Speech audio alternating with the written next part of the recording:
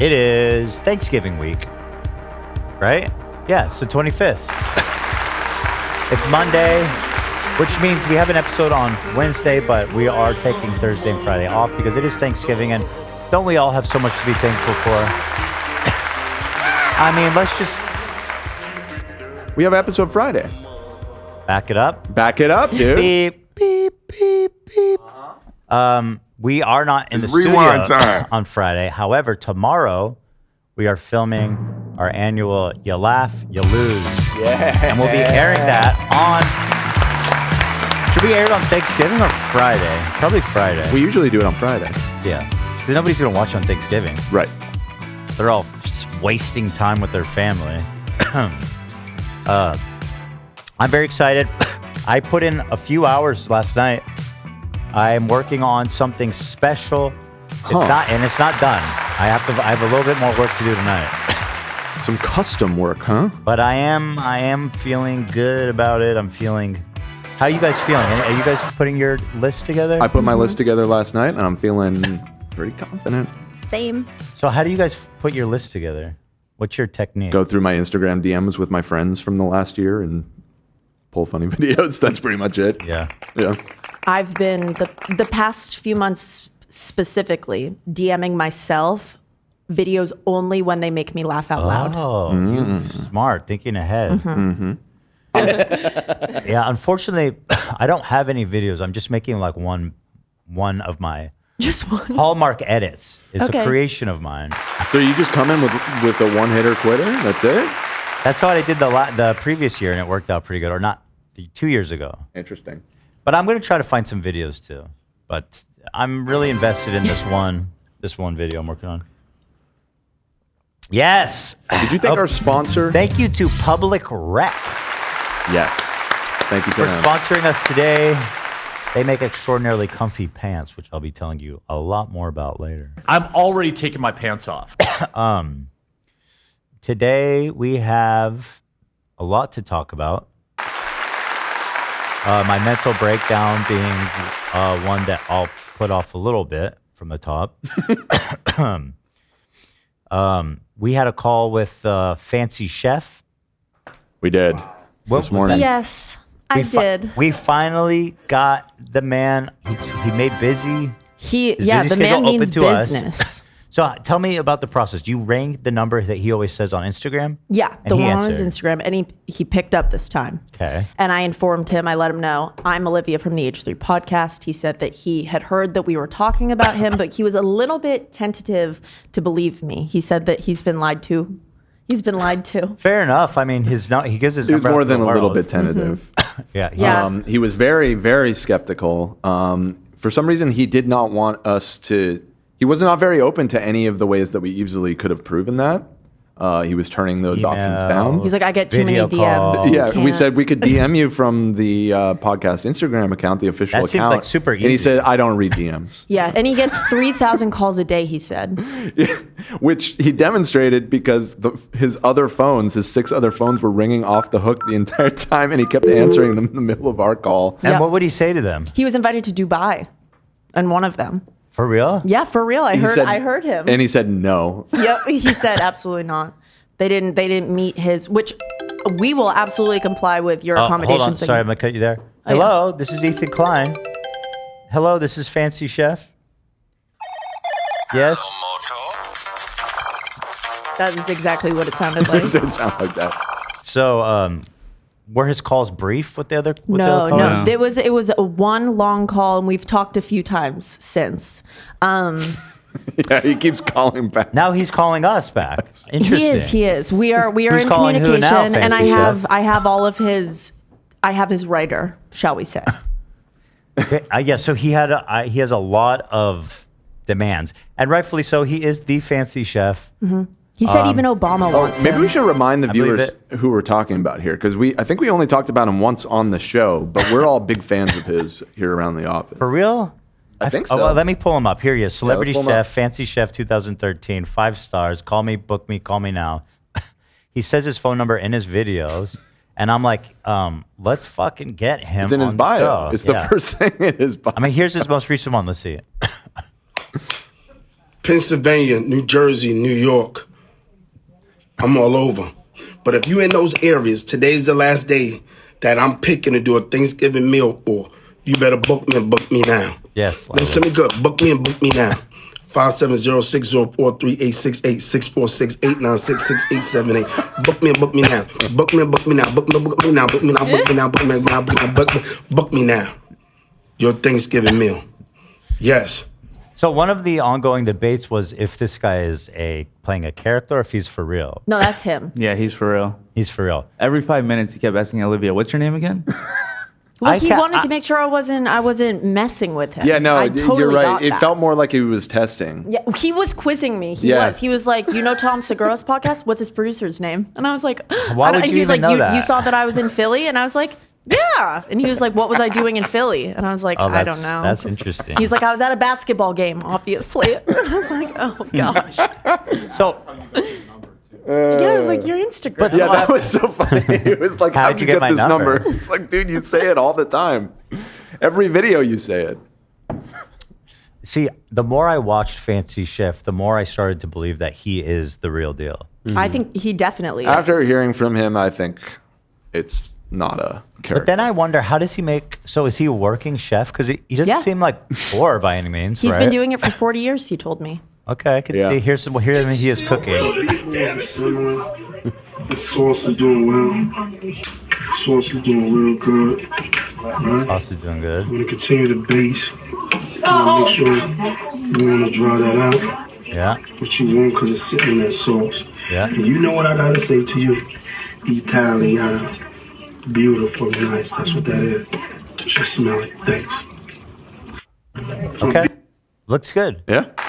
He's doing his thing. No, yeah, he definitely cooks. Oh, but what about his cocktails with the sticker on it? That was the part that threw me off. He makes these cocktail drinks, and he keeps the sticker on them from like when he bought them, and it's so fucking funny. We didn't ask him about that. I kind of forgot about that. Oh, here's whole at the detail. basketball game. Oh, Is he courtside? Look at the kid behind him trying to see the game. You just filming these kids? it's behind his hat. Yeah, his head's blocking the game. Wait, are they they're not courtside, are they? It looks kind of like it. Bro, what Close is to. with Fancy Chef? I told you, he's like really He's in big demand. time. That looks like a nice Man. jacket too. I'll be straight up about it. Like, look at that thing. Yeah. Oh, he cruises to the basketball game in his chef outfit. Okay. Yeah, and he gave me all the details with the chef jackets that he needs with the H3 emblem. So go ahead and And tell his me name. that Right. his, He needs a custom jacket to come on our show. well, that's He fine. does. We can do that. That would be What honestly, that's awesome. other $50,000. demands does he have? I mean, that's fine. We can do that. Is he shoes on the bed? In couples, husbands and wives, you want breakfast in bed? Here goes the chef. Aw, I got fancy you chef. breakfast in bed. The chef right here. Listen put to me your real quick. I want shoes you to on the book me. I bed, want you to man. book me now. He can be a don't chef wait and anywhere don't he hesitate. wants. Shh, look at my pretty face. Don't wait, don't hesitate. Ding. Hello, can I speak to the chef? Give the chef a call. All right? And the chef will be right there. Breakfast in bed. Hello? Want breakfast in bed? Good. I got you, okay? The chef. So how much is breakfast in bed? Tell me how much. What is his ask? $50,000, first class flight, presidential suite, and I'm not even kidding. What else? $50,000. And is true. that for one meal? What do I get for 50 grand? It's one appearance on the show. One appearance on the show. We're gonna get a stove for him. He wants so- us to buy him a stove. Well, we're gonna rent a stove Yeah, we because have to rent it. he does need one. He said to Tom cook. Segura had to do the same Yeah. thing. Tom really put out for this guy. I Yeah. gotta ask him what he paid this. I think guy. I don't think it would be that bad to rent a like a $50,000 though. food truck. Presidential suite. Yeah, it's a large sum of money. How much did presidential suite run in Fancy Los Chef Angeles? is I told him I was like I totally think you are worth 50 grand. It's not that we don't think you are. It's just that our budget. That's exactly what I said. Was he flexible on the price? Didn't He actually seem- said he was doing us a favor with that rate. Yeah. 50K was a favor already? He said he was being nice. Yeah. So I said I would talk to you and I would feel out your He was trying to get a confirmation on the call. I got to tell you, it was kind of a high pressure sales environment. yeah. How did I do? You did well. You did well. Thank You were nice, but you were firm that you needed to further consult on this Great, before great. committing to anything. I mean, look, this is a nice kitchen. I know, he lives in a You penthouse. can book the chef. That's a beautiful kitchen. That looks great. 570-604-3868. He's saying the number. He's mumbling his number. Don't wait, don't hesitate. In Chestnut Hill, hesitate. Pennsylvania. He's in Penn. I'm in Chestnut I Hill, cannot emphasize Pennsylvania. enough how If you much want his to phone book was the chef, going off do in the Yeah. back. His other phones, He gave me like 6 other phone numbers. Yeah. He was just rattling them off like code. which you took them all down dutifully. Let's So. get a close up of this dessert. Yeah. Oh, that's just a cookie. That was Yeah. yum. It's a cookie. It's just a strawberry syrup. Okay, yeah, looks good. I don't think it's a cookie. No, it was, that's it a was. souffle. No, it's No? just it's a chocolate chip cookie. Oh, okay. Yeah, look. Like $28, no matter Wait, I gotta how you find- spend this, is a lot. Oh for yeah, some yeah. food. Well, wait till you hear about Charlie, this It's $50,000 $7,000 Set 'em That's up. not expensive, but then you also You have to should have factor a in that the fancy bags aren't chef even big fund. to begin with. It's 4 ounces per bag. 4 ounces I gotta of find cookies him for doing a $7 cocktail. is God, still he posts a lot. Especially when you compare it to the product that they're basing it off Holy of and supposedly crap, improved man. upon. Those were $10 a bag for 14 ounces. They offered you 10 ounces more of product. Yeah, no, I know, Charlie. It gets real expensive when you go high And class. they were sold in Costco. A lot of people Here, really here's enjoyed a the- cocktail. Oh, it's just hold on. I gotta see the process of making one. We'll get there, guys. Oh dang, someone left him a fat. Oh, hey. Beautiful and Tip? nice by the chef. Beautiful and nice. How fuck? gorgeous, how wonderful. How nice. Why are there rose petals Beautiful on their plate? and nice. It's part of the It's immersive. experience. Yeah. What if they didn't eat yet? Why is there a wad of cash on the table if they didn't eat yet? By the Part chef. of the meal. Beautiful and nice. What is happening? Beautiful and nice. Beautiful and nice. True. Okay. Just like all of us. Okay, so I mean, yeah, he's the real deal. Now, hold on, guys. Let me just here. I want to say thank you to all of the followers that has followed me. All of the many people that gave me calls. I'm going to be in your city soon. All over. Miami, Detroit, Washington, New York. He gets around too. I mean, travel's not cheap. Shit, you know what I mean? Yeah. Those are Yeah, you expensive seem very places. in demand. Can we call one of his numbers? Maybe I could talk to him live and see like if he'll negotiate with me down the price a little We bit. could try. I could text the number that was texting me and ask. Oh, him here. first. Okay. You watch this video. Beautiful and nice. These are for the ladies. These are for the ladies. $300 a glass. You don't like my price because they're for the rich and famous. They're for the rich and famous. These are lovely. These are luscious. These are lavish by the ladies, created and handcrafted by me. The only original, wonderful, fancy chef. If it ain't fancy, it ain't lavish, it ain't right. Beautiful, my champagne strawberry. Look how beautiful, how nice with the gold. Beautiful. Oh, here. Thank you, AB. Yeah, he has the tag on the glass. Like, what the fuck? Beautiful and nice. Just look. I'm gonna add these blueberries. I'm gonna add some more. Okay. This is beautiful. I already got champagne in there. That French champagne is beautiful and nice. Yes, indeed. When I tell you that's beautiful and nice, that's succulent, that's one of a kind, that's beauty at its best. That's look. Yeah, it's When you drink that, when you slurp that, I'm telling you how wonderful that is. When you You slurp see that. he could so easily be kidding. With Yeah. the slurping and the sticker. Call him. Just put him. Just call him a call. me. We're just trying to get texted. a hold of him right now. If he, I mean, just tell him up front, like, hey, we're Yeah, live. we did, yeah. Yeah. Well, just call him though. That's how he operates. Just cold call I him. don't want to ruin. Do you think we'll ruin it? He No. sounded like really skeptic before. No, he's not gonna. We're not. How are we gonna ruin it? This man gave us 8 numbers. Okay. Well, we could tell him this is our way of proving that it's us, because we could literally tell him Go check it to our out. channel. So we're true. literally live right now, and you'll see that we're Here I on am. the phone calling you. Okay. This is me. Well, it's just me. explain that to him. Fancy off chef. air It's first, me. so that he knows. Okay. I'm gonna call. I'll be right back. Okay, we're working on it. We're working on it. So anyway, dude, this cough is not leaving me alone, dude. Oh my god! And then last night, That's at, what like, the title's about, right? The title. I haven't been well. it's not. No, About the it's, cough. no, it's about my mental health. Dan. Oh, Don't- okay. It's about my mental. Oh, Last night, Bruce, I was in bed and I heard thought I heard Bruce talking. So I went into the bedroom and he's laying there with his eyes open and he needs to pee. because he just potty trained, but he stopped wearing his diaper at night. This was the first night. Oh. He tried it once before, but he peed in the bed, so he still wears a diaper at night. So I went in there, and he did need to pee, so I helped him out. And we peed, but he was so hot. He was hot, you guys, which means I hope God that he's not getting sick again. This morning, Ela was telling me he was hot. Oh, I hear Olivia. Oh, she says you're not on speaker. We may have made contact. She's on the phone with him. He said he doesn't want to talk about financials live. That's fine, but I just want to talk to him. Yeah, that's what I said. I said we still just want to prove to you that I mean, we're I'm the legit. money man. If he's got to convince me if he wants the 50K. Tell him the Confirming big man wants to talk.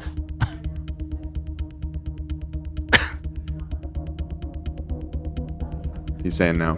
Okay. No, he he's doesn't in. mind. He's He's in. here. Yeah. Of course he's All in. right, Fancy Chef, you are live on the show right now. I'm not. It ain't loud enough. Can he hear me? Maybe You should just give it to Ethan. you. Oh yeah, here. Oh, do you know what's his name or? It's Fancy Chef. Fancy chef. Hey, Fancy, this is the host of the show, Ethan Klein. How are you? It's the host of the show, what? My name is Ethan Klein. I'm the host of the H3 show. It's a fairly big show. I mean, we generally have like tens of thousands. You all right? Yeah, we're pretty big. We're a pretty big show. Tens of thousands. Okay. Hundreds of thousands per episode, easily. So we've been real curious. I'm gonna get the show in the millions. That number increase expeditiously. We're I'm gonna. gonna get it in the millions. Y'all know that. Y'all know exactly what my numbers are like. Y'all know what I could do. Y'all know I'm the fancy one. Well, that- I'm the fancy one there is in the world. There's no fancy. Can you guys hear him? Can you speak closer to the mic? This No, Speakers on the top. I understand. That's why I'm calling you. Oh,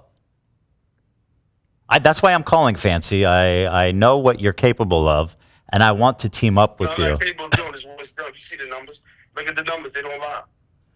Well, so I was just When a lot of numbers don't lie. okay. So To the roof. I was just on your Instagram page. Most of your posts have less than 200 likes. Not that that's an issue, but I'm just saying. Let's take the reels. Go see 34 million. Go see 34 million views though. I don't care about that. 34 million views. Okay. Go see 20,000 shares. Go see 100. When I did the lemon champagne, it's at 107,000. Go look. Right. No, I believe you. No, I watched it. I believe you. Now, you trying to say like you really got 20 show or likes or whatever? Go look at those reels. No, I'm just saying. Sorry, I didn't mean. No, I didn't. I'm sorry, Chef. I didn't mean to insult you. I was just saying that because I'm on your page a lot, and usually, like this one I'm looking at has 168 likes. It's just I'm not saying you don't have your hits. Like you definitely do. But I was just saying. I mean, if we're talking, I understand you're probably trying to sell me on a high number, right? Is that what's yeah? Because to me, I'm not trying to say you. Yeah. You said it was only like a certain amount, and I'm telling you, go look at the reels. okay, let me look at reels. I'm on your page right now. I did champagne. Yeah. I did champagne and got 107,000 views. I'll tell you what. I see one right here that has 743,000 views. So yeah, that's big. Okay. So that's big. So basically, we're in Los Angeles. Are you open to traveling? You know what I said? I go all over the world. So it doesn't matter where I go. I go anywhere in the world. And how does it work? Do you prepare a menu ahead of time, or like what's the flow like if we hire you? What's the flow? I don't know. I do anything. Did you prepare a menu ahead of time? Oh, I don't know. It depends on what I feel like. I don't know. Oh, okay. So do you buy the groceries or do we buy the groceries? No, y'all buy everything. Chef don't pay for nothing. No, right. I'll pay for the groceries, but like who picks the groceries? Do I select what you cook or do you? No, I do. You do. I gotta pick out everything. It gotta be grade A. So you'll go to the grocery store and you'll bring the groceries. I'll reimburse you, right? That's fine. No, I don't do that. You gotta send a producer, somebody with you. Okay. Like Tom Segura did, he sent a producer, and we picked everything up. He's a friend of mine, by the way. He spoke very highly of you. Good. Okay, so we'll send a PA or someone to pick up the groceries. Will you make a grocery list for us? No, I gotta go do it. Or do you go with the PA? Absolutely, it's the only way I do it. I gotta go. I gotta pick out everything. I know what I'm making. So why do you need the PA? Means a production assistant. That's just someone who goes with you to help you. Do you need them to grab it and put it in the cart? Chef? Chef? Fancy chef. Oh yeah, no, sorry. I think I lost you for a sec, but I can hear you. Listen. Well, they told me the price, so I'm just trying to make sure that like I know what I'm getting for. I'm not going to say it. I don't want to discuss that. No, I understand. You don't want to discuss it. And that's fair. That ain't to be broken. No, I'm not going to say any of the details, but I just want to say so. So we'll fly you out first class. We'll get you to the grocery store. Do you need an assistant at the grocery store? Yeah. Okay. Maybe 2 people, mic them up. Okay, 2. Okay. And then we'll go to the grocery store.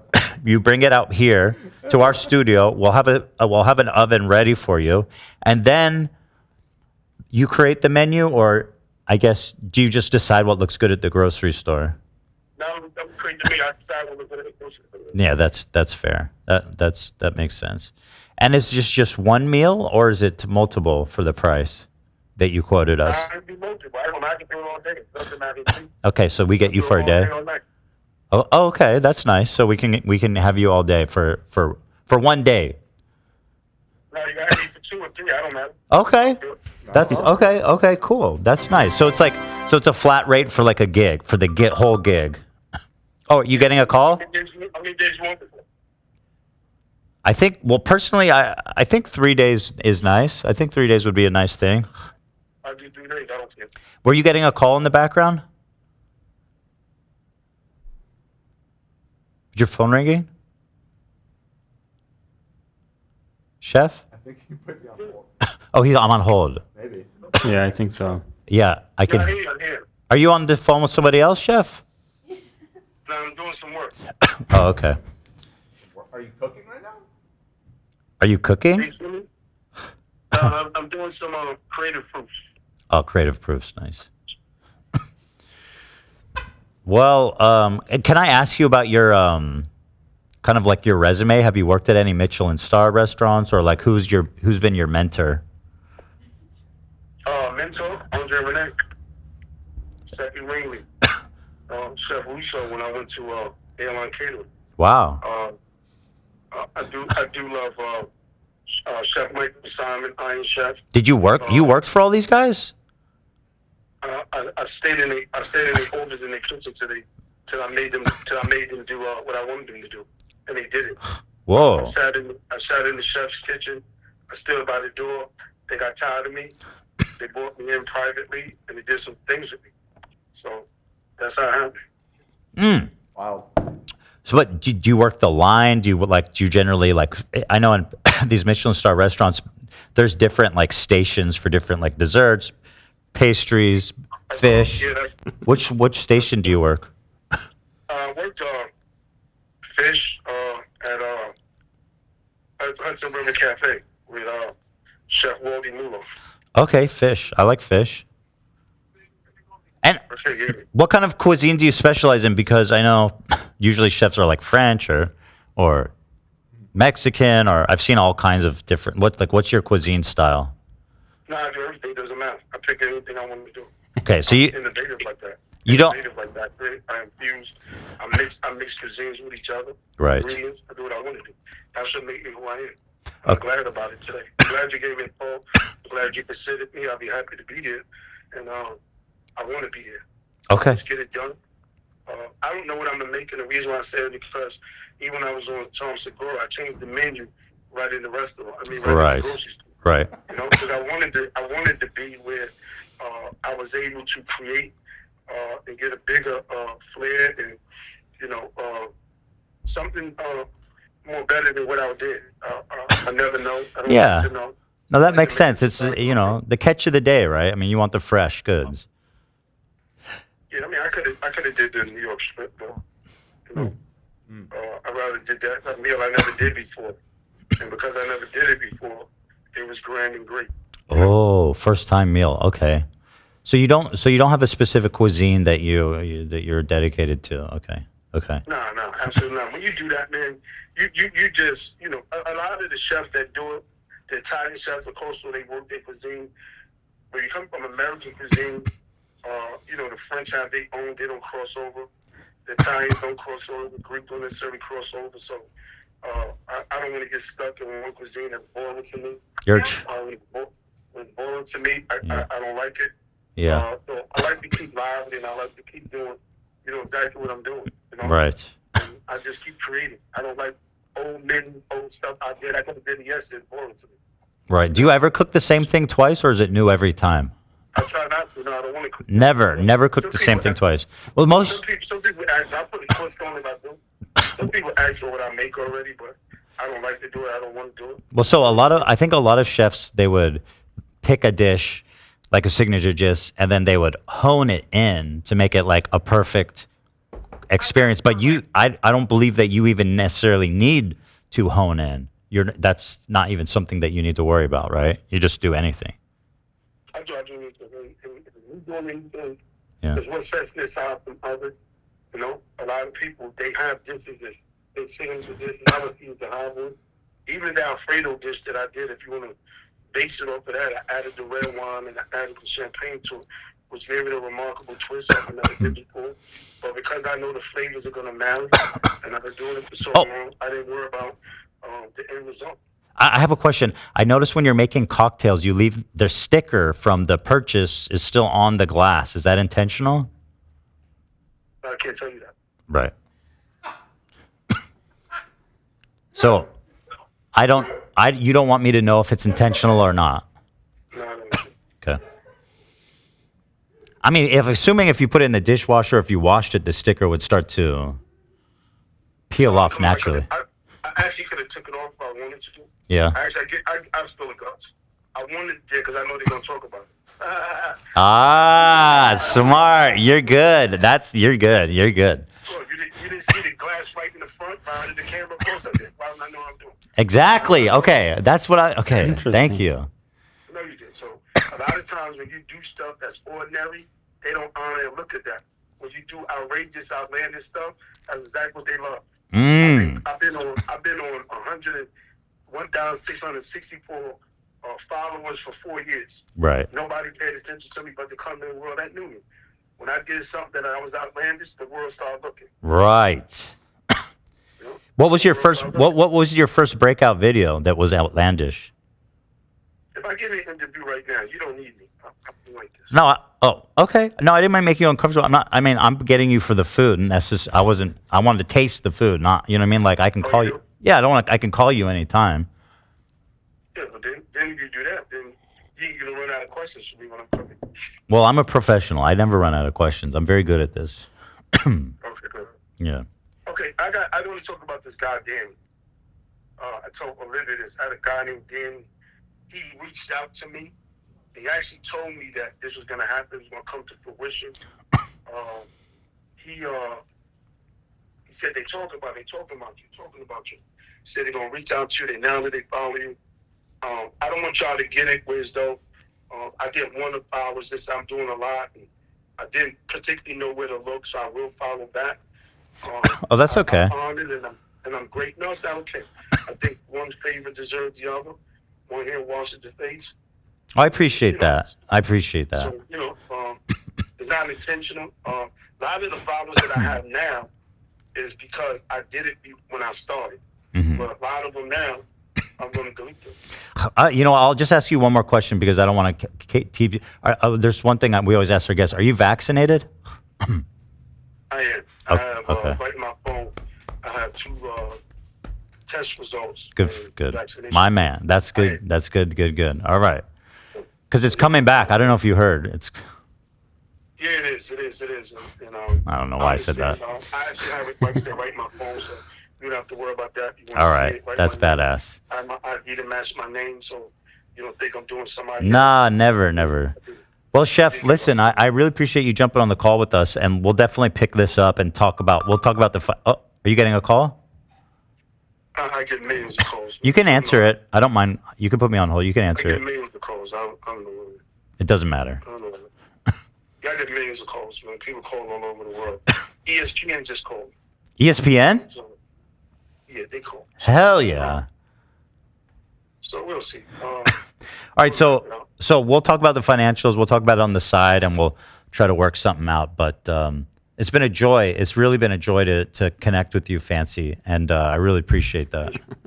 What made y'all call me? I found your videos online, and I love them. It was on my feed, my For You feed on Instagram. Oh, what? Yeah, just popped up. I'm not internet crazy. I just know how to post them. I don't know the details, the in-depth details of the internet. I don't know. So Yeah. I just know how to post, take it down, and put it back up. So, But like I said, when I started, nobody looked. Now that I went and did something outlandish, which was the first thing, which is my my ranch strawberry, that's when it took off. Oh, is that the one with the strawberry on the rim that was just like? No, the ranch. Oh, the ranch and the strawberry. The ranch and syrup. So you wouldn't serve that normally. That was just for the Instagram. No, it wasn't for Instagram. I'm going to say it was for Instagram. I never do anything for Instagram, so to speak. I always do things because I try them out. Okay. I know that if you could eat ranch on lettuce, why wouldn't you try it? You got a lot of these signature dishes. I love ranch, by the way. It's phenomenal. If they wasn't signature, a lot of people probably wouldn't touch it, but they signature dishes, they saw it somewhere. So every dish starts from somewhere.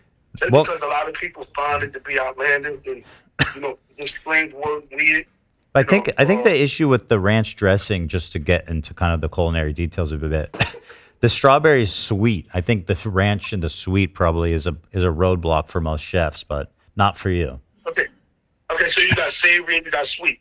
Some things I got to add salt to caramel. So you got the caramel that's sweet. Yeah. And you got the salt that's savory. So it just all boils down to one's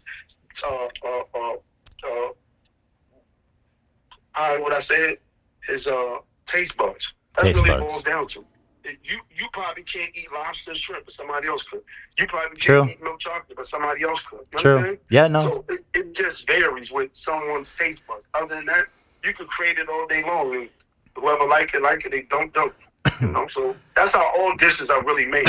But there are dishes that are like universally enjoyed, and then there are dishes that are pretty much universally hated. You know what I mean? Yeah.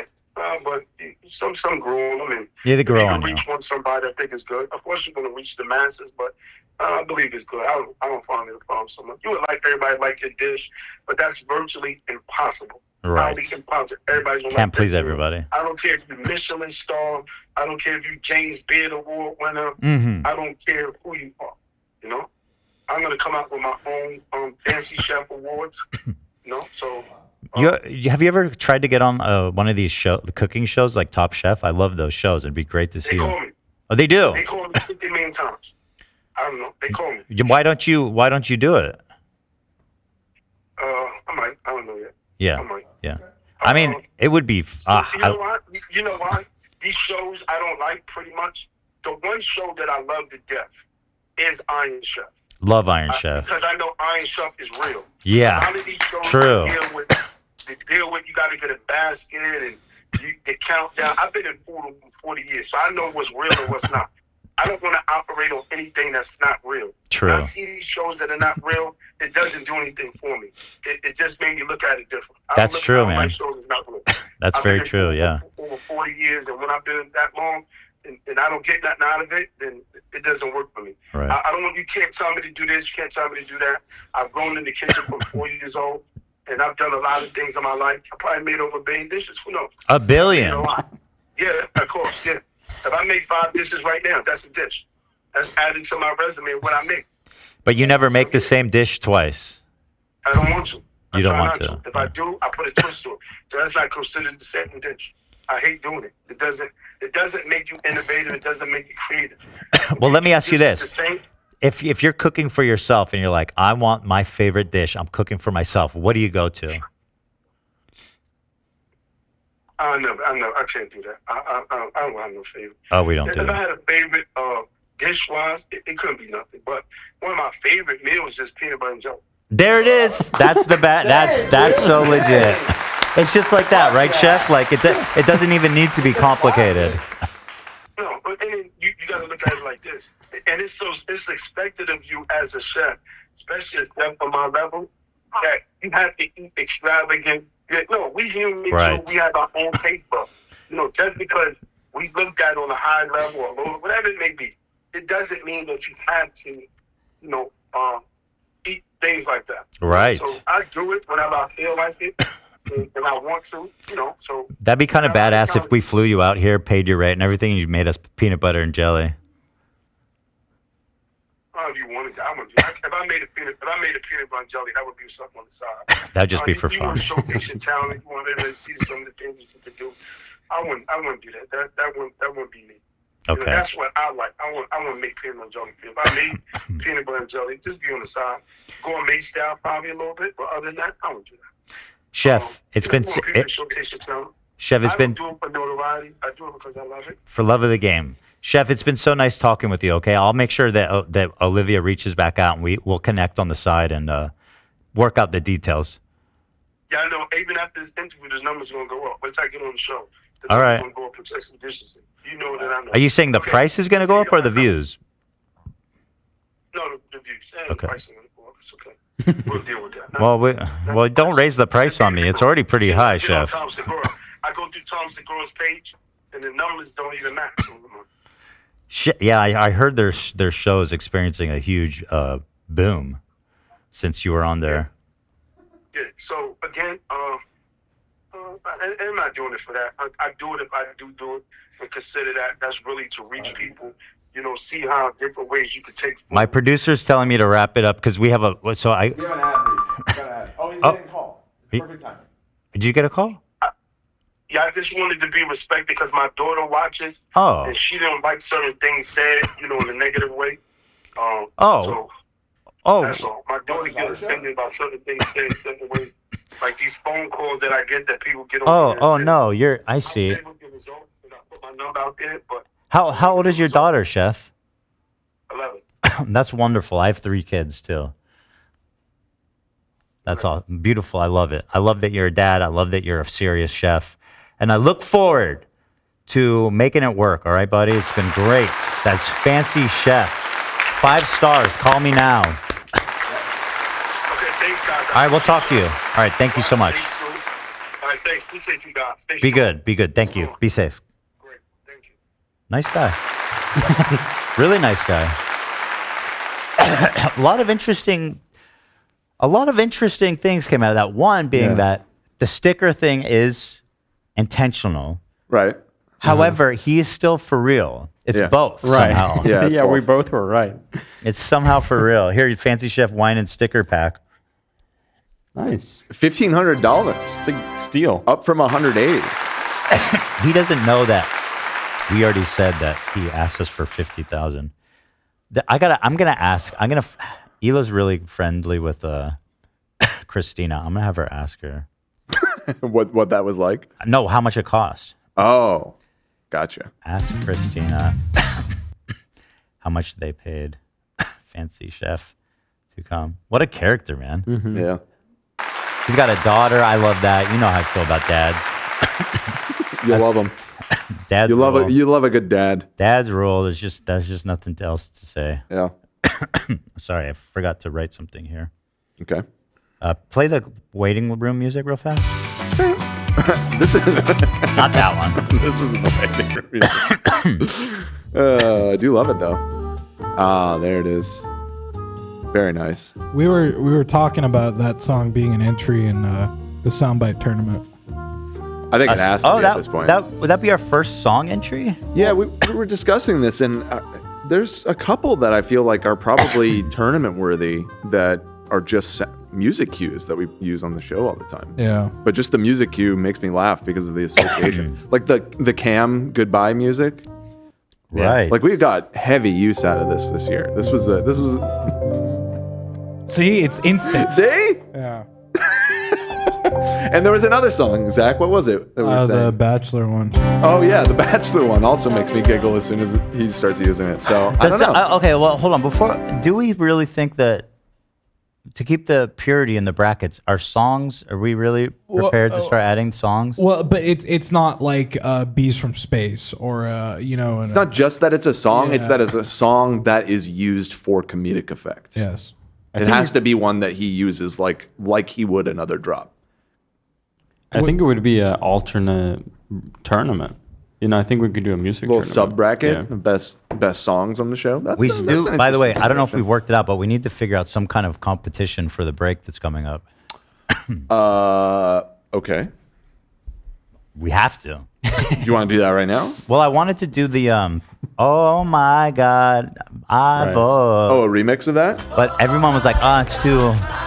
Everybody's Yeah. just sad about it. Yeah. But I think we're over it now, right? Like we're back in the pocket. Still fairly fresh, but I mean, the song is making me laugh every time he plays it. So It'll lighten the blow. yeah. We It could could have. be. Oh, sorry. No, I was just gonna say the viewers, if you guys have any suggestions. Well, let me us know. see. Hard, agree. Wait, people are here. Let's poll it. Let's get a temperature check. I personally think Should be funny great. songs be included in soundbite? and this is not including like "Fly Me to the Moon" or Ethan Devine. It's not like one of our intro songs or something. No. It's one that you use as a drop for comedic effect. Right. I okay. I happen see to- that one has a somewhat unique role on the soundboard. Let's see. Should funny songs be included in soundbite tournament? Yes or no? Is that a good poll? Thank Yeah, you. yeah. Go ahead. Makes Dan laugh every time. Is Lena here? She is. I'm not sure. I need. Do we have cough drops? Yeah, we do. AB Thank said you. he got it. Oh, a little divided. I mean, yes is winning, but a full third is saying they don't like that. The thing is, I'm somewhat on the fence. I think it needs to be only in a very special exception, like this one drop that Zach's always using, because he uses it like a soundbite. Thank you, AB. Yeah, I guess to be clear, I'm just saying that they should be considered for the tournament. I'm not saying Fair all enough. of these are shoe-ins. Fair enough. But when we're kind of like compiling all of the sound bites from the year, I think it's worth the thought. Okay, I got a question. What about the traffic tone? That has gotten a lot of mileage this year. That's one of my How favorites. can that? It's just, I don't know. It just doesn't feel right. Yeah. I disagree. I think it's been a pivotal part of the show this year. That's not the question. I feel like the traffic tone's more like a cue, not really a soundbite. Yeah. It's a cue into a joke. I'm sorry, I disagree. Yeah, I don't know. I agree with Zach. Should we? I think last year. Correct, Ian, are you around? Yeah, I'm here. Jesus, man. Put on some love. Come on. Do you not get? Hold on.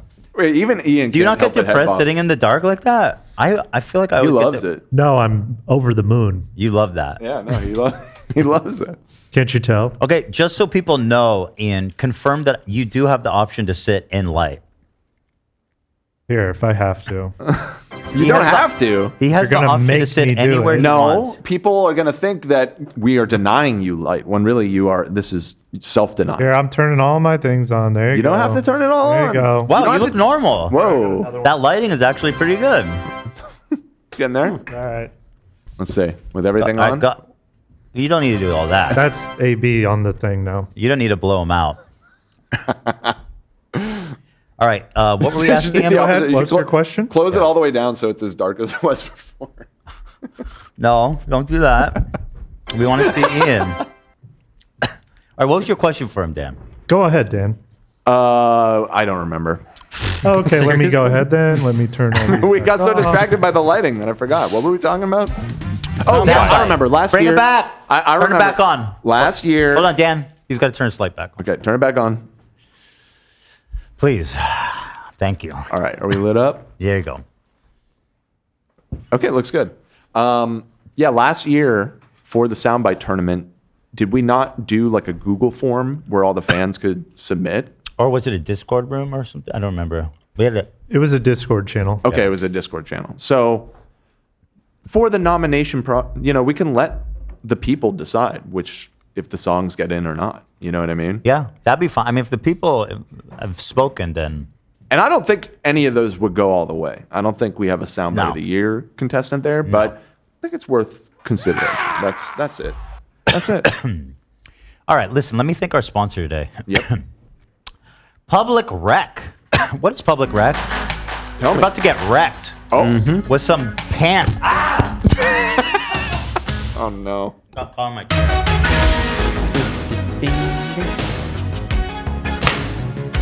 Sorry about that. The chair ripped my mic off my head. What is Public Rec? Tell me. I'll tell you in one sec. I'll tell you in one sec here, guys. It is the most comfortable pants. Jesus. It's stretchy. It's versatile. They're dressy and casual. I'm a guy who's like, I can't deal with the pants situation. Here, let me come out there. With pants, guys, I'm very sensitive.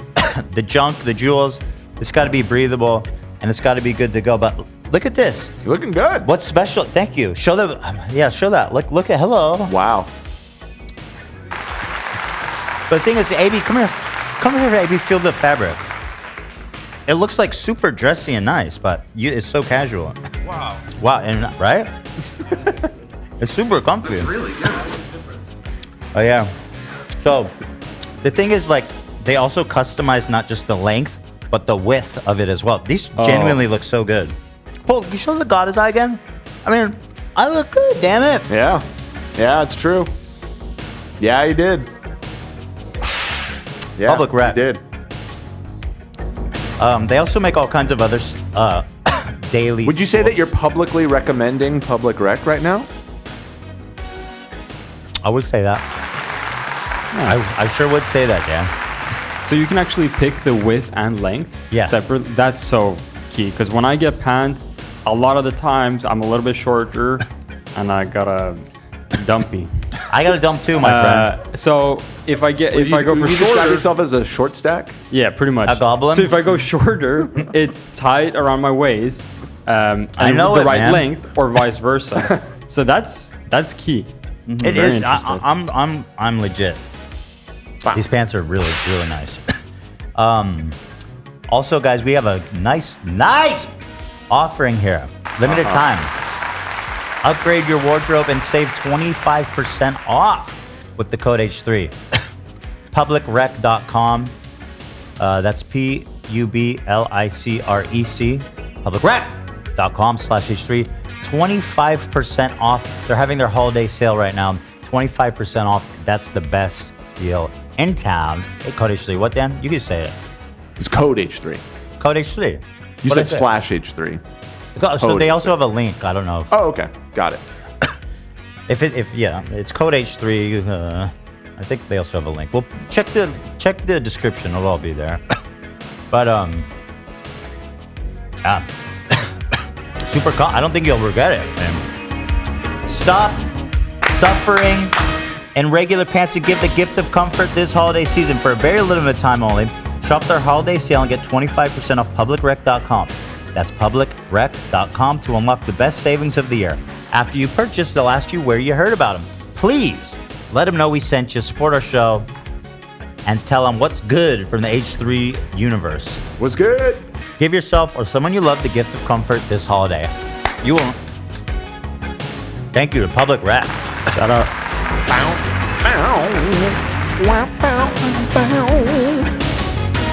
You guys all gotta get a pair of this. I'm genuinely gonna go and get a couple. These ones, I guess, Alina probably knows my exact specifications by now. But like they fit me so like the length is perfect. Yeah. There you go.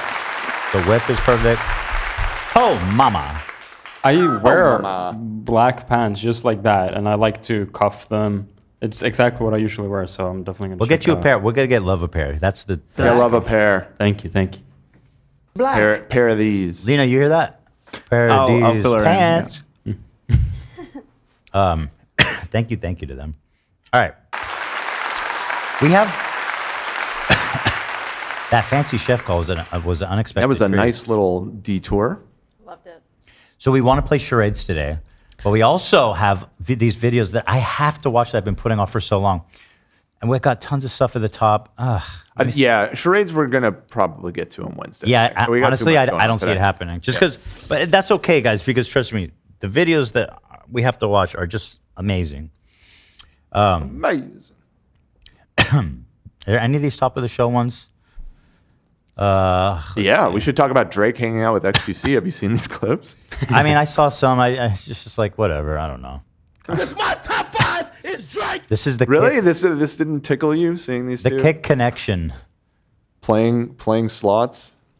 It's a little odd. Yeah, it's a little He's odd. so embarrassing. Well, they're both Canadian. For sure. Very different types of Canadians. Yeah. Anita Maxwin. One is a French degenerate reject. Can they please? I don't just- know which one you're talking about. XQC. Oh, He's the French. right. So is Drake. They're both degenerates. He's not French though. Drake doesn't speak French. Well, they're French Oh, Canadian. French Canadian. Yeah, right. French I see what you're Canadian. saying. He's not French Canadian. You're right. Yeah. Just No, kidding. they're French. I don't think trust he's me. Your French. battle lines are drawn. Yeah, I got it. I don't think it works that way. Okay. I got a drink coming right after this. Shout out to everybody. Shout out to everybody. I guess I should give a little intro. Like, I'm Drake. This is XQC, real streaming legend. Me, I do music. In case you didn't know, I'm here. As you can see, fully intact, mind, body, and soul. In case you were wondering, right? Mind, body, and soul. Mind, body, and soul. You need facts to take me out. Fairy tales won't do it. Cheers to everybody. Words live by. Words to live by. Real talk. Cheers Chat. to everybody. Love. W's for everybody. Maxes tonight. I need. Anita. Winning Max winner. Yeah, I saw a clip of The Weeknd playing. That's the next link. And in the doc. it didn't get claimed. I had to remove the audio. So anyway, but The Weeknd starts playing and he goes, "Yo, bro, you have to turn this off." Like I was like, dude, what is his problem with The Weeknd? They have a long-standing beef. Because initially The Weeknd was going to be signed to Drake, and then he didn't. And then there was some beef there. They made up. And then recently with this whole Kendrick thing, The Weeknd called out Drake again. So Sorry, guys, this cough. Okay, thanks for that. So he says in this clip with no audio and no video apparently either. No, it's just the background music was removed. No, it's not playing though for some reason either. Yeah, something's going on with. You had that issue last week too. It was working for me earlier. Yeah, here. No, I'll I don't. play- I think I'll there's play a- it from here. It needs to be cached. We gotta get rid of the cache. Bad, you know? Let's slap. Okay, We see a slap. And really, let's hone in on what they're doing here on this website too. I mean, they're like betting. bad, you know? Let's slap. What are they betting on? They're activating We the see a bonus slap right now. immediately. So that was the 75,000. 75,000 bet. Spin that bitch. All right, Get so- on your phone. So he's noticing. Hold on, he's noticing that the Weeknd's playing. Yeah, here. Let me back it up Okay. because we can't hear the music, so it's a little confusing. Well, I'm captivated by the slot game. You have to switch this song off. It's on a play, you know? So like, XCC doesn't bat an eye. Switch Yes, this sir. one. We're real sixers. We're real sixers. They're real six head. We don't listen to that. you ever listen before? Nah. Yeah. Drake, you can't of course. pretend What like do you The mean? Weeknd doesn't exactly. exist. Play some Blink-182. You know what I I mean? want to hear that real shit. This would be on Turbo 100%. Even on Turbo is. God, I wish I was just a gambler. Like, fuck me. Just sit there. He's not even paying attention. He's on his phone. Yeah. He's just rolling. What is it? They're playing double rainbow with Like a 1,500 per uniform. spin or some shit. No, that's 7,500, I think. Per spin? It's so what you do is you know how when you hit the bonus, you get into like the special game. I don't know how slot machines work. In fact, I'm perpetually confused. It always seems like insanely ridiculous. Yeah, so basically you can win normal on a normal slot roll, but then if you're lucky, you get into the bonus round. Yeah. But what they're doing is they're buying into the bonus round Oh, that can't be immediately. a good bet. No, I mean sometimes it is. That's the whole objective. You want to get into the game, is what the slot. So they're Yeah. paying. So That doesn't make any 75K. sense. That's definitely got to be bad odds on that. It's everything's the same at the end of the day. It's like I you're gonna guess. lose your money. Yeah. Yeah. I mean, all they need is like a 55% edge. Yeah. All they need is a 51. Honestly, even if it was 50-50, people will still be they lose their money. Yeah, they exactly. and then they bail. Yeah. It's just a matter of time. You get it all. Yeah. Just like me. This The reminds me blackjack. of Kai Cenat. He's had so many musicians on lately, like insane. Like But this is Lizzo. just a Kick thing because Drake's been whoring himself out for Kick. Yeah. For a while now. Yeah. You know, God, they must be paying him so much fucking money, right? Yeah. It's disgusting. Kick is just disgusting. They paid XUC $200 million. In no world does that even make $200 million, or was it $100 million? I think it was $100 million, and that was never. He was never did, like. Nah, that's. I think it's. Yeah. I think it was 20 paid and then like equity. something. Yeah. I don't think Yeah. all of it. I don't think he was given $100 million in cash. He got $80 million in equity. Something like- 35 million annually, 30 million in incentives if XQC meets certain performance targets. So hold on, $30 million annually plus 30 million targets. He could be making even more. Like Yeah. over 3 years, he could make 180 million. Maybe. The fuck? In no world, my point is, in no fucking universe does that number make any logical sense. Like Okay. there is just it. Okay, Ethan. It's crazy how much money they're siphoning from the public. Yep. Man, what a grift. Yeah. I Aiden's wish, bro. I wish I was doing that. Let's do a 180. Let's become a Gamba stream. We'll go on Kick, and then we'll go pedo hunting with Vitaly. I mean, good call. Even if we lose like 90% of our audience, that's still enough for them to pay me like $10 million.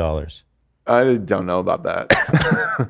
Dude, yes, it is. If 2,000 people watched me live, 3,000 people watched me live, hell yeah, we could grift hard with that. Okay.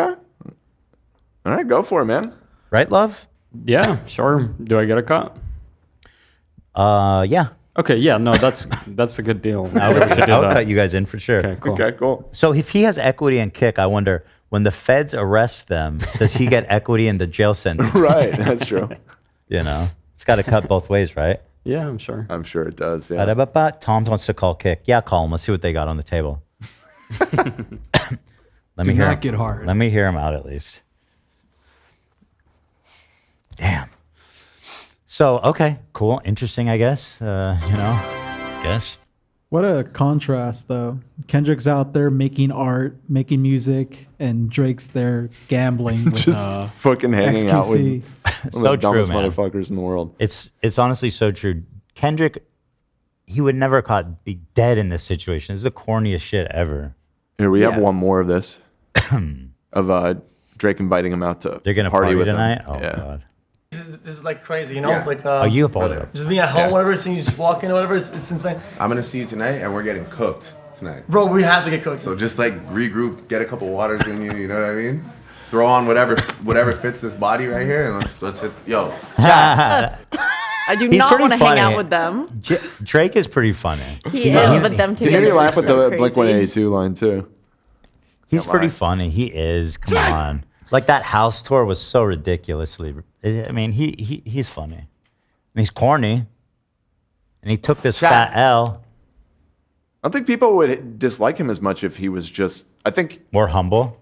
Well, that obviously, but yeah, I think you're right that he does have a good sense of humor and can be self-deprecating at times. But like, the cringy stuff is when he tries to portray himself as something other than that. Well, that's Kendrick's thing. Is he portrays himself as a gangster? Yeah, I know, and it's just goofy, dude. Like, it's goofy.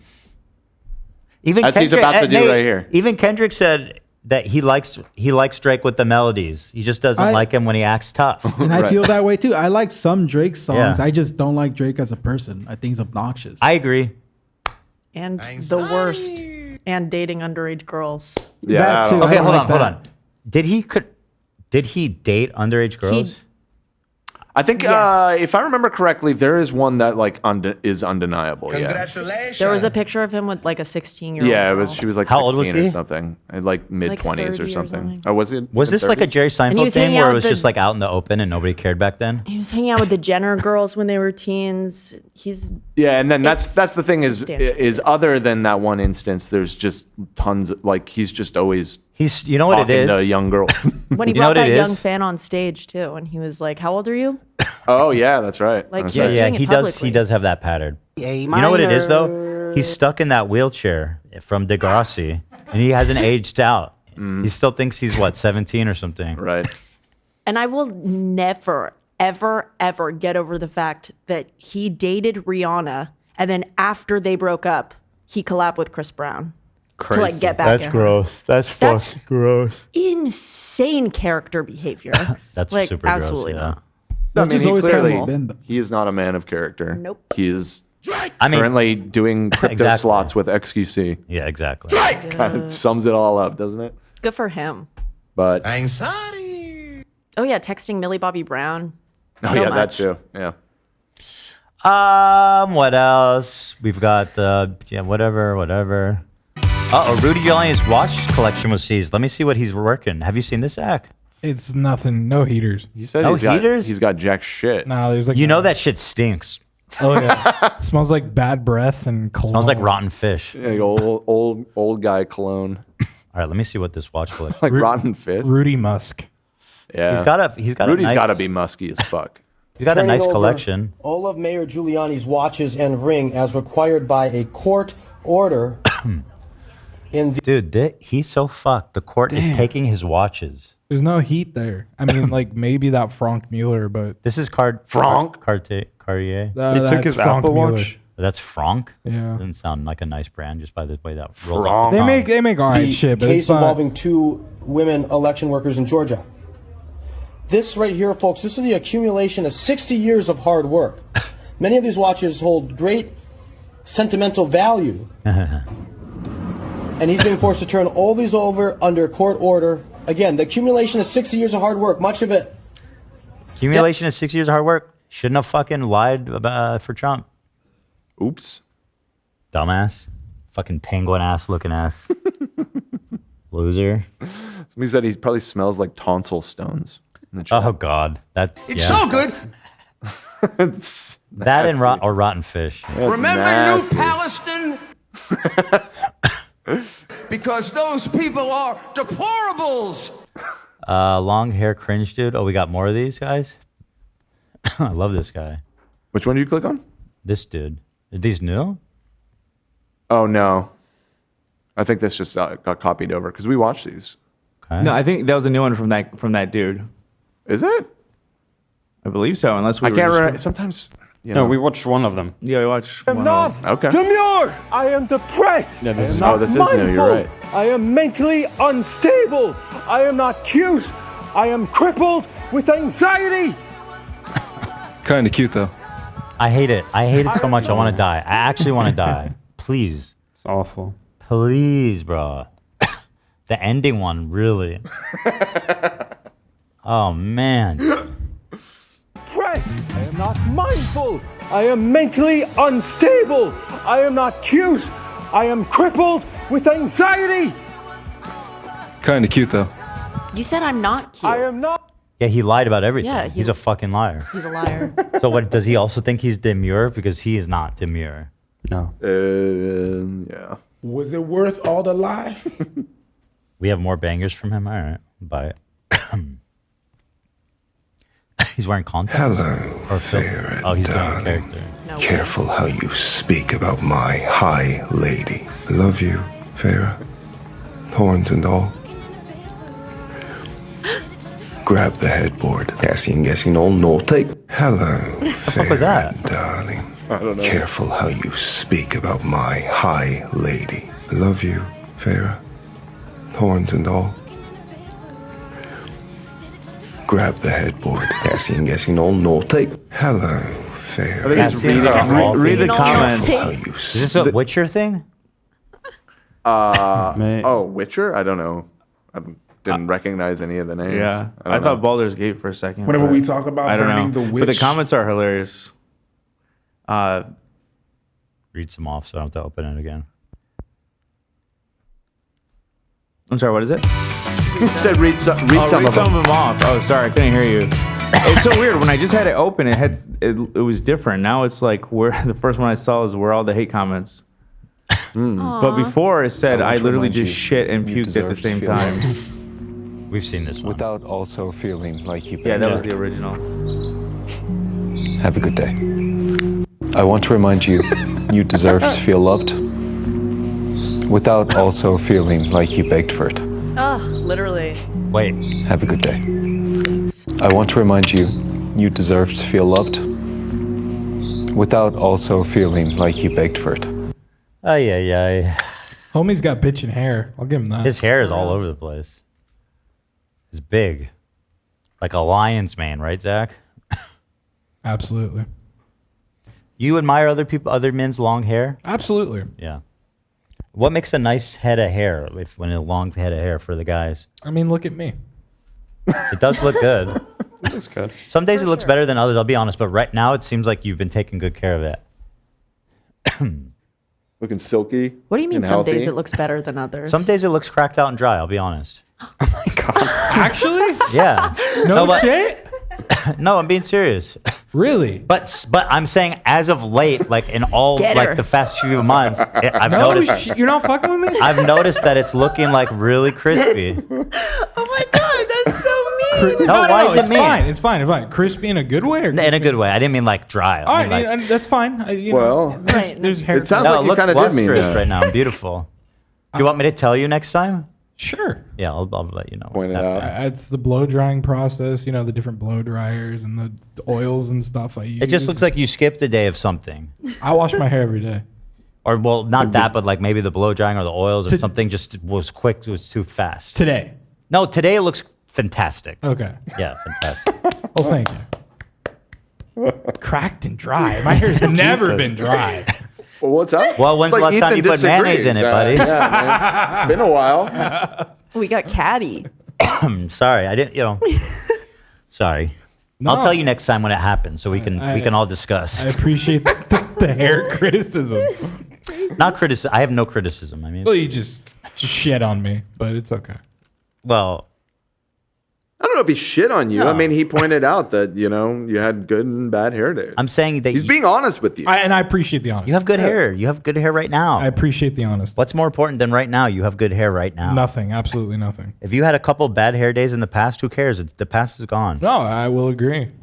I mean, I bleach my hair, which I didn't think was the greatest thing. Oh yeah, that probably took a while to heal from you. Yeah, that was fucked. Ugh.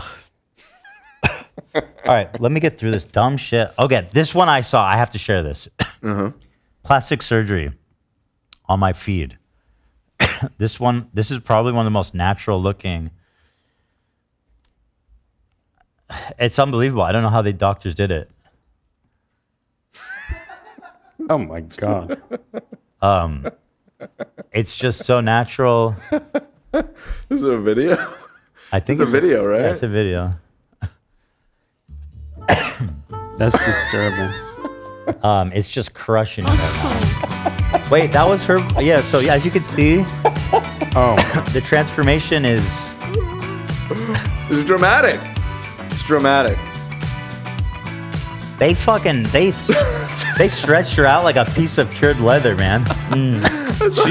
She's wearing someone else's face, it looks like. Somebody, I remember when you sent it, somebody in the comments said it looks like they made her go fast. She looks like she just walked out of a wind tunnel. She looks like a beautiful elderly lady in the before. She's mid sky. What's it called? When you jump from a plane. Skydiving. Skydiving. She's mid skydive. I'm curious how it looks after, like a couple of weeks or months. Yeah, I bet it probably looks good. It's probably just a little swollen right now. Well, they think it looks good enough that they posted it on social. Ow, it looks so painful. What do you mean? She just woke up, man. I'm in pain. Ouchie. So that's it, guys. Like I say, Ow! There's another. It's really impressive what the surgeons can do these days. There's another sort of adjacent story in the doc here on number 5 about a friend of the show. I don't care about this one. Oh, you don't? Ah, fuck. It's just too much bullshit. Here, I'll play it.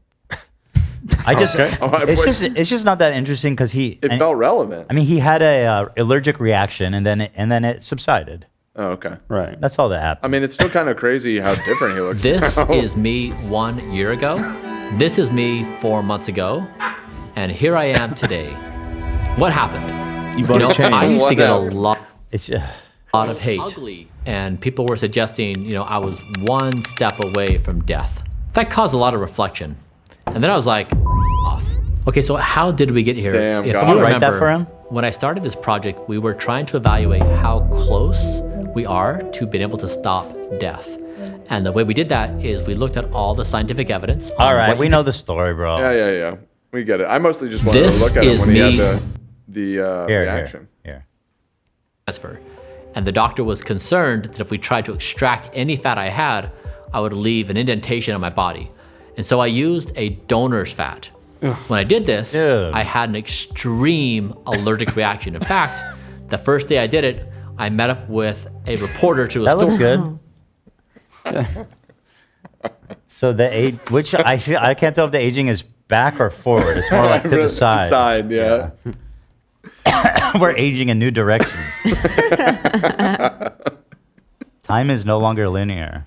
He's got Story balls in his for face. Bloomberg. Yeah. On my way home, I blew up. Like I couldn't even see out of my eyes. I called him. I said, just a heads up, I'm going to show up. It's me. You did not go to the interview like that. All right, bro. You may not recognize Show it, me a clip. but don't be scared. Because of the allergic reaction, we discontinued it. Now, sadly, it was a promising technology.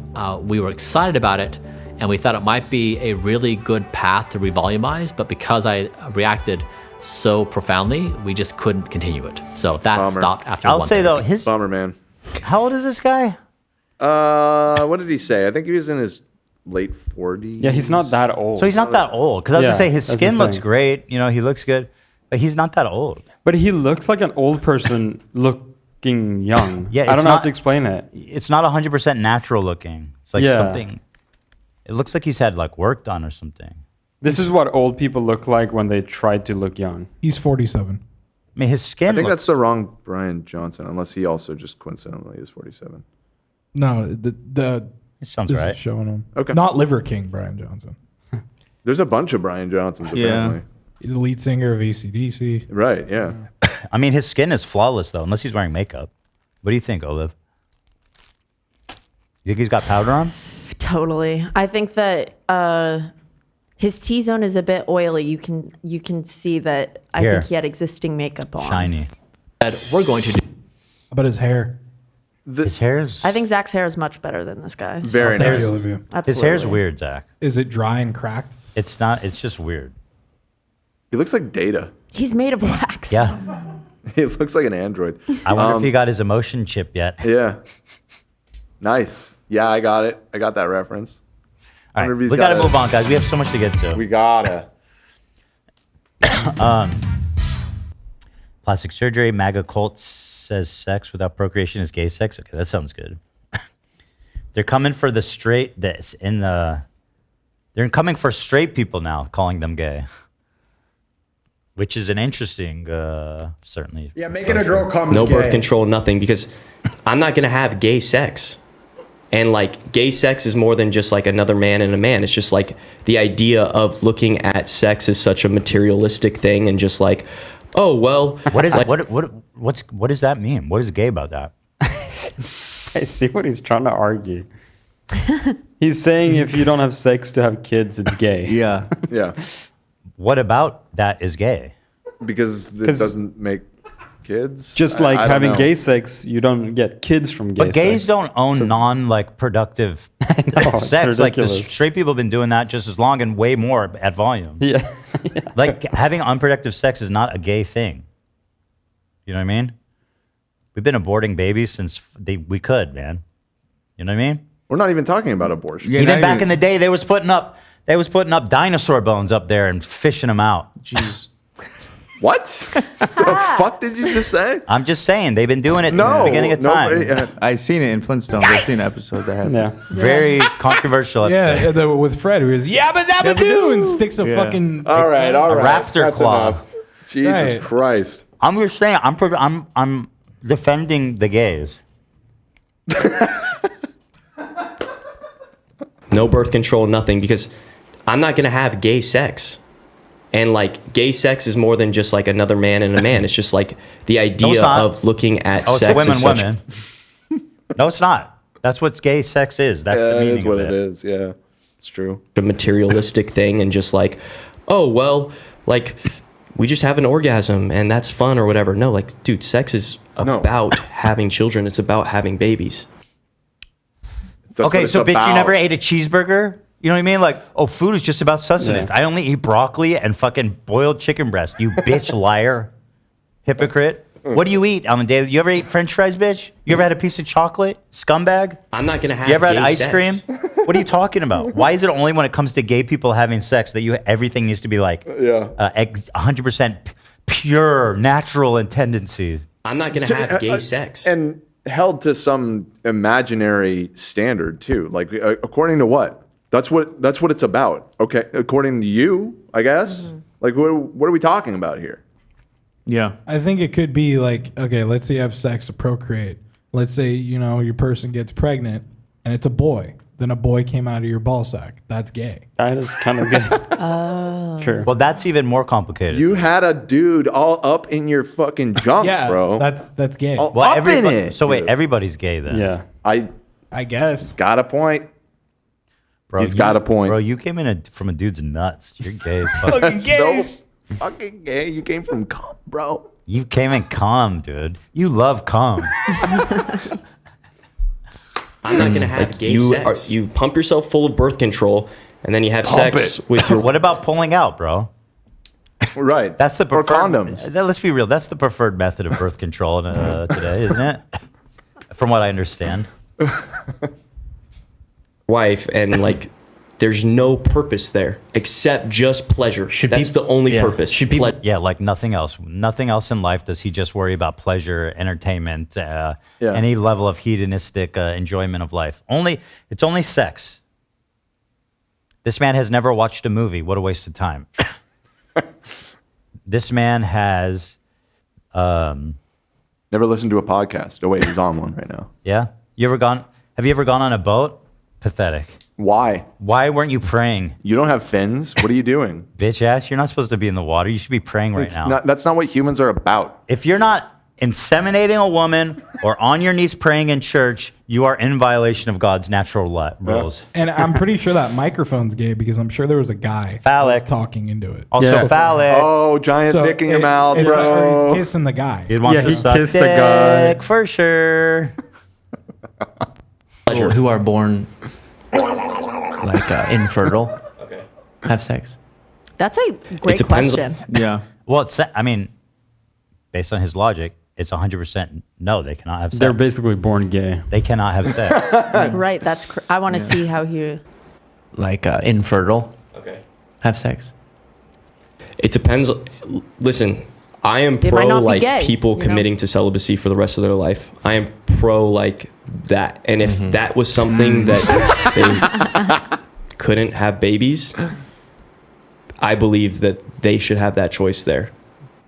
What They choice? always To have have the sex. choice. People have the choice already, dipshit. Yeah. This guy's so mad he hasn't got laid. Like, let's be real. He is so fucking angry. And he jerks off and he feels all guilty, but he still does it. It feels like a cope, like an insane cope. That's it. Yeah. I want to hear what this girl has to say. If they're like, I think they're on the same team based on the desk alignment. Well, they have a choice. Yeah. But I'm saying, is so that what you believe is correct? Infertile people, no sex for you. I think that it's crazy. Infertile people don't think. I don't see anybody really saying that. Hey, I'm infertile, so I'm going to be celibate for the rest of my life. I'm not going to touch sex. I'm not going to have sex. You think it's crazy people don't say that? Yeah. Wow. I think you are need a lunatic. You need serious medical intervention. Intensive therapy. Oh boy. Oh boy. People in chat are saying that's his wife. Oh, so he has got laid. Yeah. Only when they haven't had sex then. Right. If she's not pregnant. Well, if they don't have kids. Or maybe they're Only trying to want get kids. pregnant. So if you're trying to get pregnant, you can fuck all you want. Sometimes it takes a while. Enjoy it while you can. Because as soon as you get pregnant, it's over. Imagine you have sex, you're like, man, that was awesome. Too bad we can't ever do that again. Yeah. One and done. Just have 50 fucking kids. You can keep having Exactly. sex. I mean, that is how. That's how it used to be. That's why people have so many fucking kids. It's not even used to. Exactly. Still happens. Well, no, people stop having kids, Dan. Not these people. Unironically, there's like people are losing. The population is dying in pretty much every developing country. Yeah. Yep.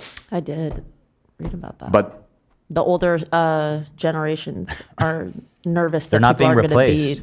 taken care of by the younger Oh generation. yeah, we're gonna be very. That's a whole nother top-heavy. issue. Yeah, the top heaviness. But the baby output is not replacing the deaths. Right. You know. Mm-hmm. That's what Elon Musk is. That's why he has so He's many very kids. upset about He it, yeah. claims that it's because How old- underpopulation. USA. Pretty interesting.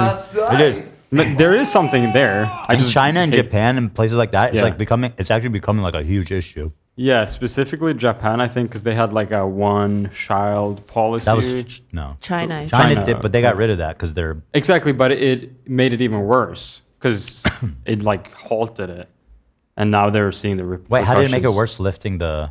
Only having a one kid. They 'Cause- said you can have as many kids as you want now. No, yeah, but I'm saying the repercussions from Oh, that. from doing that Yeah. for so long. Yeah, exactly. Yeah. Yeah. Nice job. Communism again. Someone said they. Communism says one baby only, guys. We got to Someone- ration the babies. Go ahead, AB. Someone in chat said they do have a kid, and there's a video of the kid saying the N-word online. Surprising. Hold on. How old can that kid be? How old can that kid? Like 5. No shot that's real. That's got to be a joke. That's the holy You baby. find me that video, That's the AB. holy baby they were waiting for. You find me that N-word loaded baby. I'm trying to That find guy it. has a MAGA hat on. He has an N-word baby. Yeah. N-word baby. This is his first word. I never met an N-word baby. He has one. I would like to meet that N-word baby. I don't think that sounds right. Yeah, it doesn't sound right. The baby says it. Their first word. Jesus, can you imagine? Yeah, well, You must hear that a lot. exactly. It's gross. Wow, what weirdos. Who is this guy? I'd like to talk to him. His name is Joshua Moody. Look into this, Olivia. Get You her, want me to get an reach invite. out? Yeah, fuck yeah. I want to talk to this guy. It's fascinating. On it. Holy shit. She has a tweet this. If this is real, the tweet says, "My daughter literally said the N-word. I'm so proud of her." Who said that? That's not real. The wife or the dad? The wife. And is that real? I'm watching the video now to see if I can hear it. I mean, even like for like the most racist among us, that's like a little bit much. Yeah. The baby does sound like she's saying it. You have a video recording of the baby saying the N-word? Yeah. Whoa. That's crazy. Play it and just mute it. I got to hear that. Never heard a baby say the N-word. Okay, I'll send it to you. I don't really have a way to listen to it. Well, just mute the mics. I'm going to open it. Okay? Oh, wait, Zach's not here. One sec. Here's what it looks like. Oh, wait. Did you show it? No. Okay, good. Yeah, don't show it. It's just I just realized it's a small account. Zach, we need you. You can't turn the audio off? I can. Give me a second. I have an article Yeah. too. You wanted the mics up?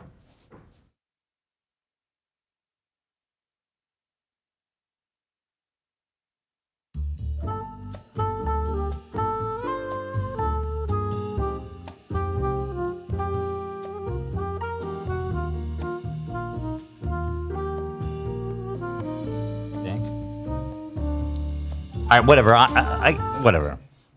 I don't. Why can't I listen to a sound? That doesn't seem complicated, right? The bus, when I pull it down, is linked to that channel. Give me a second. Anyway, Chet let's move- said that the wife used to also do lesbian porn. God bless. No shot. These people are real. What? What? That's what Chad said. I'll look it up. What is going on here? Hold on. This Who is. are these people? This is like a troll. Yeah. Or something. I can't believe it. We got to talk to them either way. I'm messaging. Oh my God.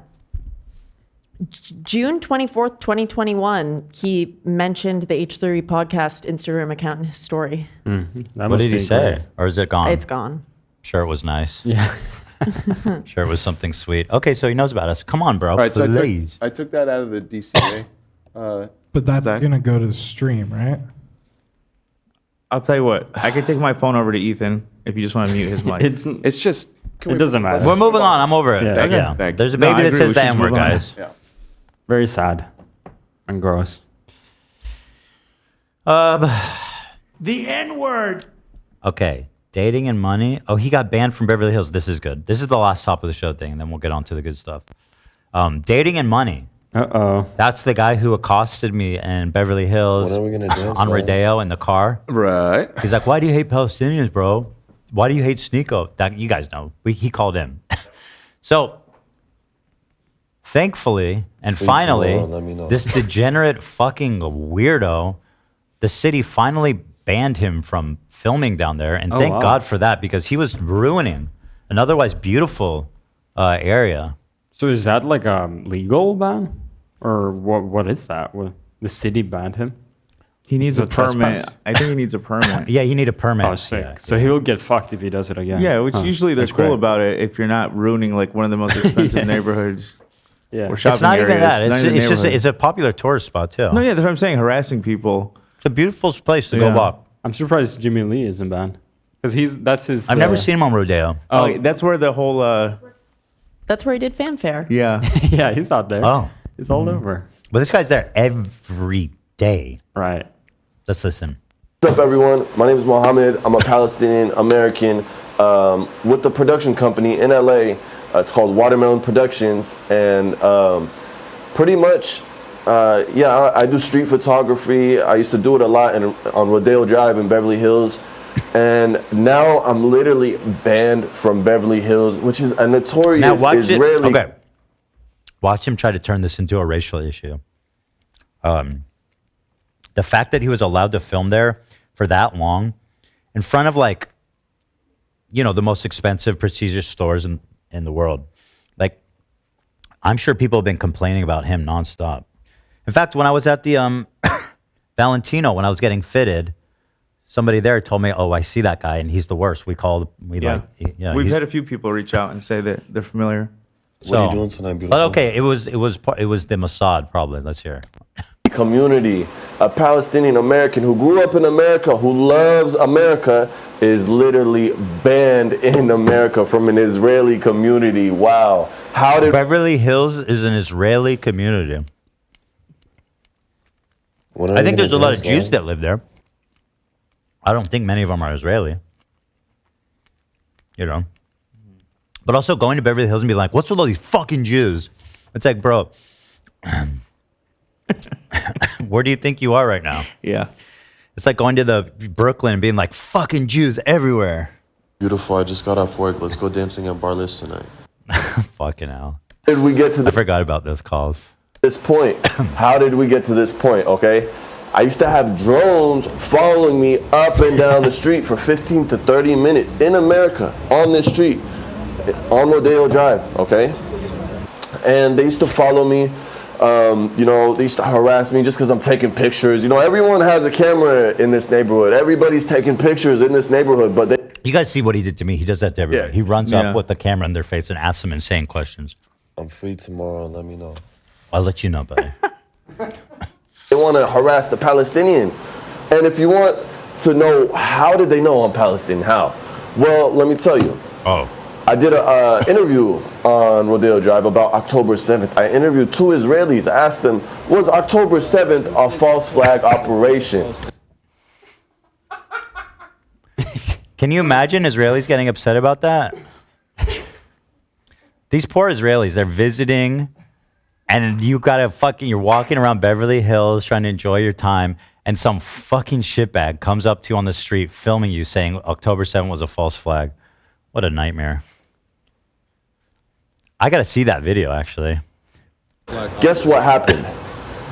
One of them, confidently, he told me straight to my face, I even have it on video. He said, you will never be able to step foot on Rodeo Drive ever again. He's the supreme Jew. Hey, you don't know me. I'm Mr. Rodeo. He said this happened a year ago, though, and you just got back. Took a while. Took a while. This guy's been back in Israel for like 11 months. Well, they had to file the paperwork with, you know. Right, yeah. 4 days later, This guy's amazing. I mean, every fucking thing in this guy's life, in his world, is an Israeli is an Israeli conspiracy. Even his band, he's figured out how to make it into a conspiracy. Oddly get arrested. They say I have a white substance. Look at this picture. I don't know why the fuck you included that. Funny though. With the white substance on my nose and I'm obstructing. In the video, I'm clearly not. They asked me to pull out my ID. I pull it out. Yeah, I get arrested. I haven't done drugs in more than 5 years, guys. More than. That's good. I'm happy for you. Okay, good for you, man. So he's showing his nose because he wants to show there's no cocaine. Okay. His nose is clean. You guys, no powder. 5 years, okay? I didn't get no apology from the Beverly Hills Police Department. This was such a traumatic moment for me, okay? You guys, was traumatic for you. Oh, God. Such a tough guy. I fucking hate these people the worst. I hate people that take a movement and when people are actually going through shit and just trying to use it for their own stupid fucking shit and just representing the movement overall like a fucking moron. He's insane. I would ban you too. I would team up. You make peace in the Middle East with this motherfucker. I swear to God. Lena, do we have any other cough medicine? Still coughing? Yeah. Maybe some Dayquil. I get fucked up on that again. I was buzzing on that. Yeah, you were very I tried funny. to warn you. I remember you said Dayquil. I just need something because have this cough is just too annoying. Let's get some NyQuil in here, bro. Let's go. Turn down. But some tea. Turn down for what? Throat my coat or coat my throat. Thank you. Cheers. Cheers at home, everybody. Cheers, my dude. If you guys want to drink along, it's 2:30 somewhere. Cheers. Gotta hit it straight from the bottom. God. That gives me shivers. How else are you supposed to drink it? Like the cup makes it taste better? I don't know. It's just so raw. It's just straight up. You know, I like my Dayquil dry, no rocks. Straight up. How do you like your Dayquil? Straight up. With one olive. And a touch of vermouth. Damn, a second swig? You don't need a second It was swig. small. No, it wasn't a big swig. It doesn't take a lot. No, That'll do I've ya. taken the portion. It's a lot more than what I drink. You're not really sick, though. You it's just the need night the before cough Thanksgiving. suppressant, right? If you're Yes, that's- drinking the that's tea, I correct. wouldn't have any more. Right? It's the biggest drinking night of the year. Do we have Mucinex? That could help. Thank You're you. just gonna Lou. load up on everything. Mucinex? Are you stuffed up? I thought you No, just have but a scratchy throat. It helps with my throat because I guess it softens all the mucus and everything. Oh, okay. I guess. It helped me. I took it during the poker game and it helped calm my cough. If you say so. Cheers, everybody, to good health and happy Cheers, my times. dude.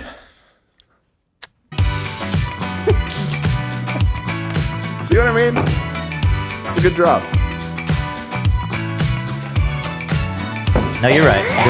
This one has something special to it. I don't think you're supposed to drink water after, because then it skips the throat. No, you digest it. Oh, it's for the digest. Really? Yeah. Yes. Oh, I thought it was like a throat coat. No, that's throat coat. Oh. That's what this is for, baby. Oh, I see. That's interesting. It's just medicine. This is the same type of shit you get in pills. Oh, thanks. Oh, Sinex. Look at me. Hit I got that a whole shit. pharmacy when I need it. Thank you, guys. What else can you throw in? Some my Robitussin? my sinuses are clear. You want some Claritin? I don't think I need it. Do I? Some lean? I mean, just throw it on the pile. Do you have Mix any it and leftover match it. food? Huh? Do you have any leftover food? Sorry. It was just, I was I making, got steak. it was funny. Got loud. I remember it. It was a callback. All right, do we keep watching this dipshit or do we move the fuck on? we We have no time. Why do we always do this? How is it that we always run out of time? 3.5 hours. That's a lot of fucking time. We can't What get is it? to stories. What are you desperately trying to get to? I want to watch the Beast connection with the three bozos. KSI and So there's new Mr. Beast crypto allegations. We know about that. I tied up an But FBI there's- agent. And then he did an interview with somebody. With Oompaville. But before that, I want to. Where's the down one near of the the end. three at of the them? bottom. Okay, here. This is what the fuck I've been waiting for. So KSI. Also, we have a call at 3. I want to I want to talk to this guy. His name is Lonerbox, and he's a leftist, liberal, political commentary guy. Is a small channel, but I wanted to offer like alternatives to Hassan, since I'm here like saying that I don't agree with him and stuff. So I figure it's better to offer some alternative options too, instead of just shitting on something. So I think he's great. He's a super smart guy. Well, anyway, I'll introduce him then. But he's a super smart guy. He's a Lebanese dude who lives in Scotland, I think, and he's got a tremendous knowledge base, and he's very fair-minded about everything. So I like it. I like him. Here is these guys 1 hour, Impulsive. The three of them, and they only got 775 views. Impulsive is falling off, maybe. Hold on, let me see. I feel like you say it. Well, hold on. Time. I mean, yeah, that's lower than their average. A couple of months back. Well, when Jake Paul used to go on, it used to always be like 3 million guaranteed. Yeah, it used to get millions of views for a while. Especially after that fight was so big. Yeah. I don't know who this is, but 200. XQC only got less than 500. I feel like XQC is a pretty good guess. Jelly Roll, 320. Boys only. This is what we do every day. Hey, Olivia's here. I know, but it's like the proverbial boys. And Lena. It's unisex. The guys. It's the guys. Hey, guys. Lena and Olivia are part of the guys? Yeah. Yeah. Yeah. Hey, guys. I bought that. All right, let's watch. Anyway, it's super awkward, and they clearly hate each other, and they're like bullying Jimmy. It's very fucking weird. And he starts crying. He starts crying, yeah. So should I do the timestamps, or should I just go for it? Let me try going. Probably for it. do the timestamps. We could test the waters a little yeah, bit I mean, with you the can just intro. keep playing until you get bored and go to the next timestamp. All right, let me start. Let me go back. Did you guys see that dude who lost all the weight? I feel like some of you That's an old news, you guys. just come out as black. That's from a month ago. No. Are you boxing Jake Paul? We I mean, all want I to be- see we Okay, look. you guys, just show me the. Just start the show. Welcome, bro. Why would they start it with him coming up like, "Hey, I'm late. I'm last one here. Yeah. Everybody's waiting for me." That's like a rock power play type of shit. Everybody's sitting and waiting for me, Logan Paul. He's the host. Yeah, what's Welcome, this? bro. Late to your own What are those podcast. pants? Sorry. What are you wearing? Shorts. I don't know, bro. Bro, what do you mean? My Shorts? stylist tells me what to wear. Oh, really? Wear it. I don't Late to his own podcast. He doesn't dress himself. His stylist tells him what to wear. Hey, that's Prada. Wasn't that what you wore that one time? I wore Valentino. Oh, Valentino. My bad. But this Sorry, guy, bro. he has a stylist just every day. He wakes up and they're like, "Here, put this on." Okay. I guess. Well, you got Elon. Podcast. He needs Jimmy help. was late this morning to his own Nobody tells me what to put on. Oh, I know. I don't compromise on that. Company. His own company's launched. Well, Fine. the company hadn't launched yet, so was I late if there was no company? You were absolutely late. And why don't you tell everyone why you were late?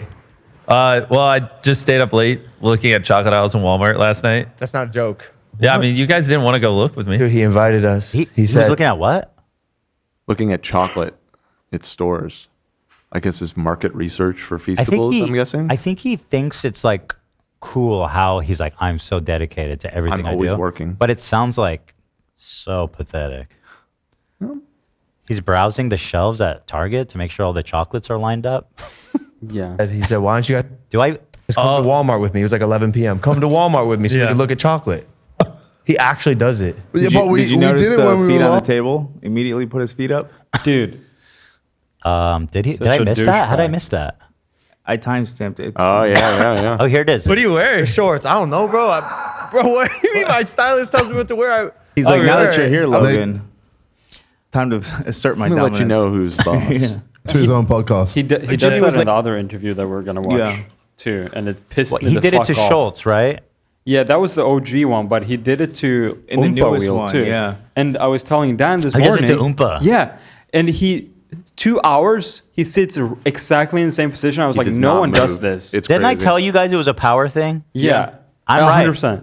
He's It a- is. I honestly, when I was watching it, because Love's right, he like does not move the entire time. I feel like wouldn't you get a cramp or your legs start to? But he's like a statue. He's like locked in with his feet up there. He's also so tall. You think you'd be more aware. Like as a taller person, just putting your legs up at every table you go to seems wild to me. Very rude. It's I think he's a little bit socially unaware, Mr. Beast, and he thinks that's a cool move. It's the cool skies thing to do. I get the sense they're all trying to act like sit there like so cool. Yeah. Like, look at KSI. He's like, I don't fucking care. And Logan's like, I show up late to my own podcast. Yeah, which was staged, by the way. I don't think he was late. Jimmy's got his fucking legs up. Late this morning. If there was no company. I love that song. Well, I just stayed up late looking at chocolate aisles in Walmart last night. That's not a joke. Yeah, I mean, you guys didn't want to go look with me. Dude, he invited us. He said, why don't you guys come to Walmart with me? It was like 11 p.m. Come to Walmart with me so we can look at chocolate. What? So KSI didn't get He that actually invite? does it. Yeah, but we did it when we were Sound last like pass that along, Logan. Doesn't sound like he got the invite. It sounds like Beast told Logan, "Hey, do you and KSI?" And Logan made the executive decision. I'm not even going to tell KSI about this invite. Jimmy and Logan are like dogs. Mm-hmm. Here's the thing: these three guys, they're in town together at the same time. They're not. Why are they not like just go get a beer or hang out or do like what the fuck? They're all like separately. It's very weird. They don't like each other, man. North Carolina, yeah. North Carolina. Dude, he does it every state he goes. Well, I mean, we could have looked at the hydration aisle too. So what did you do exactly? You've told this story before, but what do? You walk around Walmart. Oh my gosh, you're gonna make me seem like a lunatic. You are. No, it's a reasonable thing to do. There's an app that you can see like sales velocities of products, and so I just walk around Walmart and I just scan every single item in an aisle, and I'm like, oh, this sells 10 units a day, whereas this one sells 2, and then I just like to. I guess it could be a special interest thing. It could be something that he generally enjoys doing. Mm-hmm. Maybe. It was just pointed out to me that you making fun of Logan for being late to his. I know, but don't listen. I don't know why I didn't really think of that, but It occurred to me as I was saying it, but it doesn't matter because I'm talking about Logan. You want to talk about me? That's a different conversation. What, Zach? No, I was going to say also you don't have a camera following you in. Like he had a camera following him from behind before he sat. Well, also when I have two guests waiting for me, I don't think I show up late. Maybe it's happened, but like not that many times. Yeah. Not that many times. You're usually more punctual when there's guests. It's true because I yell at you and say. It's not because of you. It's because of me. Okay. Say so. Try to figure out why. Number Nerd. Welcome back to Impulsive, the #1 podcast in the world. Thank you guys for listening, watching, viewing, and subscribing. If you note, That is just a blatant, disgusting lie. It's not even funny now because you're just falling so far off. Actually, maybe it's just become a joke because it's so fucking such a dead show. I mean, Yikes. I don't think that's really accurate. That it's just like it's like a satirical #1 show. It's like, oh, we know what the joke is because he's dead. Is that why we say it? No, our show's is #1. Okay. Totally. the guy to my right is Mr. Beast. I'm not Mike. Not Mike. Why is he not here? He's in Singapore. He's in Okay. Singapore for karate combat. What? Yeah. Karate combat. Wait, karate combat. Yes, yeah. As in, he's using karate to combat. Not Mike specifically. He has trouble walking and doing really anything physically. But he's an announcer for this fight. Dude, Mike gets the craziest gigs. I want his manager. Well, maybe I probably would never do that, but he has the craziest fucking gigs ever. He's in Thailand announcing a fucking Singapore, he said, but yeah, karate, combat sport. What the fuck does he know about karate? You'd be surprised. Karate. Mike C is the type of guy I know about karate. Yeah. As a karate knower myself. You could tell by the way he moves. Oh yeah, that dude does karate. Okay. So that's why he couldn't be here today. But I know no one's going to believe that. And I know you're going to think we had some sort of falling out, there's some sort of beef, or he got fired. Well, I will now that you I kind of said like that. that narrative. Let's run with that. The Yeah. falling out at a beef. Actually, sprinkle in that he doesn't like me as well. Let's just like really run with it. Let's do it. Yeah. But we got the boys here today. Yeah. So you're sure? Actually, here's a better controversy. He's mad. There's no planning. He didn't plan anything. We don't know that yet. Look at them. He's already fighting the dead air. Going there. So the boys are here. He doesn't own part He's of Lunchley, sweating. so he didn't want to be in it. That's more believable. That is actually a little real. That's a good one. Run with that one. Every comment. Next view. Because he's already mad about not having Prime equity. You couldn't even give him like 1 share of Prime. No. I mean, I'm Oh my all for God. giving him like a penny of equity in Lunchley, so he can't complain about it. Really? Yeah. I would do it. Okay. Well, that we only need 2 out of 3 votes. That's 2 out of Well, 3. yeah, it's done. It's already done. All right. Congrats, Mike. But yeah, we did launch Lunchly today. We actually just did it. If you guys saw on Instagram Live, probably best quality live stream. Well, I think you might have tried to see it on live. Yes. Oh. All right, let me do the timestamps. You guys are fucking boring as motherfucker. Logan's still fantasizing about killing animals. That's We previewed that. Yeah, one we last watched that week. one. well. Let's watch it again because it's so good, and it's so true. It's so true. Because that's the other thing. Like Nina's on the cusp of, By the time this comes out, you'll probably already be a dad. dude. This will Whoa. be the last podcast where I'm not a dad. Oh my gosh. Oh my god, that's how time works, you guys. Can you imagine? Time will pass between now and then the future. Whoa. Holy, You ever just think about that? sometimes it blows my mind. How like time, like as soon as you think about it, like it's gone. Like like you think about now, but like now it's gone now. Bro. Like that now that I was talking about, it's like it's going back in the distance right now. It's just over, further man. and away. It's over. Every second. That may not be true, actually, Dan. The fourth dimension may not be. It may be travelable, like the second and third dimension. Fascinating. Would you like to expand on your theories of how that can be accomplished? Well, no. Oh, okay. I didn't say it's possible for us. So for some sort of But there is subatomic a particle or a quark, perhaps? Some kind of higher being or Gluon. different technology that's like, millions of years in the future. There could be a fourth dimension that's laid on top of ours, which we perceive as time, but can be moved through in the same way that we walk on the ground. Now, would that permit you to affect things in the past, or is causality set in I don't stone? believe so. Yeah. You would be able to experience the past, but not change it in any That. way. Oh. You can observe a lot of things at once. Like you see everything happening at once. So that kind of rules out the plot of Back to the Future. You don't think that that's realistic? I don't know. There's the DeLorean time travel is a whole different. Is that operates under a different mechanism? Yeah. Okay. All right, go kill some animals, Logan. Thank you, Zach. That's crazy. That's really crazy. That's crazy. You must be gassed. This is the whole show. That's crazy, you guys. That's really crazy. It is. It's That's crazy. crazy. I think so. It's crazy. I'm pretty excited, man. Well, here, I got some tips for you, not to cut you off. I just got a cat. Okay. And it's been rough. The cat meows at night. There's a little bit of separation anxiety. We're working on it. I'm thinking of having the cat sleep in its own room. I thought you were going to say I'm thinking about having the cat put down. No. I'm trying to give you some Bro. fatherly advice. As someone who just got a cat. So you're not. Does Logan know he can't kill his baby? Does anybody told him that It's that's not an animal. It's a option? human being. It's Yeah. protected by law. Right. Okay. Wait, Mr. Beast got a cat too. Doesn't he work all the time and like travel the world? Seems. You could bring it with you Cat if you can take care of cared. itself. It's fine. You could bring a cat with you. Yeah, right. I would bring my if I was like that and single, I would bring my dogs everywhere. Yeah, but it's different with a cat. You do bring your usually. dog everywhere. Right. I'm not rich enough to bring them on a private plane though. Oh. How much? Really? Private Think you plane? can pull that off? You don't have that kind of pull? I don't think so. Private jets are stupid. I didn't realize you were such a brokey. Holy shit. I know PewDiePie. Sorry, I know it's cringe. Pathetic. It's cringe. PewDiePie couldn't get the dogs into Japan, so he flew a private jet because of the dogs. It's pretty bold. So he move. got a dog onto the private jet. Yeah.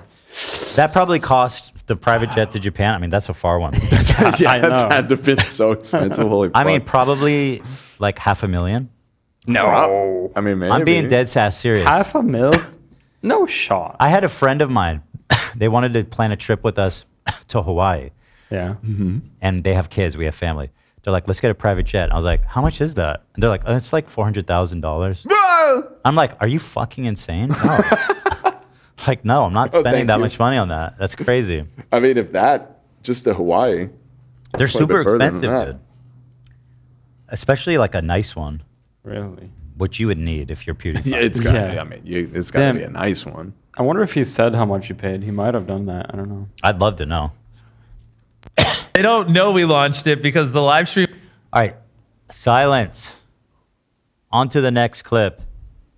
Logan and KSI point out that Jimmy doesn't look at them while he talks. Oh, that's so fucked up. Why would you point that out? That's obviously like a anxiety thing or like a coping thing. Well, or like, I don't know if Jimmy has autism, but I know that's like an autism Jimmy, thing it doesn't make too. sense because I know you had $100 million Why would budget. they point that out? What is wrong with them? They're so ass. They're such idiots. Bullies. Okay, let's see. But I also know. Well, that's not. You don't know I had $100 million. Well, I've yeah, never no, yeah. said I had $100 million. Yeah, but that's what the headline said. But you spent way more. But yes, I also spent way more than $100 million. I somehow got one of the largest unscripted deals in history, and then managed to lose tens of millions of dollars filming the Bro, show. you know what I love about you? You're always playing the camera. Oh, am I supposed to look at you? Is this the? Yeah. Okay. I mean, we're having a conversation. I never even once thought of looking at you. Hey, how you doing, bro? Hey, Logan. Wait, It's just- did I miss it? Yeah, it was right there, right as you were pausing. So that's a problem. Yep. And then managed to. Wait, it was only 80,000? He said that? He said it was 80,000. Not only, but I mean, obviously. Say what you're shitload of talking money. about. Yeah. PewDiePie's private jet. Yeah, 80K. Oh. Good deal. And someone in chat said, no, he didn't love. Well, guess what? I found an article. Turner in chat says, Jimmy looked deep into my eyes and screamed at me, if that helps.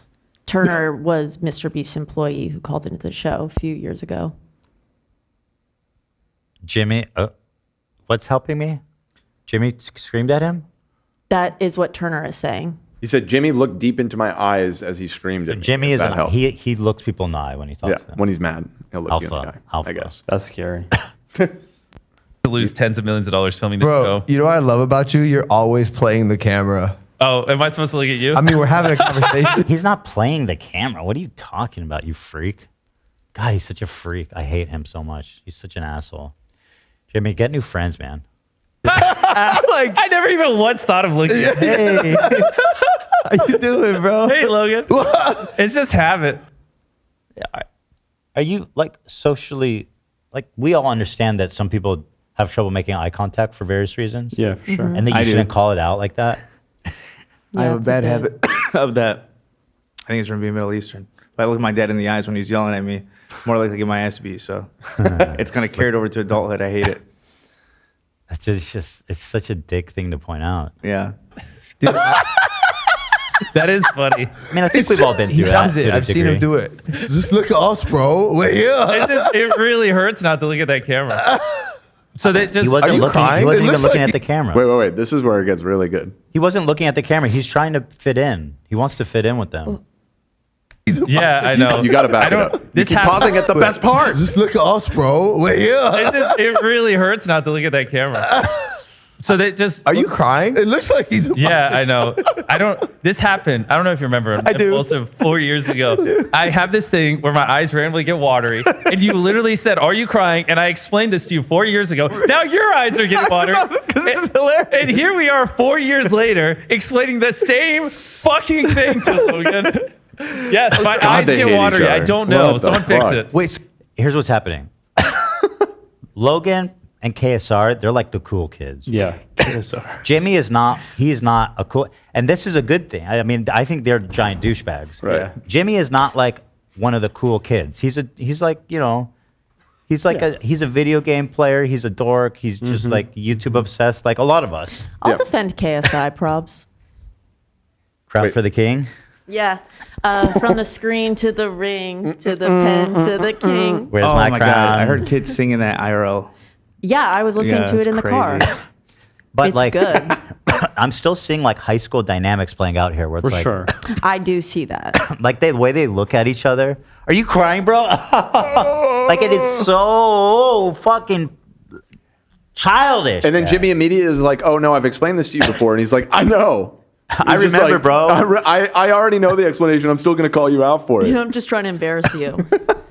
Like he's being forced to defend himself. Like there's really no like. Also, you called him KSR apparently. KSR. Well, that's what he is to me now. Shout out. He's not worth much more to me than that. That's the sound of the police. Thank you. That's the sound of the beast. All right, thank you. So if you just swore. So if you swear, now are you canceled? Well, you swore earlier, and I was like, oh, I guess I'm allowed to swear. That's true. Yeah, it is. I mean, it is. It will destroy your ad revenue on this, but Yeah, bro, ad rev was out the window circa 2017. The problem is bro. Jimmy wants to be cool. He thinks because he's rich and successful that he gets to be one of the cool kids now. But you're not one of the Doesn't cool work like kids, that, and that's dude. good. That's actually the cool one. You True. trying to be cool like them is uncool. That's facts. I googled what KSI stood for just because I got curious when you said KSR. It stands for knowledge, strength, and integrity. Yeah, I love Dude, him. he literally stole that Cringe, from isn't fucking KRS. That's such bullshit. He says it's from his Halo clan. He embodies all three. KRS-One, knowledge reigns It's from his supreme. Halo clan. That's kind of dope. That's a KRS song, right? That's so weird. You fucking rip off. Better than Keemstar's Halo clan. Yeah. I think Keemstar didn't go by that for his name. Cock. All right. what happened in 2017? Are you voting for Trump or? Bro, I get hit in the head for a living. Like I'm always doing crazy stuff. Like I don't know what's going on. What'd you say? Can't say what? I can get hit in the head, but I do, bro. What's good? What are you saying? The WWE isn't real? Yeah, Jeff. It is real. So he gets hit in the head. It's real painful. No, I was actually talking about boxing. Oh. Wow. Oh, here's cool. Okay, but Bradley Cooper's like, he's like a grown up. You know what I mean? Okay, here's. What? This is cool. What are they doing? They're in space? Like what the fuck? I think this is at the Formula One. Is this in Vegas? Let me double check. Because he was with a lot of celebrities. He was there with like Paris Hilton as well. Wait, Bradley Cooper's not that tall. No, Mr. Beast is a beast. He's not that tall. He's like 6'2". Maybe. 6'1". Mm-hmm. How tall is Bradley Cooper? Quick. Probably There we go. average. I would guess 6, except on the dot. Bradley Cooper, he's 5'11" like me. It says 6'1". No, he's not. That's a fucking outright lie. I'm good sick of it. I'm closing it. Jimmy keeps trying to convince KSI to fight Jake Paul. Logan and KSI keep trying to change the subject, but he won't let it go. That's awesome. Where's my ring? Here's my crown. There's drama when I'm around. I'm in the thick of it. Whatever. Please. And then you guys can make up and start like a They know clothing me brand. where or something. it snows. God. You can join them in. Call Rivals. Is that really a line? They know me Yes, it where it is. snows? You can join them in, Why? with And it's good. Apologies. W. What, No, I'm all right. that's the name of it? I'm good. W his deodorant. Yeah, but I'll make something called L. Just what? make it shit on You're purpose. gonna lose or No, it's for kidding. Logan. We're partnering again. Ah. Yeah, New yeah. brand. Yo, you guys just boxed again. God damn it. Oh wait, all right. I will move on. Wait, why is that? Why did they get so weird? Was that a cut? It must be that they're planning it or something. Oh, it could be it. Yeah, possibly. I thought my initial read was that because during that period they were like viciously beefing with each other and talking mad shit about what piece of, and now, yeah, I don't think they're they buddies. care about that. They don't give a shit. You might be right. Maybe it's that they're planning on something. Oh, no, it's for kidding. Logan. We're partnering again. Ah. New Yeah. brand. Yo, you guys just boxed again. God damn it. Oh wait, all right. That was I weird. will Why did they make it so move on. awkward? Help the. Well, you left him out there hanging and blowing in the wind, dude. I think so it's fucking a cut. awkward. It has to be a cut because they change frames. Box That's such again. a typical cut move. God damn it. Well, if whoever cut that fucked over Jimmy for sure. Yeah. If it is a cut, I don't know if it's a cut. It's hard to tell. God damn it. Oh wait, Logan Paul was this. Logan Paul's reaction was.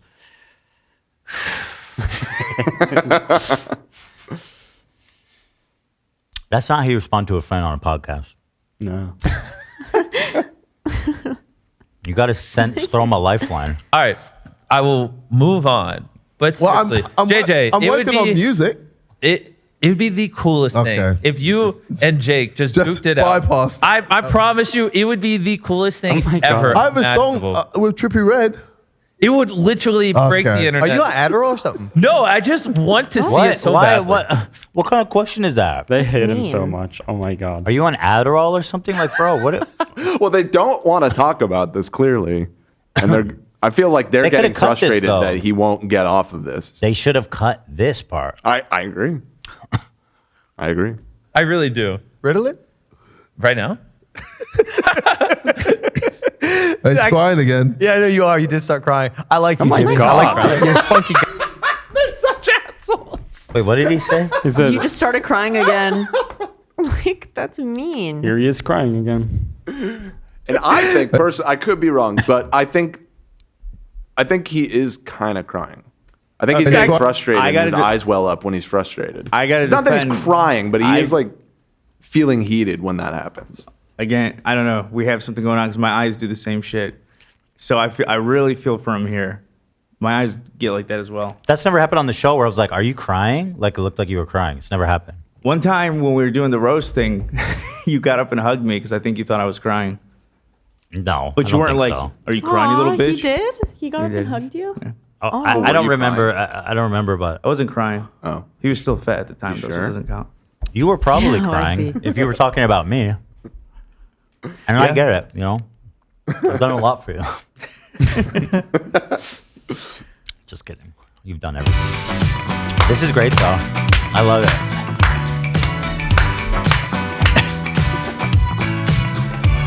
Tom is loving this. He said, "Worst chemistry in the history of the internet." Crying again. Yeah, I know you are. You did start crying. I like you, Jimmy. You did. Oh, they're okay. Okay, I didn't understand what they're saying. Wow. He's crying again. Yeah, I know you are. You did start crying. I like you, Jimmy. I like Crying? you're. I like you, Jimmy. It's not nice. It's just not nice. It's just mean behavior. Spunky guy. All right, I'll take the hint. We'll change the topic. So, how's your song with Trippie Redd? Oh, Jimmy, I would never treat you like that. I just want you to know. You don't have to be cool around me. My dogs, I always throw them lifelines. On this show, it's not like that. It's true. I've been out of high school for a long time, my friend. I got nothing to prove to nobody. Now, we probably would ask you very serious questions about your involvement in a series of crypto scams in 2021. And your but we Amazon wouldn't call you show. out for crying. Yeah. Never. I wouldn't stoop that low. Jimmy said in an interview with Casey Neistat that he has anxiety and trouble with eye contact. Yeah, of course. Hand the man said that. Thank you for the dono. That's obvious, right? Yeah. Yeah. Like that's obvious to any normal thinking person. I struggle No, no. with that a lot too. So I know how I think we've all kind of felt Yeah. that in one way or another in our lives, you know? It's hard to hold eye contact. It gets weird. Not Yeah, for me. it does. Like when I'm talking to someone and I start to realize like how intense our eyes are locked, I go, this feels weird. Yeah. So you give it a rest. Yeah. And you come back. And then you come back. Yeah. Yeah. Alphas don't have that problem. Your blue eyes don't count. That's true. Your eyes are soft and gentle. They So you don't mind looking into them? they blow upon You me keep like looking a away. clear blue sky. Why do you keep looking away like that? I'm not looking away. You did earlier. It seemed like you were I'm having doing the trouble. show. The camera's right maintaining there. eye contact. The camera's right there. You just looked away. Your Looks like camera's you're right in front crying. of You you. just looked away for a You moment. crying? You just did it again. Yeah, see, you just did it again. Back I'm down. not crying. I have an issue with my eyes. Yeah, it's good. Well, it's coming out October the 4th. You should use it as your walkout song. Just kidding. I actually should, and I will. Wait. So okay. Who are you fighting next though? I think I'm gonna be fighting Q1. Q1, sometime in Q1, maybe March, April. Yeah. Q1. And then literally just go nuts. Wow. Such a weird So buttoned Q1. up. Yeah. So cool, businessman. Wow. Yeah. Yep. Who is it? I can't say. Say it. We'll bleep it. Nah, Bro, come on. All right, yeah. Now you'll actually believe. Yeah, we'll bleep it. Okay, I'm looking at.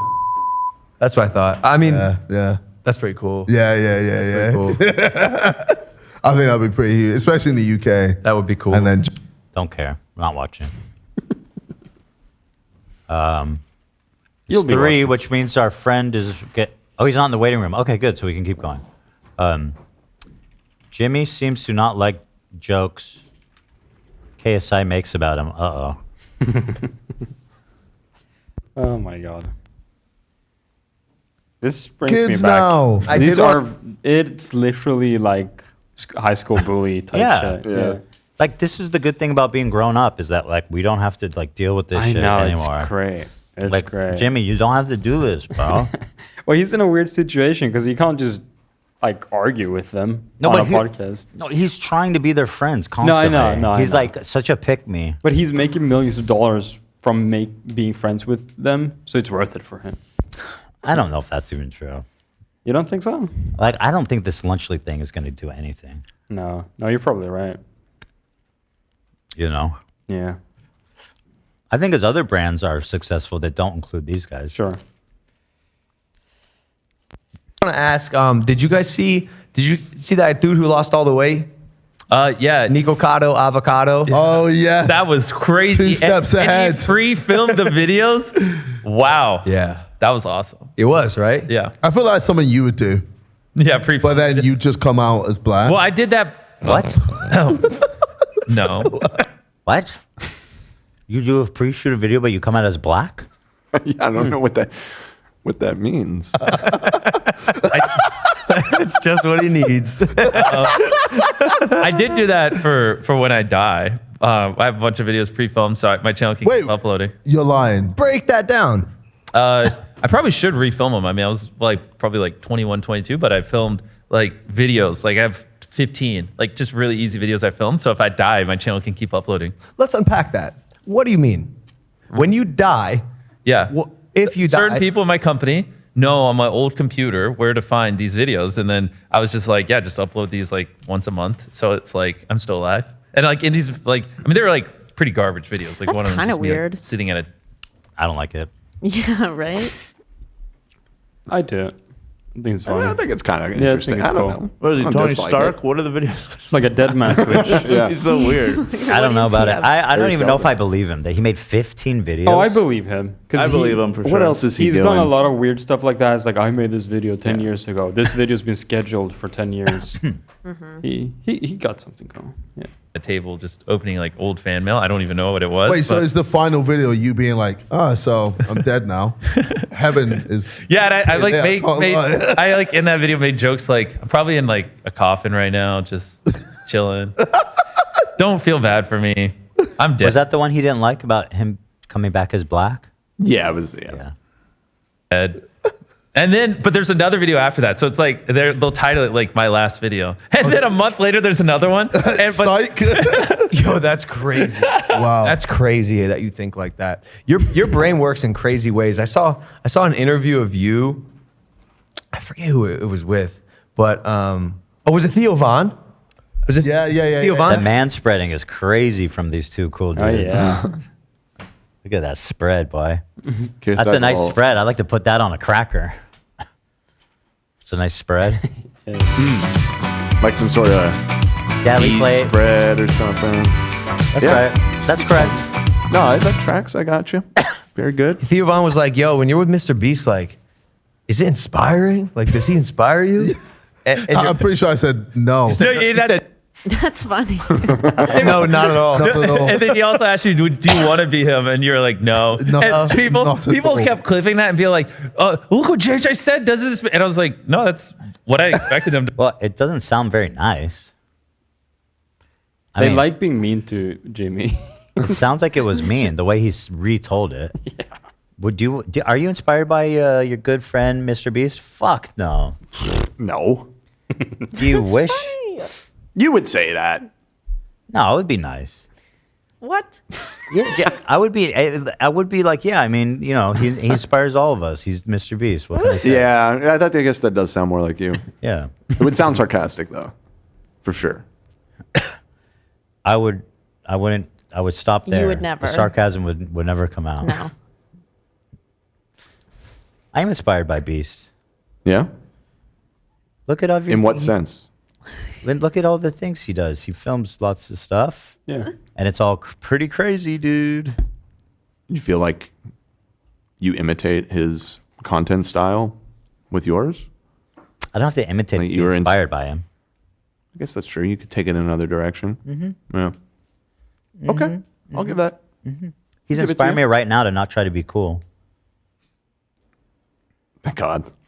This is when trying to be cool goes wrong. No, I'm so glad you were honest about it. Yeah, because like terrifying being Mr. Beast. I have the same thought. Just the amount of stress that he puts onto himself. I'm like, I don't know how you do it. I don't know how your heart. It's why people think I'm 35 even though I'm 26. Yeah. The stuff you go through, it's just so much.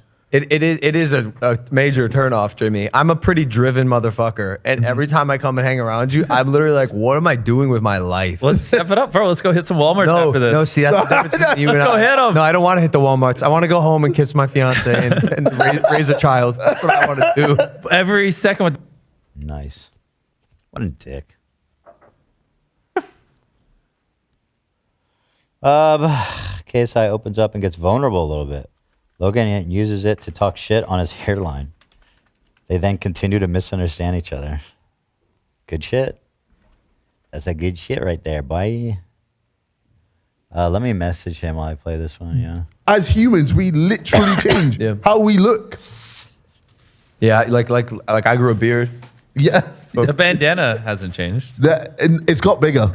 It's got bigger, yeah. The hairline's receded. I've accepted it, people. But you Let's go to Turkey. I kind No, I don't want to go to I want my beard on my side of my face. to Yeah, come bro, in you there. can have Who a forehead cares, right here. bro? You can have a forehead. Bro, head. I don't care how I look because my girlfriend loves me for me. Oh, Send me the Zoom link. Shout out KSI. He's here. Huh? He's here in this chat, or in this chat I have. Oh, okay. I sent it to you earlier on WhatsApp. So I never sent it to him. That's why he was not in the room. That would make sense. Nice. Okay, there you go. The air was with me, of course. Oops. All right, now he has the link.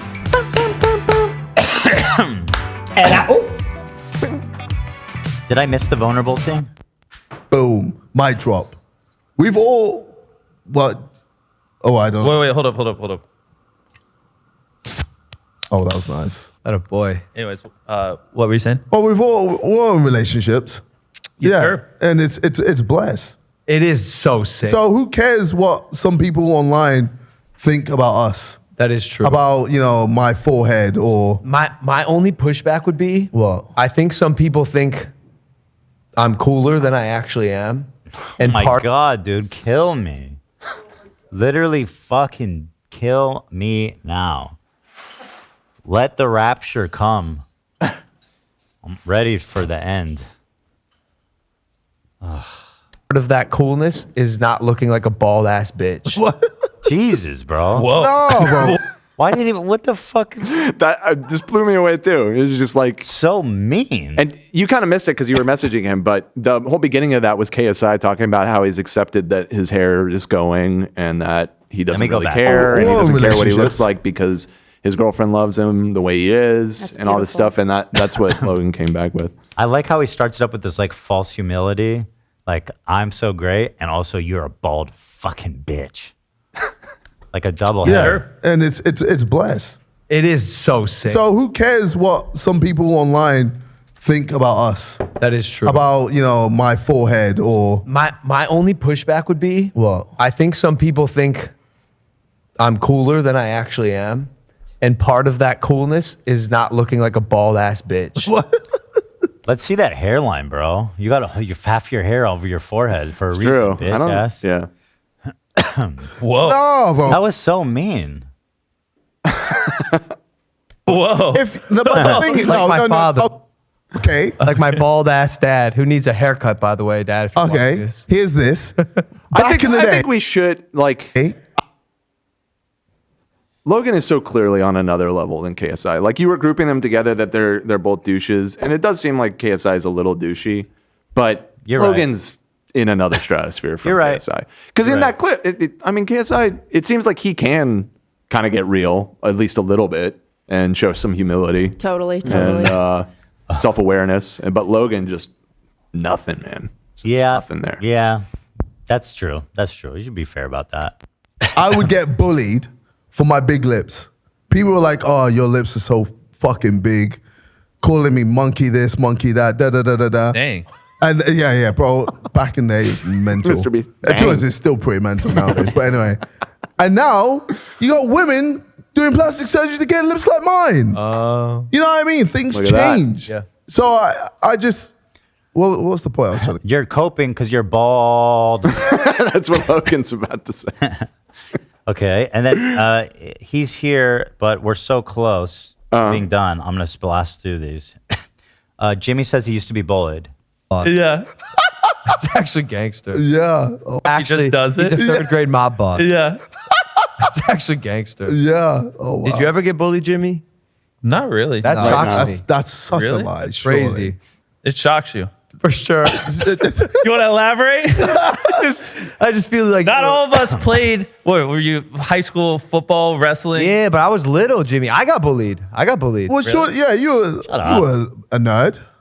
Yeah, I played basketball and stuff, but no, I mean, honestly, people just left me alone. I didn't really have too many friends. Well, That's almost worse. I mean, I guess. What? Oh my God. I'd rather get bullied and know that I exist, and that they know my name, that the cool kids know my name, So true. than them never recognize me. I guess clout, it even depends then. what you constitute bullying. If you, all right, thank you, Mr. Logan. No, they're like, oh, we don't want to fuck with that kid like at all. we don't even want to bully him. It's just like if you constitute people going, why do you only talk about YouTube, you weirdo? But I don't constitute that as bullying. I just constitute it as I was just a weirdo and I deserved it because that's all I talked about when I was a little kid.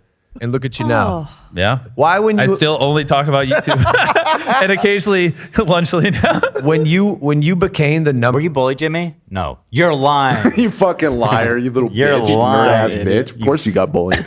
The fuck up. Wait, are you crying again? Jimmy gets annoyed that Logan uses chat while they're recording. Okay, this is the last one, and then we're gonna jump on a call. Okay. My friend would know. Oh, I need to address the title too, which I'll do after this clip. Okay. You're right. Yeah. Hey, just sitting here with the boys, wondering what a GPU is and what function it serves. ChatGPT.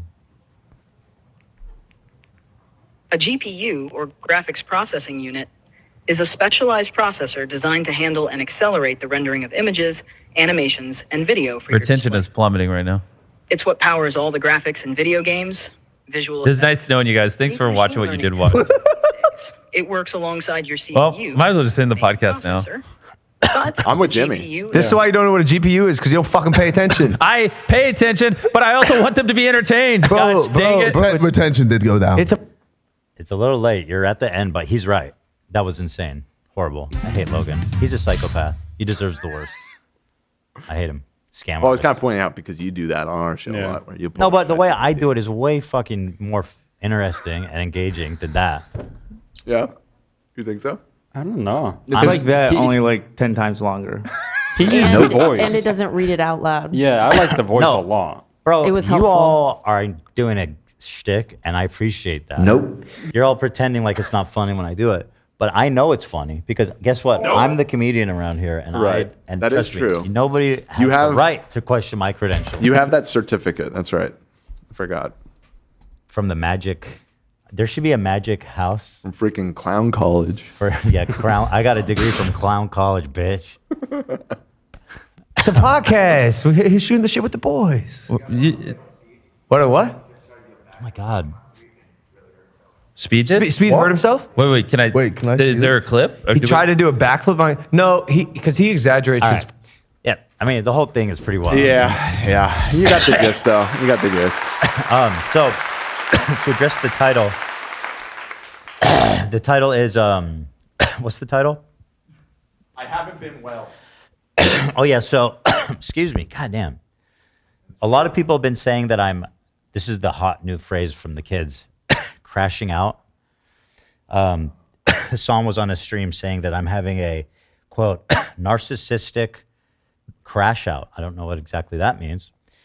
But people say, man, you must really lost your mind. And after some self-reflection, I want to say that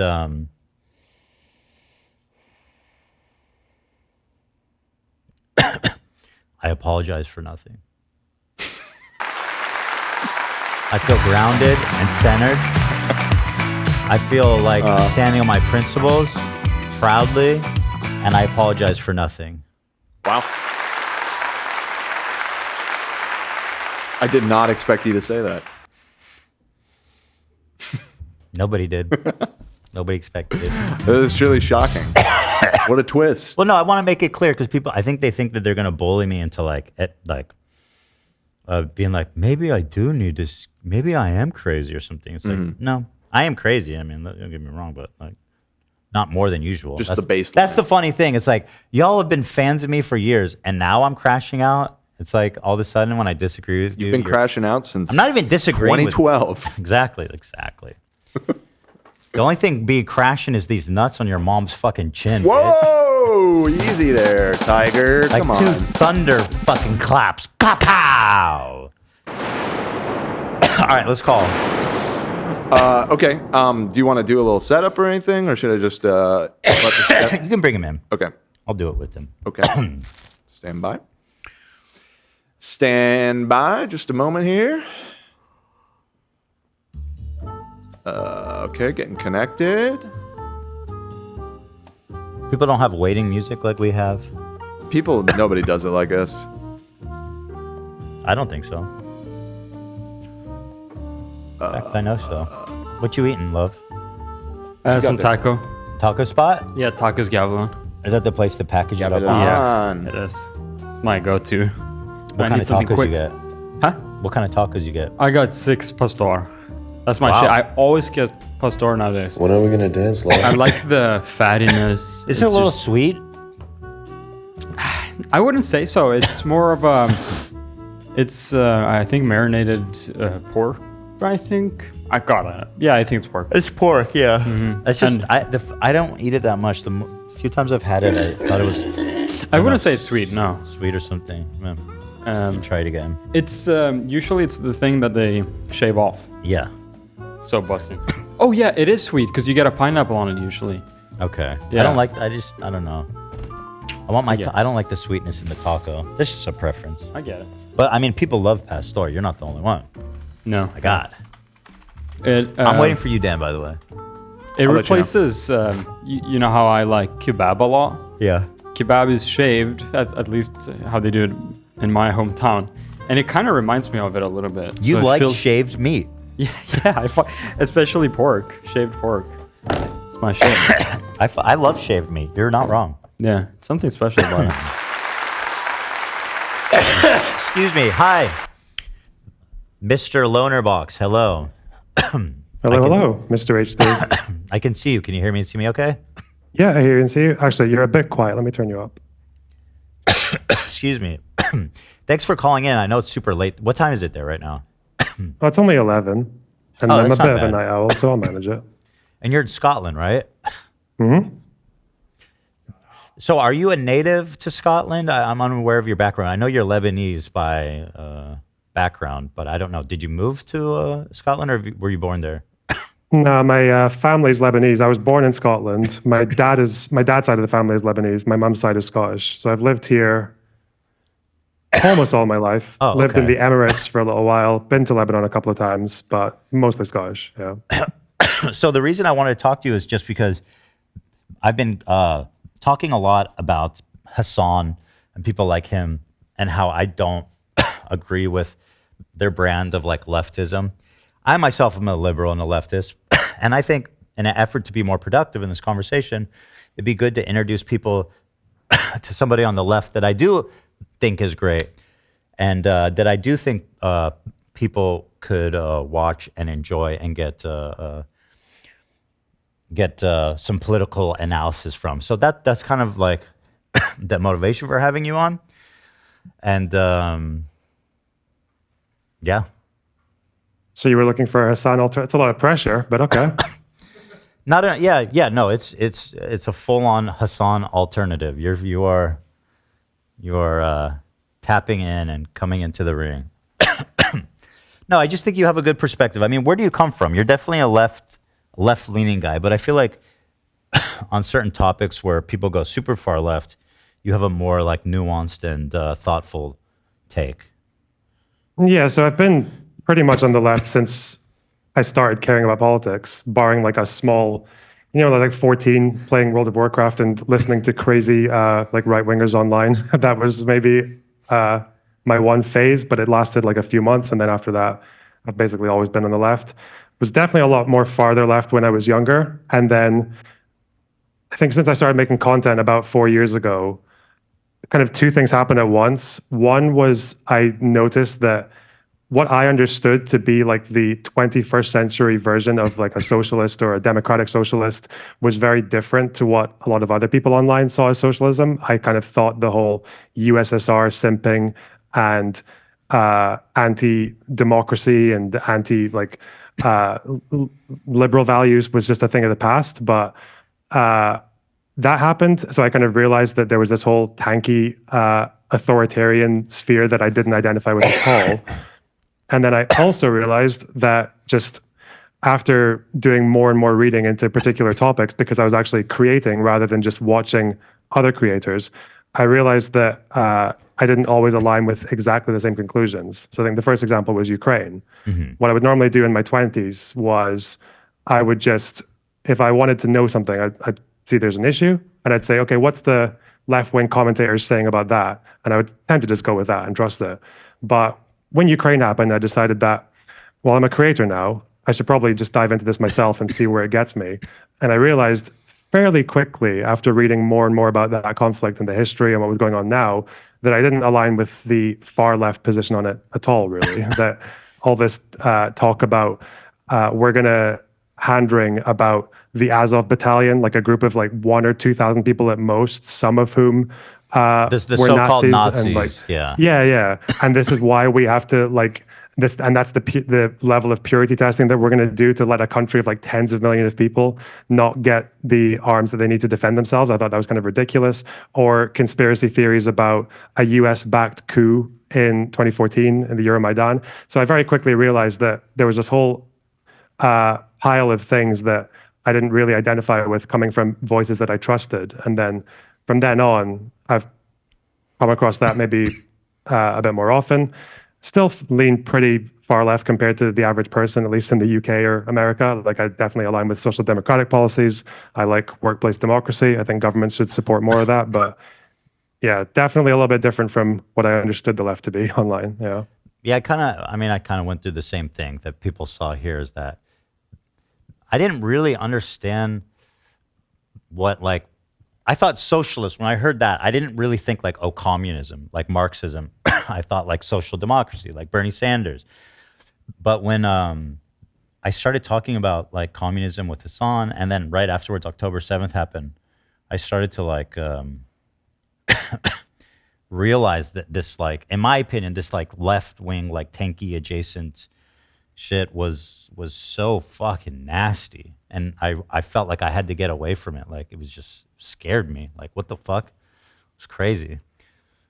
Well, I've been watching it from a distance, like I think there have been definitely a few periods where I've just became like an H3 Hassan whatever React channel, because it's I think like, because I tend to like to go into deep dives about certain topics, but then I also realized that watching other channels talk about things like that and hearing disagreements is like a good way to springboard to get those conversations going.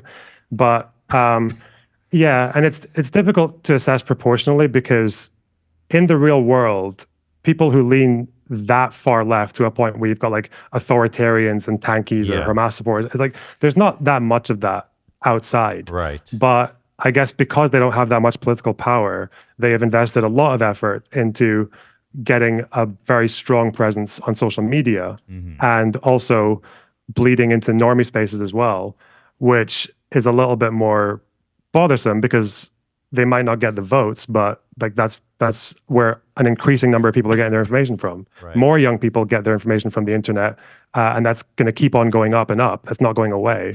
And obviously that's the space I operate in, so kind of have to address it, and even if it feels a bit disproportionate at times.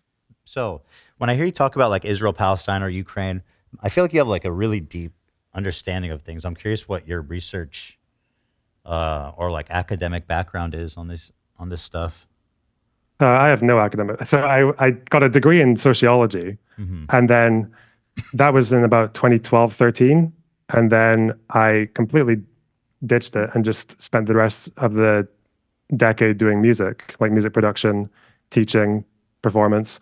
And then I always had a kind of like secondary interest in politics. Like I would read a lot, or I would just watch podcasts or listen to commentators. And then eventually, after creating, I started reading more. So most of it is just like, if I ever look like I'm really well learned in a particular issue, it's usually when I was making video essays or streaming, it's usually just because I spent the week before reading as much as I could about it. So it's all just like one thing at a time, you know? One video you made recently that really like resonated with me is you were talking about like how left-wing anti-Semitism is manifesting right now, which is obviously something that I've been talking about and caring a lot about.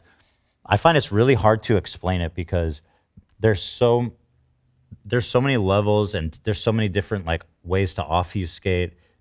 And I think a lot of people who are behaving in anti-Semitic ways don't necessarily even think that they are.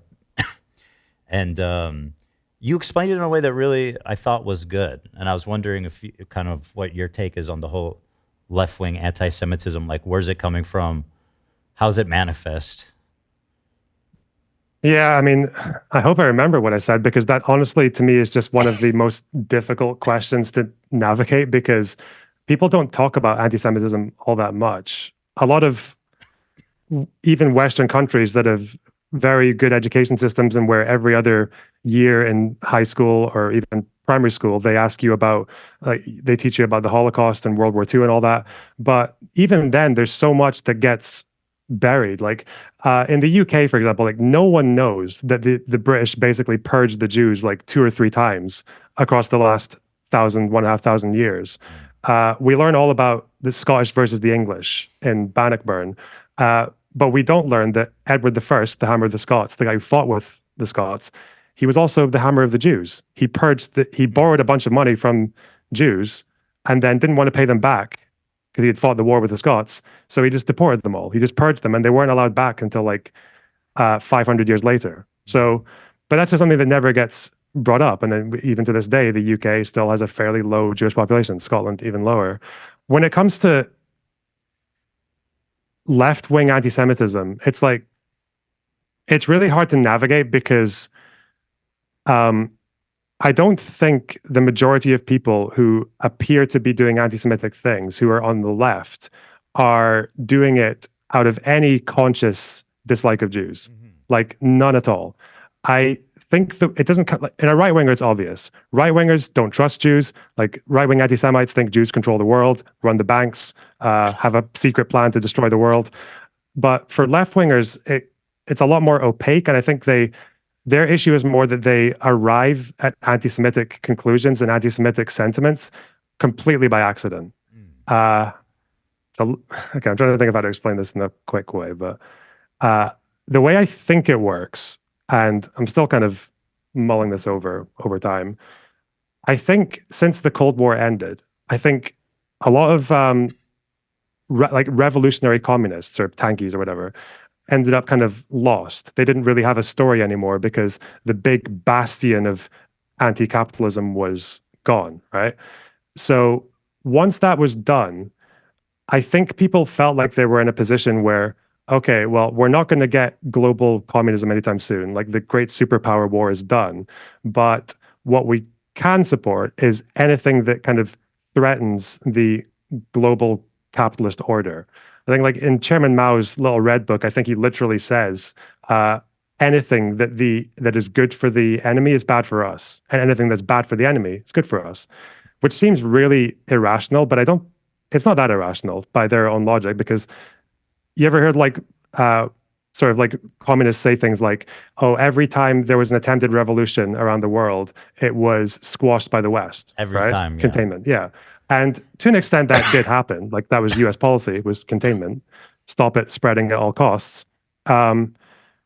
So it makes sense to think that the only way that communism is going to have a chance of flourishing again is if the global capitalist order is like pushed out of the way. So anything that undermines that gives a bit of space for alternatives. And this has been kind of like part of their doctrine for the last 100 years. Even in Weimar Germany, like the German Communist Party, their number one enemy was not the Nazis. it was the Social Democrats. They called the Social Democrats social fascists.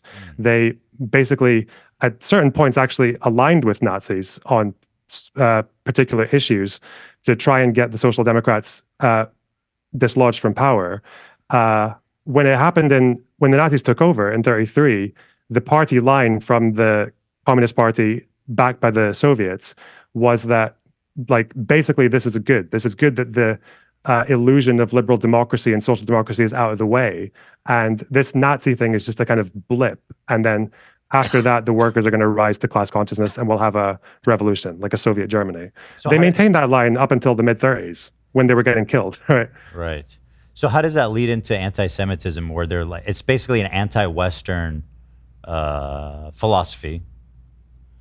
Well, now that you're far left, and if you're far left and you don't really have much of a story after the Cold War, then Israel-Palestine as a far leftist kind of gives you everything you want in a story, right? It gives you oppressors and oppressed. It gives you European settlers versus non-white natives. It gives you East versus West. It doesn't give you capitalism versus communism, but it does give you the great capitalist powers versus something else.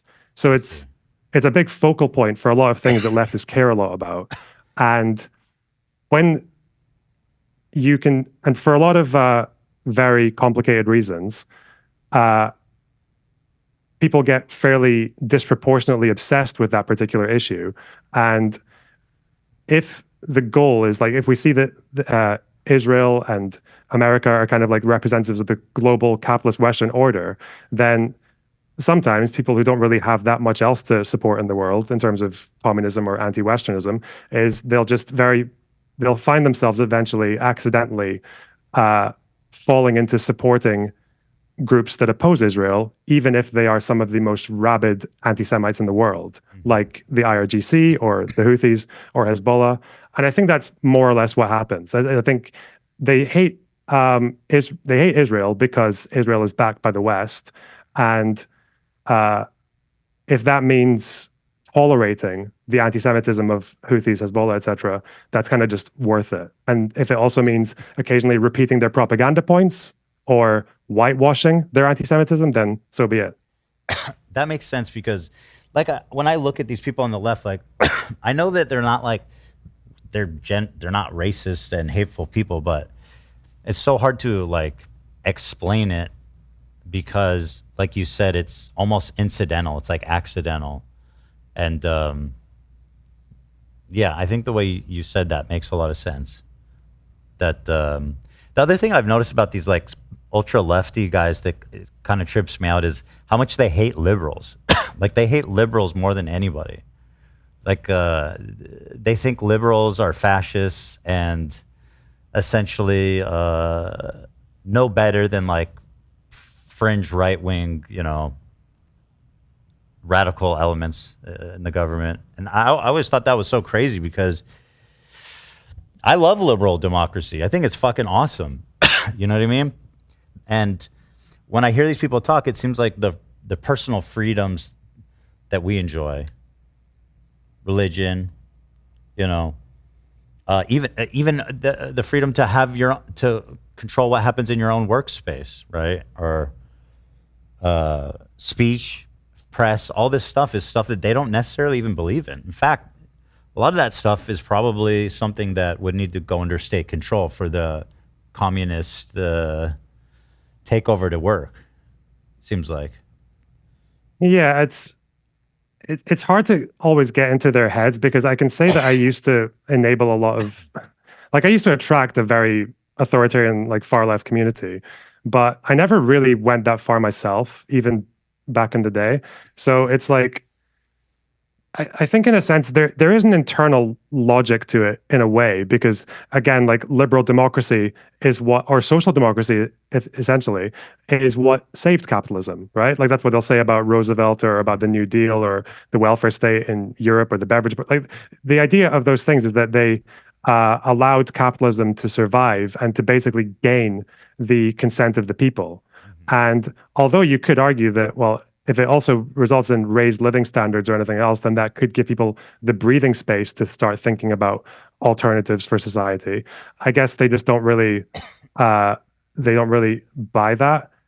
that part of it I find a little bit harder to explain, because again, it's always people who enjoy all the benefits of liberal democracy, right? Like there is no Chinese version of Hassan, right? They can't exist, because you couldn't say like, I don't know what the Chinese equivalent of America deserved 9/11 would be, but if you said something like that to the Chinese, or like they deserve maybe like one of the Uyghur bombings or something, like you'd find yourself in jail long before you get the chance to escape in your like sports car or whatever, right? So that part, like, I find really irony difficult to I've understand. noticed too, like people like Hassan who, not him specifically, but it's like it feels like sometimes like this disease that festers inside, and it uses like its own structure to defeat it, and because of liberal values, it's hard for the society to even make the distinction of like, how do we disallow this? Because like we're all about the freedoms, and they're exploiting the freedoms to undermine the society we live in. And it seems somewhat like a paradox that I'm not really sure where that ends up.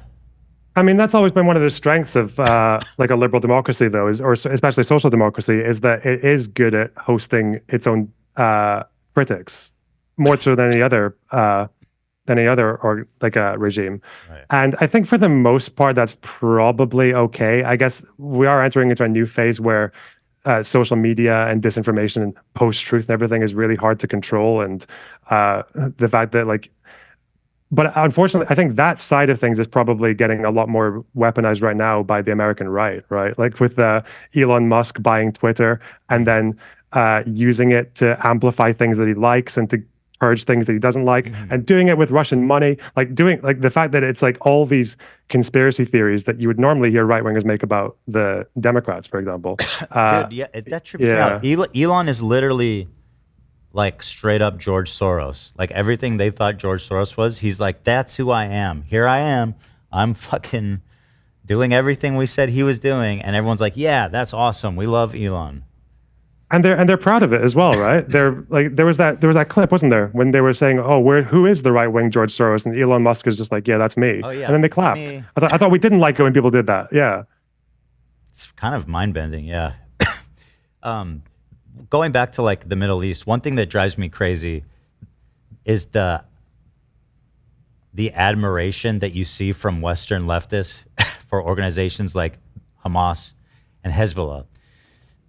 And another comparison that I always see that I feel like is not very fair, and maybe you can tell me if you agree, is the comparison to like Nelson Mandela and the ANC, when they go like, oh yeah, well, Hamas flew in and killed a bunch of civilians, but that's what Nelson Mandela did too. And now they used to be called terrorists, but now they're actually freedom fighters that we love.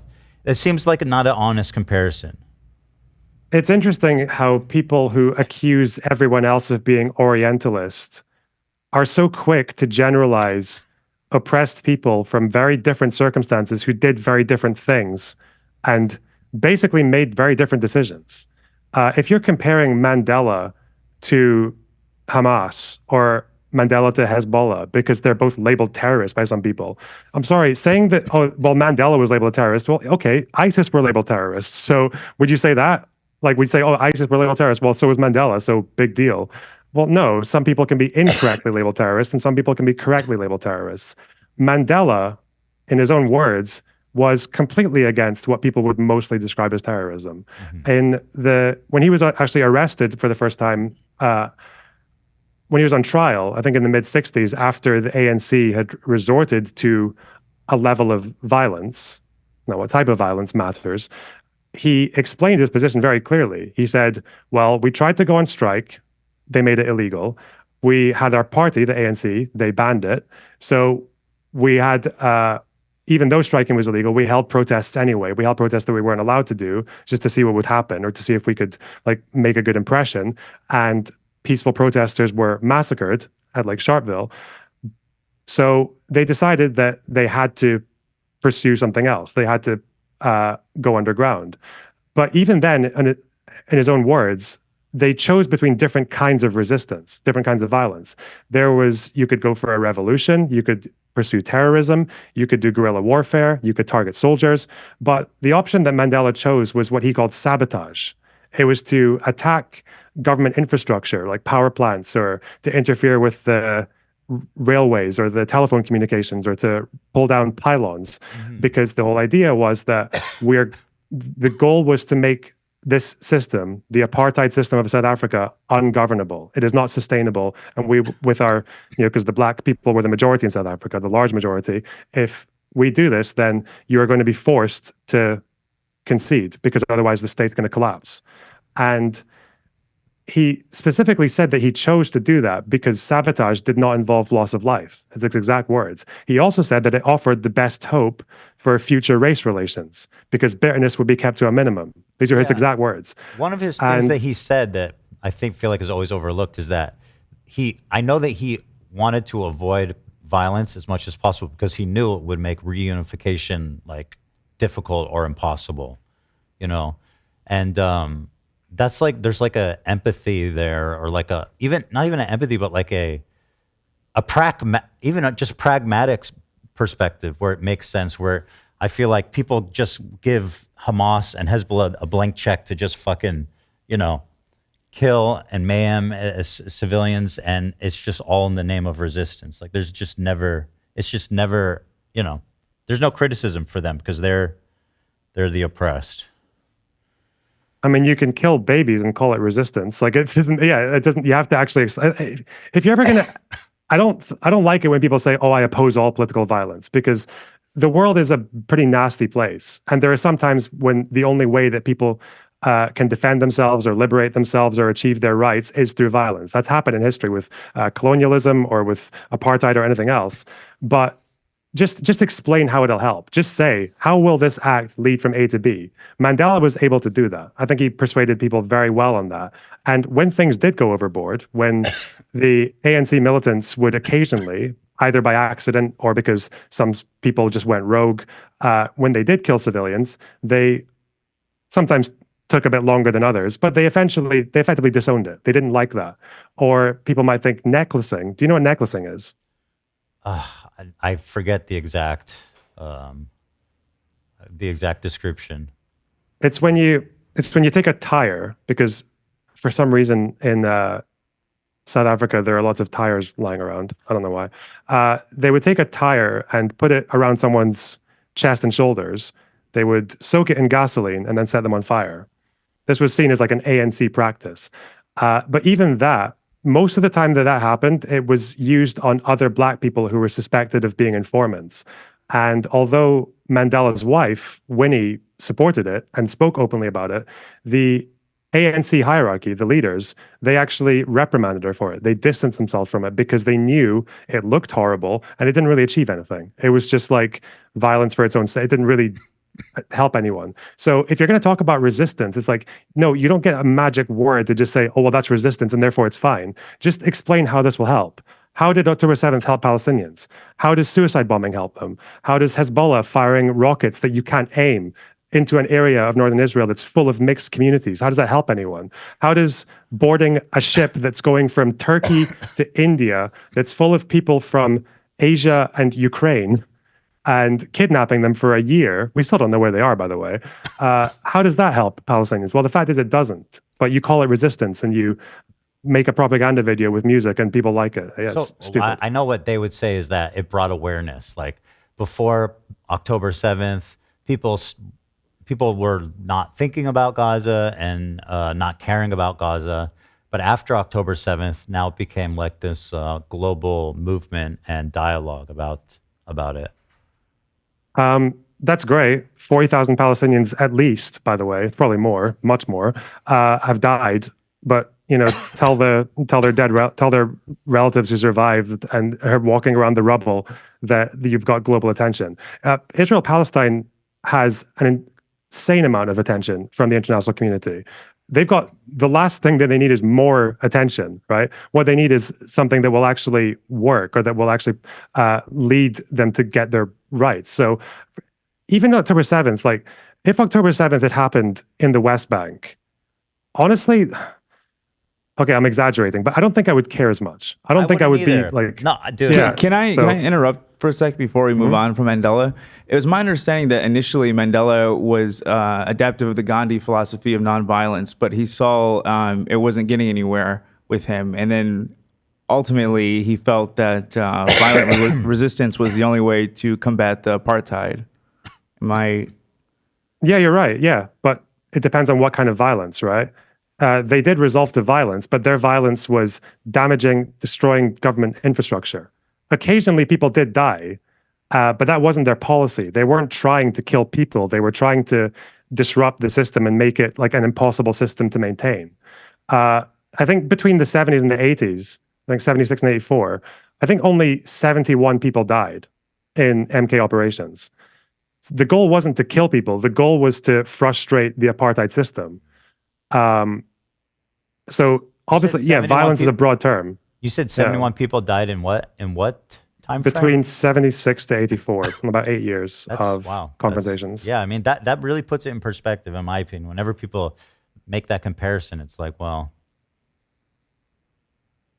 Yeah, it's like the equivalent of saying, like, if we're talking about violence for the Palestinians, there'd obviously be a difference between armed militants in the West Bank destroying an outpost, right? Or even if like a settler tries to go up and set up an outpost, like the idea of like a Palestinian armed militant going up to them with a gun and saying, no, fuck off, like go back to your own country, okay? Like that's because that's the only way they can enforce that.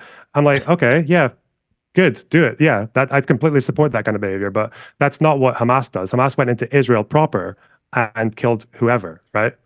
So I totally agree. On the West Bank, like these people are, when you talk about like colonial settlers and stuff, like that's what's actually happening in the West Bank right now. And these people are like, I mean, more or less valid military targets, in my opinion, right? But in Israel proper, as you describe it, what would you say? Because I think a lot of these activists would say, well, actually, Israel's all stolen land. So what's the difference between the West Bank and like around Gaza, the kibbutzim around Gaza? To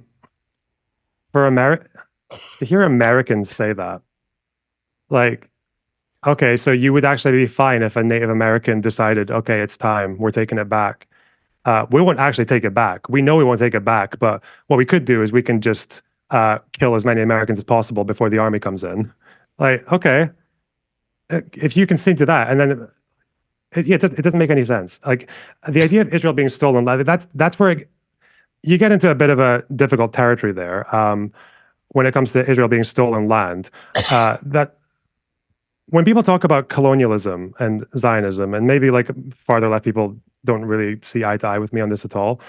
I think when people try to make these comparisons, I don't think it's very helpful to compare Israel, like Israeli colonialism, which I think is real. I don't think it's worth comparing it to something like to Algeria under France or British-run Kenya, because the difference is that a colony is like a place that is controlled by a mother state that that has the colony there on its behalf, with the goal of plundering the land and exploiting the locals. That's the goal, right?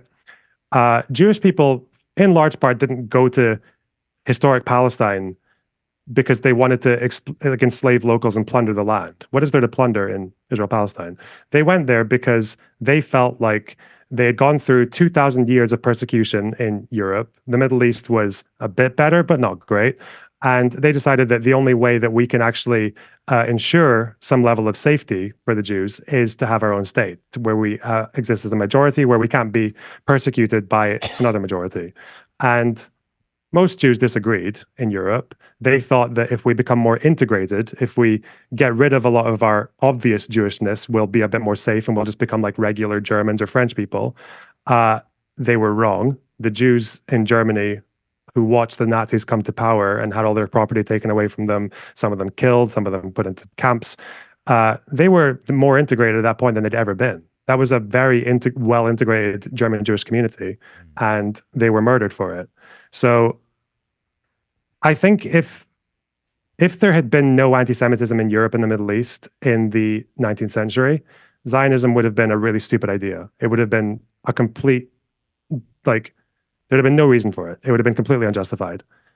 That's my opinion. But because that wasn't the case, and because you're dealing here with people who don't have anywhere else to go, who don't know anywhere else, who are not going back to Poland or Brooklyn or Iraq or Libya or Yemen, well, they're there to stay.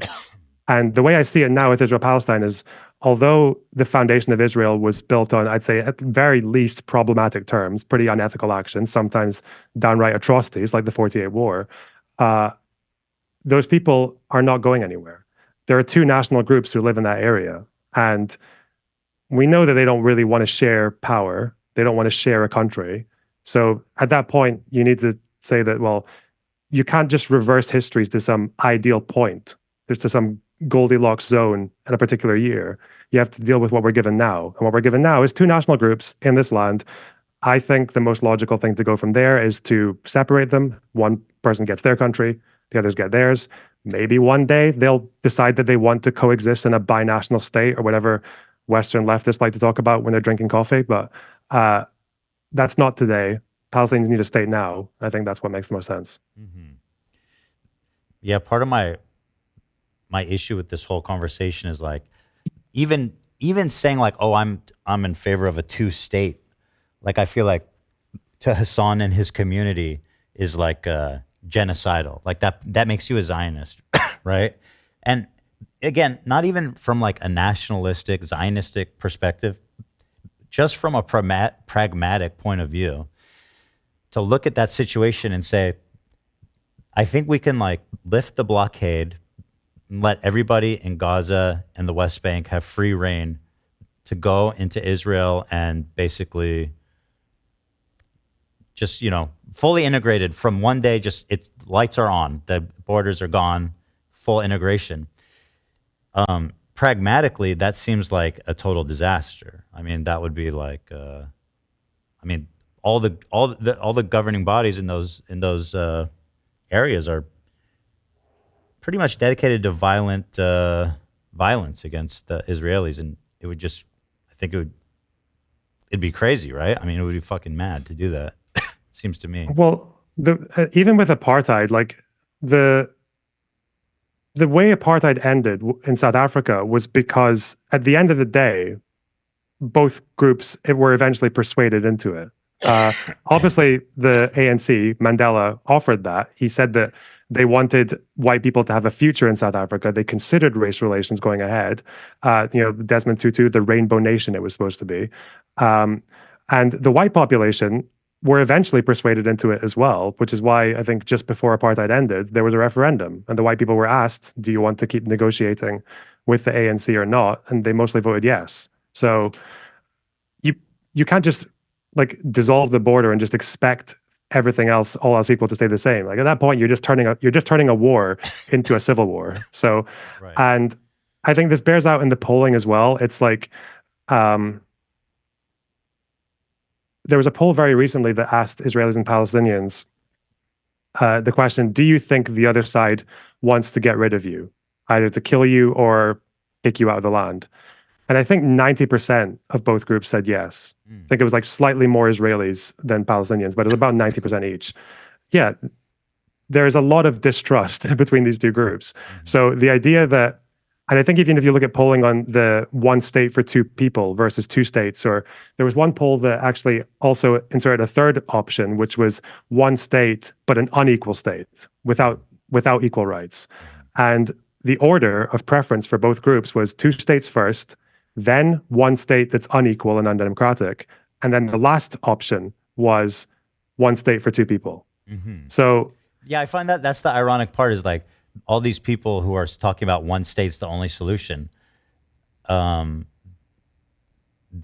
funny because the people who live there, none of them want one state. None of them.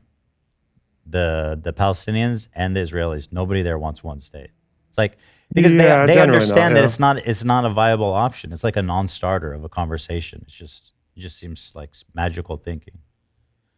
Yeah, I mean, I don't think it necessarily has to be that way forever. But again, Palestinians they need a state now. They don't need to wait 20 years before people start to absorb the same like multicultural opinions that we have in the West, right? So how do you make a Palestinian state with like the way that the government is now, how they're like constantly absorbing land from the West Bank and kind of just looking the other way, or in some cases just greenlighting settlers to steal what is essentially Palestinian land?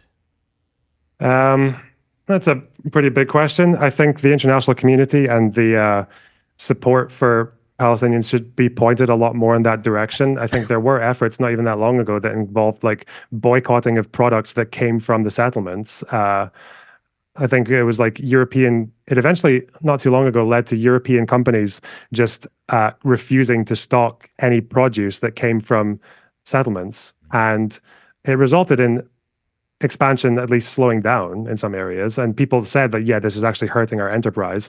So obviously, more of that is a good thing. I think governments, I think it was a really good thing that Biden started putting sanctions on settlers, and particular, I think even maybe one or two settlements themselves, like the outposts. I think that kind of pressure is a really good thing. And I think I really wish that a lot of the activism was maybe pointed more in that direction, because to me, it's a much more black and white thing. I don't think anyone can defend settlers. I went to Israel and Palestine in the summer and interviewed people from both groups. The most frustrating conversations I ever had there was not with Palestinians who sympathized with resistance or anything like that. The frustrating conversations came from settlers, because on the one hand, they would do this thing where they would say, yeah, we're here because Israel's a small country and we need to expand our frontiers so it's harder for people to attack us, right? Like if we weren't here, the terrorists would be closer to Tel Aviv, right? It's a small country and all that kind of thing. But they'd also talk about how this is historic Jewish land. This is Joseph's tomb and Rachel's and the tomb of the patriarchs. And I would try to ask this question where I would say, like, okay, if the security issue was not a problem, would you give up this land for peace? And they wouldn't answer, they would kind of skirt around the question. And I felt like such an idiot. I tried like 3 times to rephrase this question because I thought they just weren't understanding what I was trying to say. And they just still wouldn't answer. And it's because, yeah, those people they're expansionists. They just want territory. They don't care about the security. It's just something that is easier to sell to the rest of the world. So I think there's a lot that needs to change with regards to policy from Israel's allies. And I think settlements is a really big thing. I don't think it's the end of the world in terms of 2 states. I don't think land swapping was really the big issue in the peace process. I think the issues were more fundamental than that. But there are still, people, Israeli leftists who don't have any support behind the scenes talking about ways that you can fix the maps up to make this work. And I just think there needs to be a lot more pressure in that direction. And I think same with Palestinian leadership as well. I think if Palestinian resistance was about frustrating the settler enterprise compared to what Hamas is doing, then that would be a much more amazing thing. That's a good point. Well, are they doing anything to the settlers? Is that even like a focal point for like Hamas? Sometimes. So there are lots of confrontations. The problem is that they tend to go for settlers, and at least in part because they can't get to Israel. I think in was it August? I think it was August this year, the end of the month. There was an IDF raid into Jenin, like a big Hamas stronghold in the West Bank, and it's so stupid how these narratives get kind of like spun in the West. But I think the IDF went in there and they crossed quite a few lines. They bulldozed the roads, and they caused quite a bit of destruction. But I don't think anyone. I watched a bunch of left-wing channels talking about this, and Al Jazeera and the rest of it. I don't think a single one of them mentioned that. I think 11 people died in the first day of those raids, but I don't think a single outlet mentioned that every single one of those people who died was claimed by Hamas, Islamic Jihad, and the Al-Aqsa Martyrs Brigades, like fighters, every single one of them, on their own websites. And they even said that what they were doing was they were building explosives to use either on settler communities or on Israelis, because it happened just like a week after or 2 weeks after a botched suiciding attempt by Hamas and Islamic Jihad. They tried one in Tel Aviv and it failed. So, yeah, again, that's always been an issue, I think, is like, I don't really know if there's ever been like an armed resistance sort of agreement on the Palestinian side to kind of like focus on particular targets rather than others. It seems to be like they'll go for Israelis in Israel proper. They'll go for settlements that are right on the border that are probably never going to go back, or they'll go for outposters, which I think are a lot more justified. But yeah, I don't think there's ever been like a really focused so if you're attack living on one group. Yeah. I'm kind of curious what your opinion is. If you're living in Gaza and you were born there, and obviously we all know that the conditions even before the war were pretty tough there, like 50% unemployment, like tons of poverty and no freedom of movement. So like, I guess what, you know, I think a lot of people say, well, if they can't go and fucking, you know, start blowing up shit in Israel, what can they do? It's kind of like, I don't even know what an analogy is, but it's like if you're suffering, I don't think you're not going to gain more from blowing up things in Israel, are you? Like, you don't really gain anything from that. You actually lose quite a lot, because look at Gaza now. There was a Hamas leader, actually, alongside Sheikh Yassin, the founder, in the early 2000s. And there was a really interesting quote from him where he basically said, let's be frank, we're not going to destroy Israel. The practical solution would be for us to have a state alongside Israel. And when we build a Palestinian state, we will not need militias. The needs for attack will stop and things will change into a civil life. There is this very small fringe of Palestinian advocates, including, they've existed in Hamas as well, where they think that one thing that Palestinians don't lack, at least before October 7th, was international humanitarian aid. They are one of the largest, if not the largest, recipients per head of humanitarian aid in the world.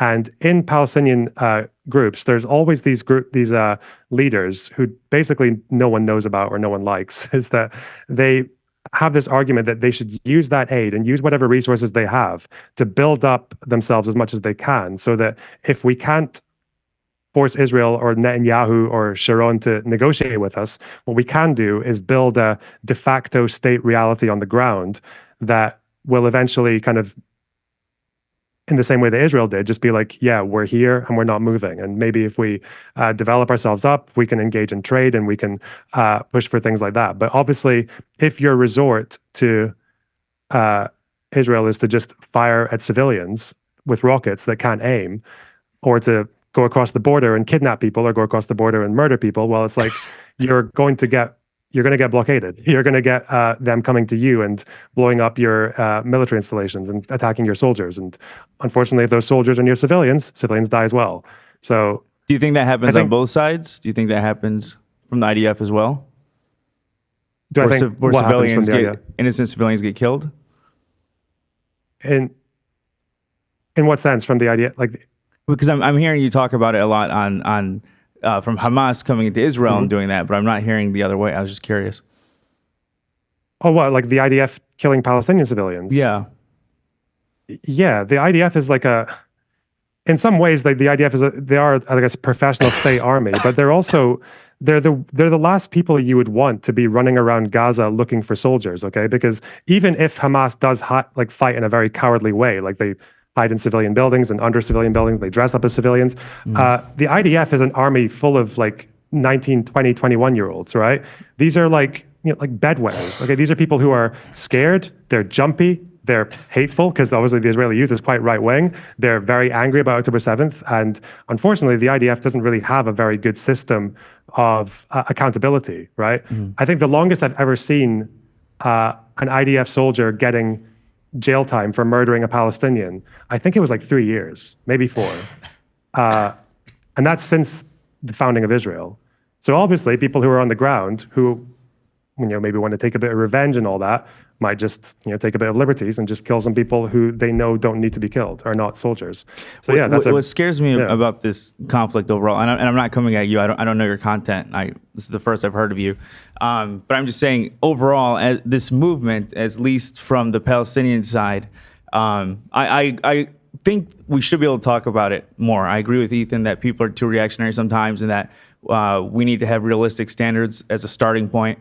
But from the Palestinian point, like I've never heard, at least to my knowledge, I don't know shit about politics, but I've never heard of another movement who can't have a slogan. So my whole life, I'm Lebanese, I'm Muslim. I've always heard "River to the Sea." I've never understood it as a phrase that meant eliminate Israel. Now, when I heard that people take it that way, when I heard from Jewish people that they take it that way, I respect that. And if they think that, then I don't want to say it. But then the next thing is, okay, we can't have a slogan. Now, and again, I'm not talking about Ethan specifically. I'm just talking about my views overall. No, it's good. Now Listen, we're by not. the way, this is a good conversation. Yeah. So we're not able to have a slogan. Now we're not able to identify the enemy because now I'm being told that Zionist is being associated with Jewish. And of course, people can use Zionist and call people Zionists where it's not true. But I don't think it's fair to say that, calling people Zionists just as a flat line is anti-Semitic. That's me personally.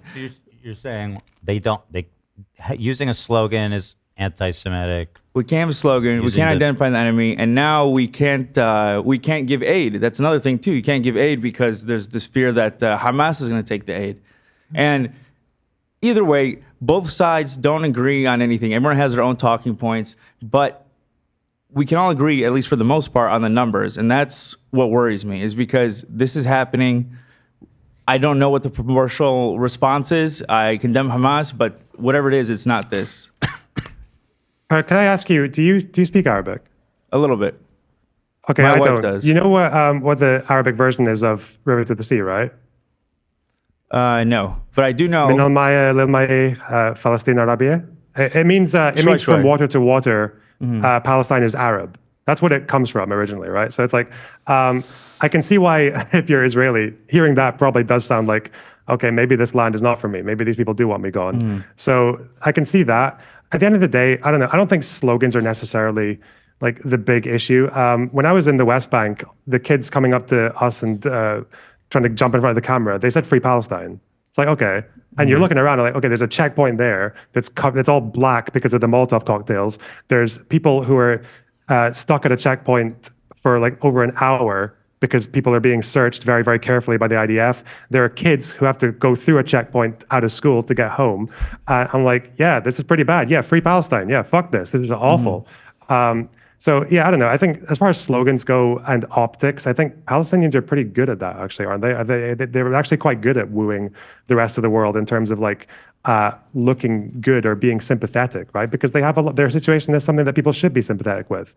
On the other end, I don't mean so much the oppressed overseas. I mean the people here who are trying to defend them. Like, there's this feeling of like, no matter what we say, we're gonna get cornered and be called anti-Semitic or something along those lines. Whatever it is, to be a terrorist sympathizer. You feel like you don't, there's not a lot of freedom for somebody to just and criticize Israel. Yes, and let me be clear. That nothing to do with Ethan or Elo. Ethan has always encouraged me to say whatever I want. I'm very thankful for that. We had a full conversation in Vegas in which he said you could talk to me as your friend, and I truly appreciate that. So this is not a reflection of you, Ethan. I don't take it that way at all. Yeah. This is good. But this is my problem, is that like having a conversation even like remotely, like with any friction in it at all, or like this is a civil conversation we're having, is like beyond the pale. It's become beyond the pale. It's like untenable, and it's just I'm fucking over that shit. But I'm appreciative of what you're saying. I'm definitely hearing what you're saying, man. Can I ask a question? Sure, please, yeah. So obviously violent resistance is like not the optimal option. But when people are not being given aid and they're being killed, how do you propose peaceful resistance when they don't have resources to do anything at all right now?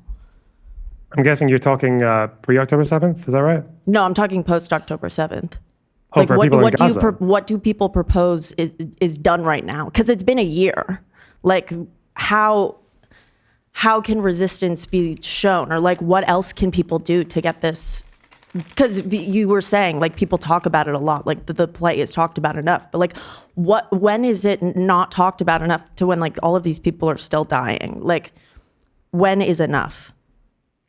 I don't think people should stop talking about it. I guess it's just when you're saying what kind of peaceful resistance, are you talking about people in the West or are you talking about people in West Bank or Gaza? I'm not sure the question was. She's saying that what other option? Well, it's going to happen basically, if I'm understanding you correctly. Yeah. Like, how do we Obviously, move it forward? shouldn't, It but- shouldn't happen. We don't condone of it, but what? And especially if you want to send aid there and people are scared that the aid will go to Hamas, which is, I understand, obviously, like there is a threat there. But if you fear that it'll be going to the terrorists, what do you do to supply aid to the innocent civilians who have been dying and are dying?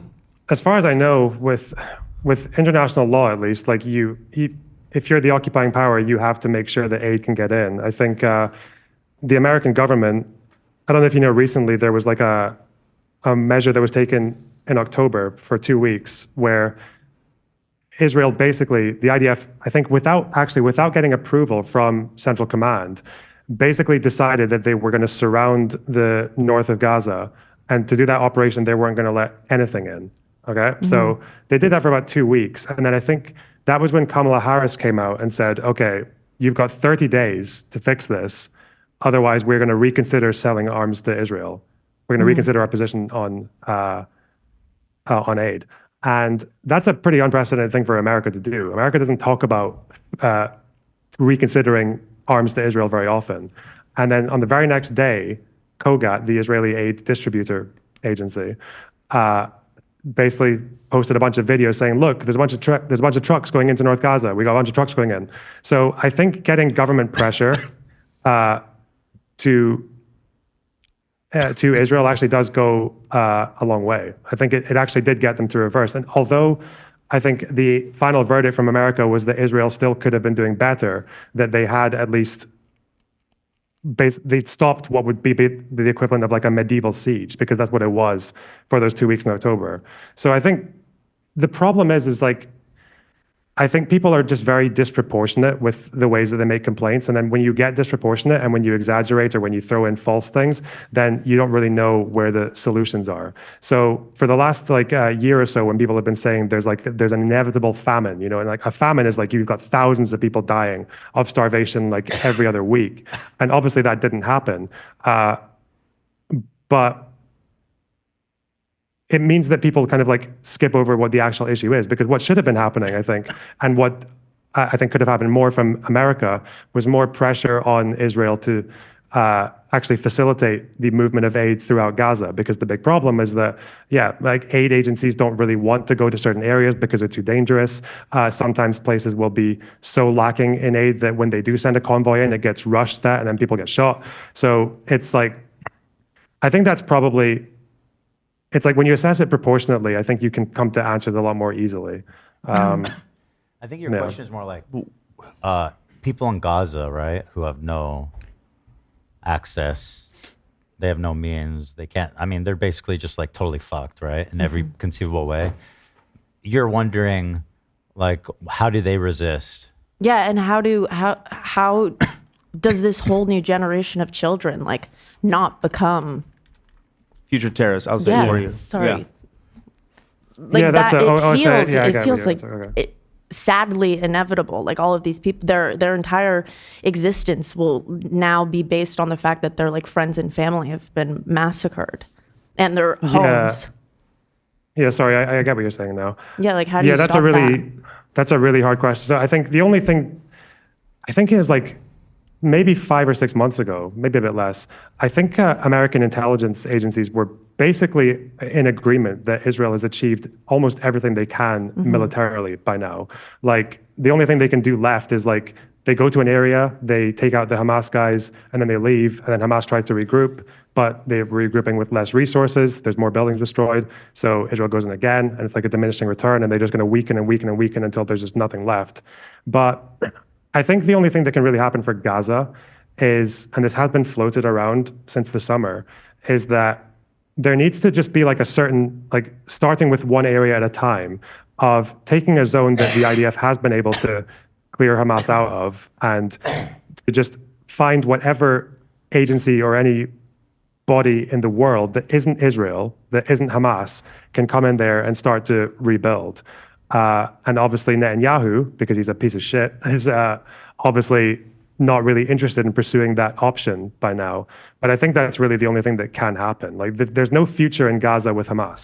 There's no future with Hamas, because if they stay, they're going to do the same thing again. They're going to rearm, they're going to rebuild, and they're going to try attack Israel again, and then Israel will respond, and then you'll get the same situation again, and more people die, and more people get radicalized.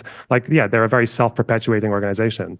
And there's also not really, I think, anything happening with this current Israeli government. They either need to get kicked out by the locals, or they need to have a lot of pressure on them from the rest of the world. And I think with Trump coming in, that's not very likely, but I think that's what should happen. Whether we get there, I don't know. Do you think that Bibi is like a war criminal? Yep. Yeah. I think it's quite clear. In the beginning, do you know Bob Woodward, the guy who wrote that book, the journalist who wrote that book about behind the scenes conversations between politicians? Yeah. He, there was one bit in there where on October 7th, until about the end of the month, there was a complete shutdown of aid going into Gaza. And the argument I heard at the time, because when I was in Israel, I met a couple of Israeli propagandists, like government propagandists, and they said that, like, oh, that only happened because there were a bunch of breaches in the border, some crossings were damaged, and you had to rebuild that to make sure and organize passage with the aid organizations so that we could actually make things function properly. But it turns out that behind the scenes, they had solved that problem, but Netanyahu and Yoav Gallant, mostly Netanyahu, were insistent on keeping the border blocked, which is a war crime. Like, it doesn't matter if you're not obligated to give them anything yourself. Like, if you're an occupier, you're not obligated to be the one that buys the food and brings it there, but you are obligated 100% to allow aid to pass through there. You have to do that. And if you deny that, which it seems like Netanyahu did knowingly, and complained to Biden for pushing back against it, that's a war crime. That's a pretty grave war crime. Yeah. It's such a shame that the government in Israel right now is so fucked, and not just even Netanyahu, but like the whole coalition is just so fucked. It's just so fucked. Yeah. Yeah, and it doesn't really help that he's somehow managed to push his approval ratings up again because of the military successes against Hezbollah and I noticed killing that too. Sinwar. I noticed, like, people in Israel were like mega anti Netanyahu, and it was specifically after the pager attack, I feel like, that the public was like, okay, maybe we can keep the war going with Bibi or something. I don't know. Yeah, it's just that I think with the Israelis, obviously there was a time when they were a lot more open to peace, like in the 90s and the 2000s. And then I think it was mostly the Second Intifada that just kind of broke everyone's brains over there. And obviously pulling out of Gaza unilaterally and then seeing Hamas appear like within a year or two afterwards and firing rockets over at you, that didn't help either. But I don't think Israelis they're not stupid. So there was quite a bit of hope I got when I was, like, the Tel Aviv protesters, the ones who are pushing for an end to the war and for ceasefires and to pursue some alternative that isn't just like total victory or whatever that means. I think once this side of things is done and there's like a next phase of whatever comes next, I don't think Israelis are going to forget that Netanyahu, like, this is in large part his fault. He posed himself as the security guy for 20 years. He said, yeah, I might be corrupt. I might be unlikable. You might hate me, but I'm the guy who keeps you safe. I'm the security guy. And then he oversees the biggest failure in Israeli security ever in their entire history. And he does this in large part because he was complacent. He thought that he had actually used his stance and his positioning to convince Hamas to stay quiet. And the entire time he was being duped, to the point that people, these poor, it was like mostly young women actually watching the borders, would send in reports saying there's irregular movements at the border, there's irregular activity that's built up, and people just saying, nah, they're just doing that to keep each other busy. You know, they're not interested in a large confrontation. I think people will remember that, hopefully, and with if Hamas and Hezbollah can be properly defanged and like they don't pose the same threat to Israel that they did, then I think the Netanyahu excuse for fighting massively goes away. Like if they can actually take out Hamas, then there's no excuse for the blockade. It's gone. And like every country in the world should completely disown Israel if they keep it going after that. So I agree that Hamas should be taken out of power, but I also have this fear that this is an excuse to make allow this genocide to basically continue. Like, I don't know what the answer is of how to remove Hamas while at the same time not massacring so many people. yeah, and I guess that's true. And it's like even if Netanyahu weren't a war criminal, even if they did everything right by the books of the law in war, yeah, you'd still kill a lot of civilians because that's how Hamas fights. But I don't really know. That's why I think right now, because Hamas will fight forever. I don't think they're going to stop. Obviously, the right thing for them to do would be to surrender and to agree to hand over the governance of the Strip to anyone that's not the IDF and that's not Hamas. That would be ideal. But I think that's why I think the burden should be on the IDF and Israel a lot more to take parts of Gaza that they can actually secure some kind of like calm in, and then just it needs to be. I don't think Israelis and Palestinians can solve this by themselves.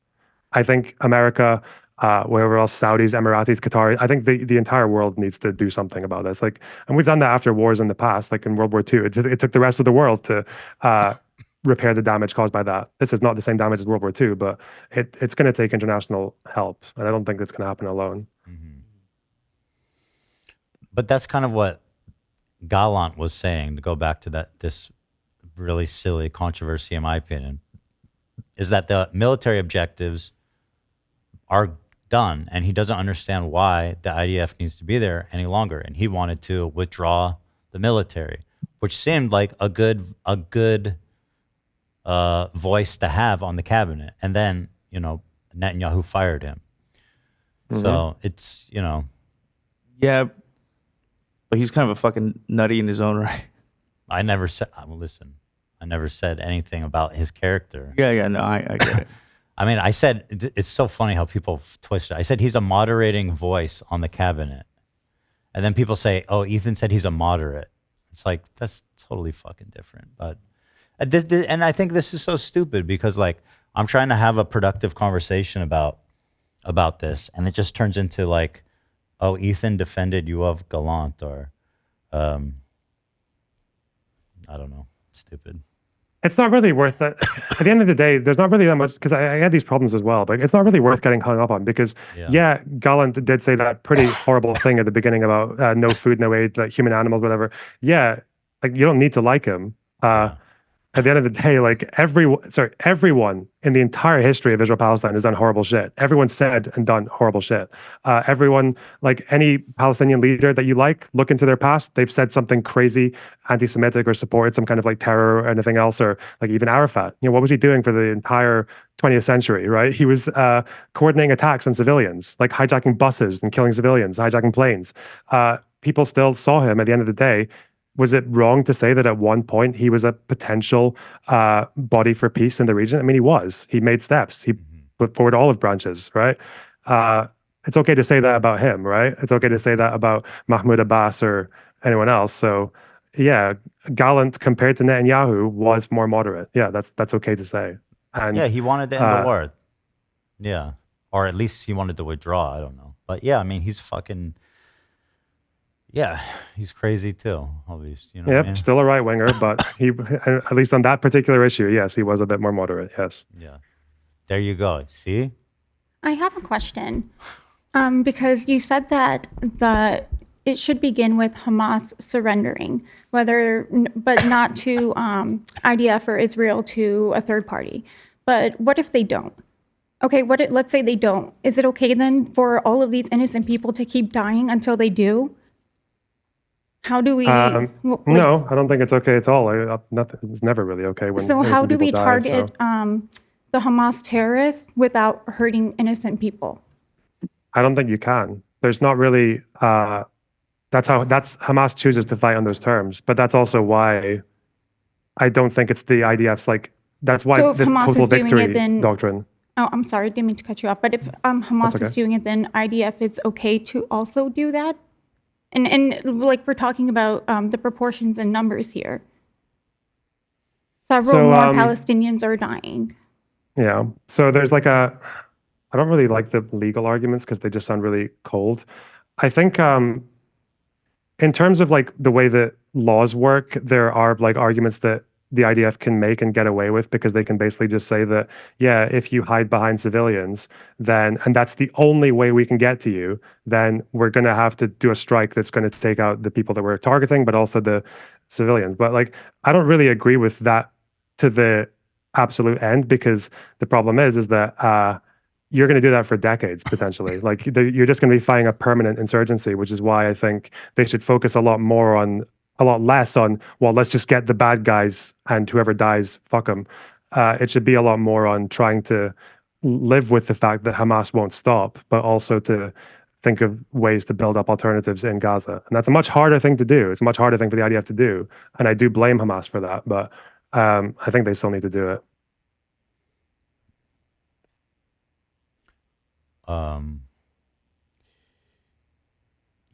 I know what you mean, though. Hamas will never, they'll never surrender.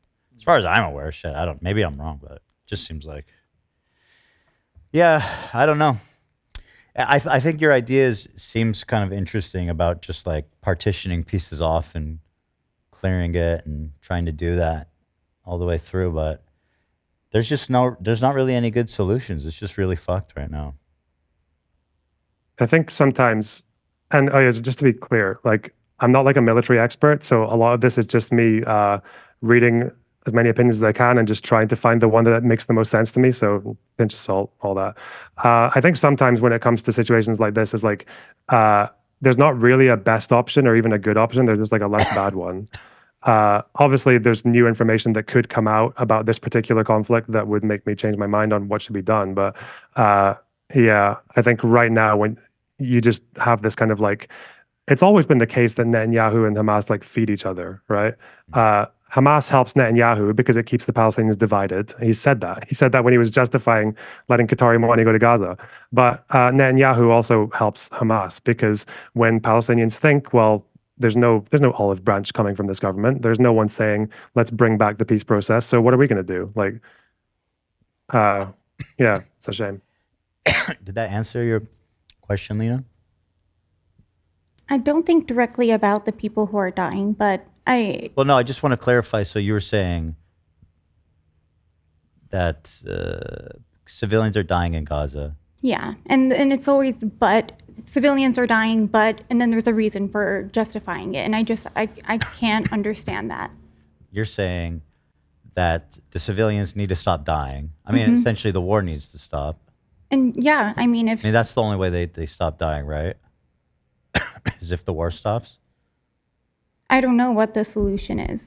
I just wish there was another way to get these to target these terrorists better, where you're not getting all these kids caught in the crossfire. Yeah, I hear a lot of optical solutions.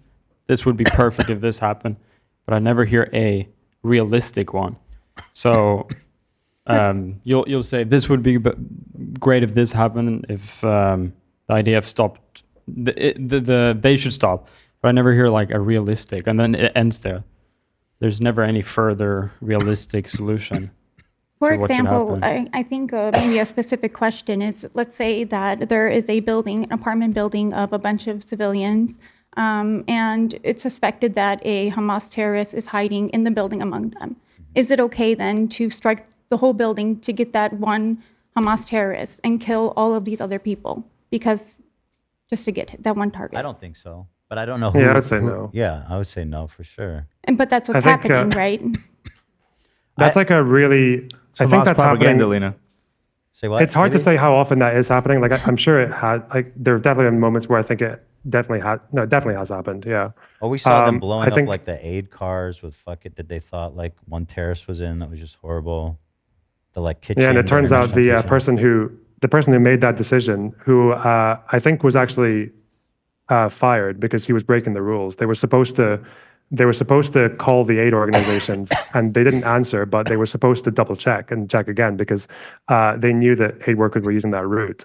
It turns out the guy that actually signed off on that strike was a settler, a guy who opposed humanitarian aid going into Gaza, who actually argued very vehemently against aid trucks going into Gaza. That guy was that's a like systemic issue full-on- with the IDF, though, right? That a fucking someone like that would be in that position. Yeah, and the lack of accountability is awful. But to answer the question about what one terrorist in a building full of 20 or 30 people or 50 or whatever, it's like a really difficult moral question. I know that in like law they try to solve it because they say that, well, it's legal if the collateral damage, they call it, the civilian harm, is lower than the military advantage that you're going to get from it. And it's like, okay, how do you measure these two things? Like, how do you measure a military advantage against a number of civilian deaths or human lives? You can't really do it. So I think the way that some people try to solve it is they say is like, do we have any other way of stopping this threat? And generally in law, if you don't, then you just say, well, yeah, go ahead. And then people somehow do those jobs and manage to sleep at night. That's why I think that there's only so much that the IDF could have done militarily. I think, and they've probably exceeded that by now. Like they don't need to gain any more.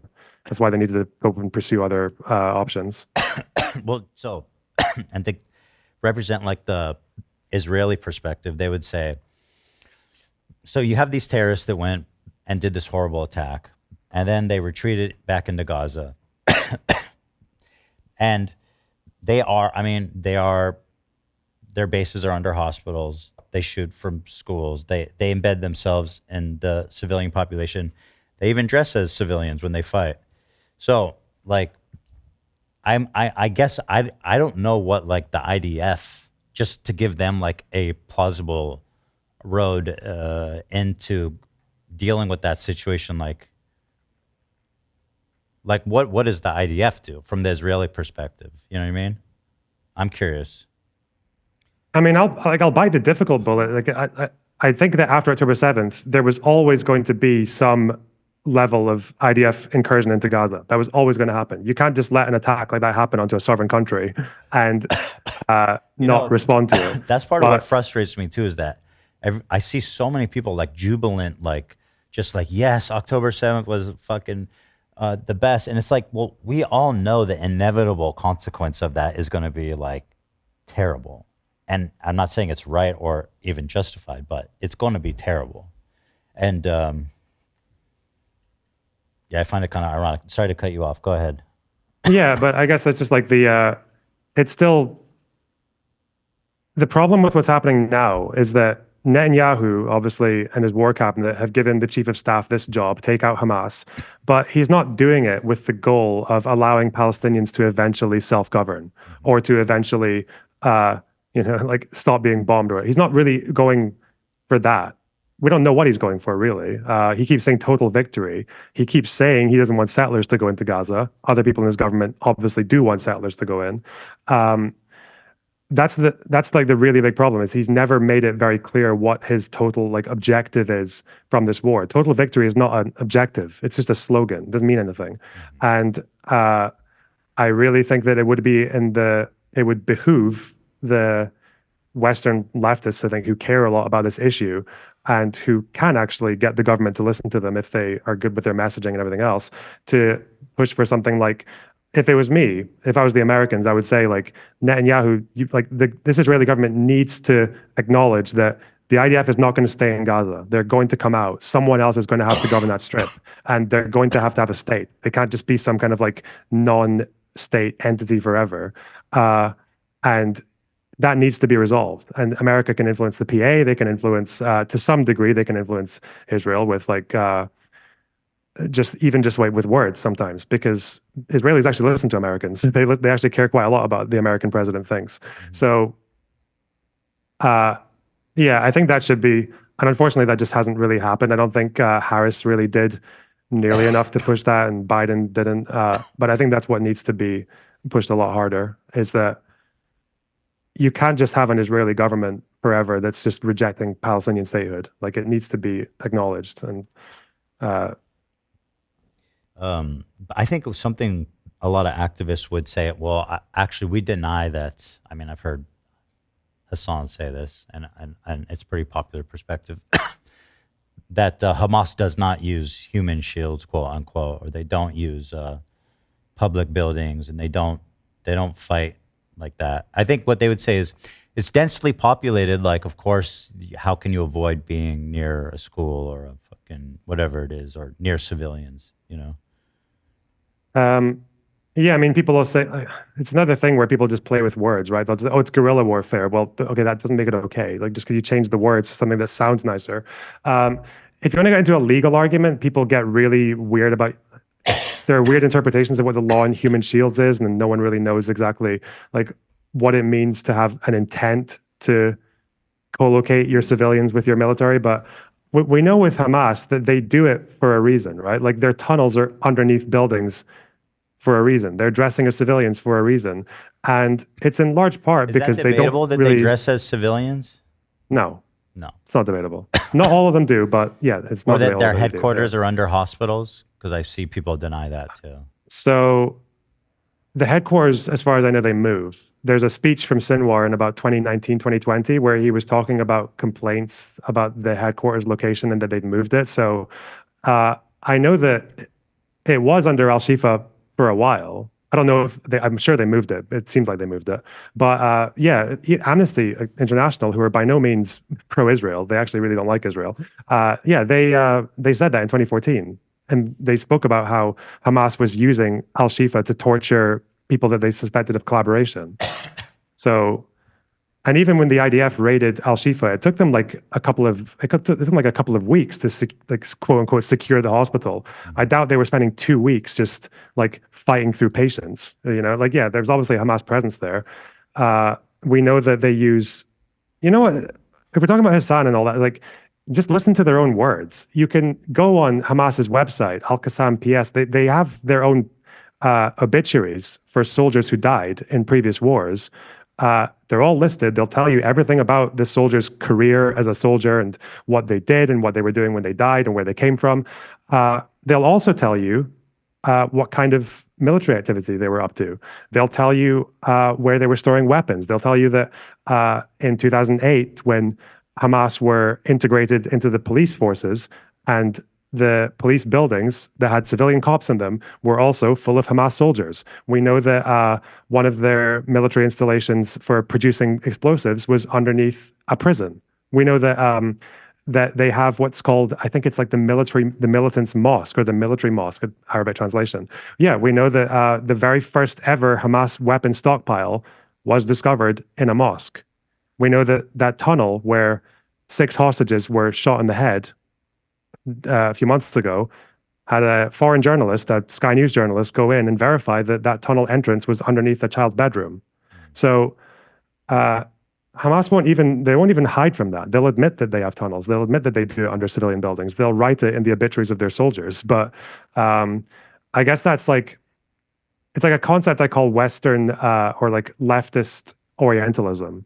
It's this idea that you're not really treating Arabs as real people when you feel like you have to do this whitewashing of their own actions, where you feel like you see like a Palestinian group like Hamas doing a thing, basically everyone agreeing they do a thing in terms of like investigations, them saying they do this thing, but you're just like, no, that's not true.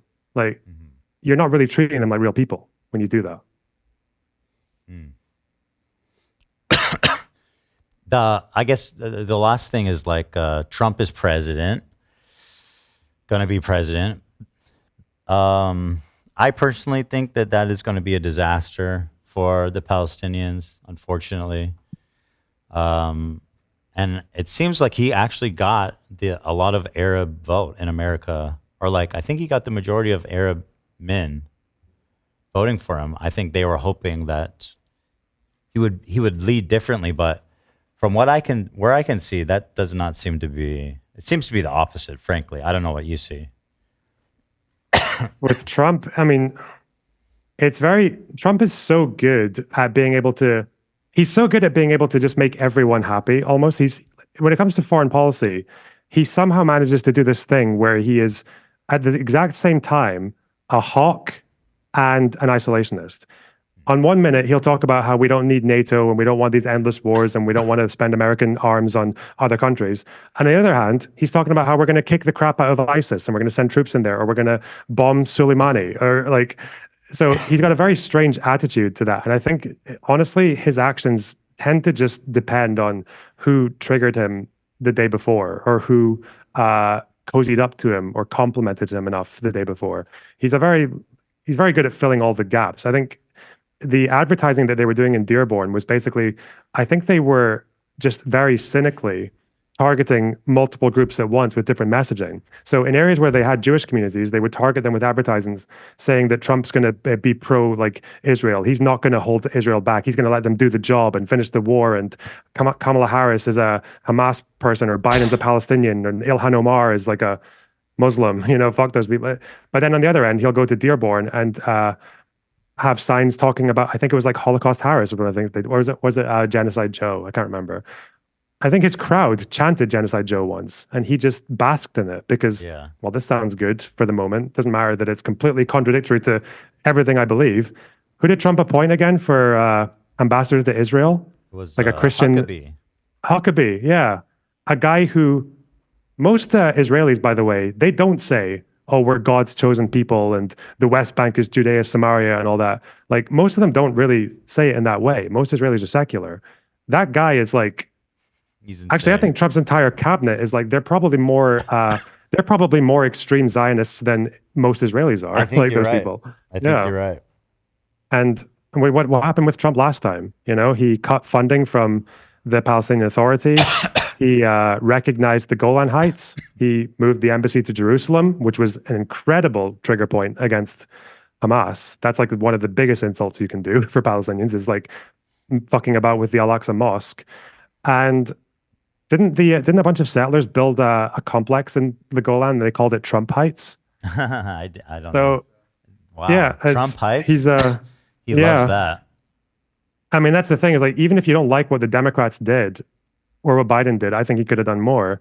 It could always be worse. It could be a lot worse. And I think, unfortunately, with Israel, we're going to see worse with Trump and Netanyahu combined. Oh yeah, here it is, Trump Heights. That's it. That's all you need.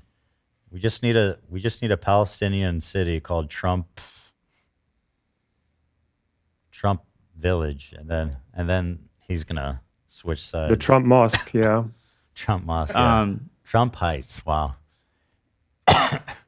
Yeah. What? Sorry. I was just say, yeah. Me and my wife, we're from Dearborn, and yeah, definitely a lot of people back home would not vote for Harris, and some of them, obviously, yeah, they were going towards Trump. And I think, me personally, I would vote for Harris just because of other people, because of women's rights and stuff along those lines. But as an Arab, the way we looked at it, for the most part, my understanding is that we feel like no one gives a shit, no one cares. Biden stood idly by. She's going to stand idly by. At least maybe with Trump, there might be a chance of something being done.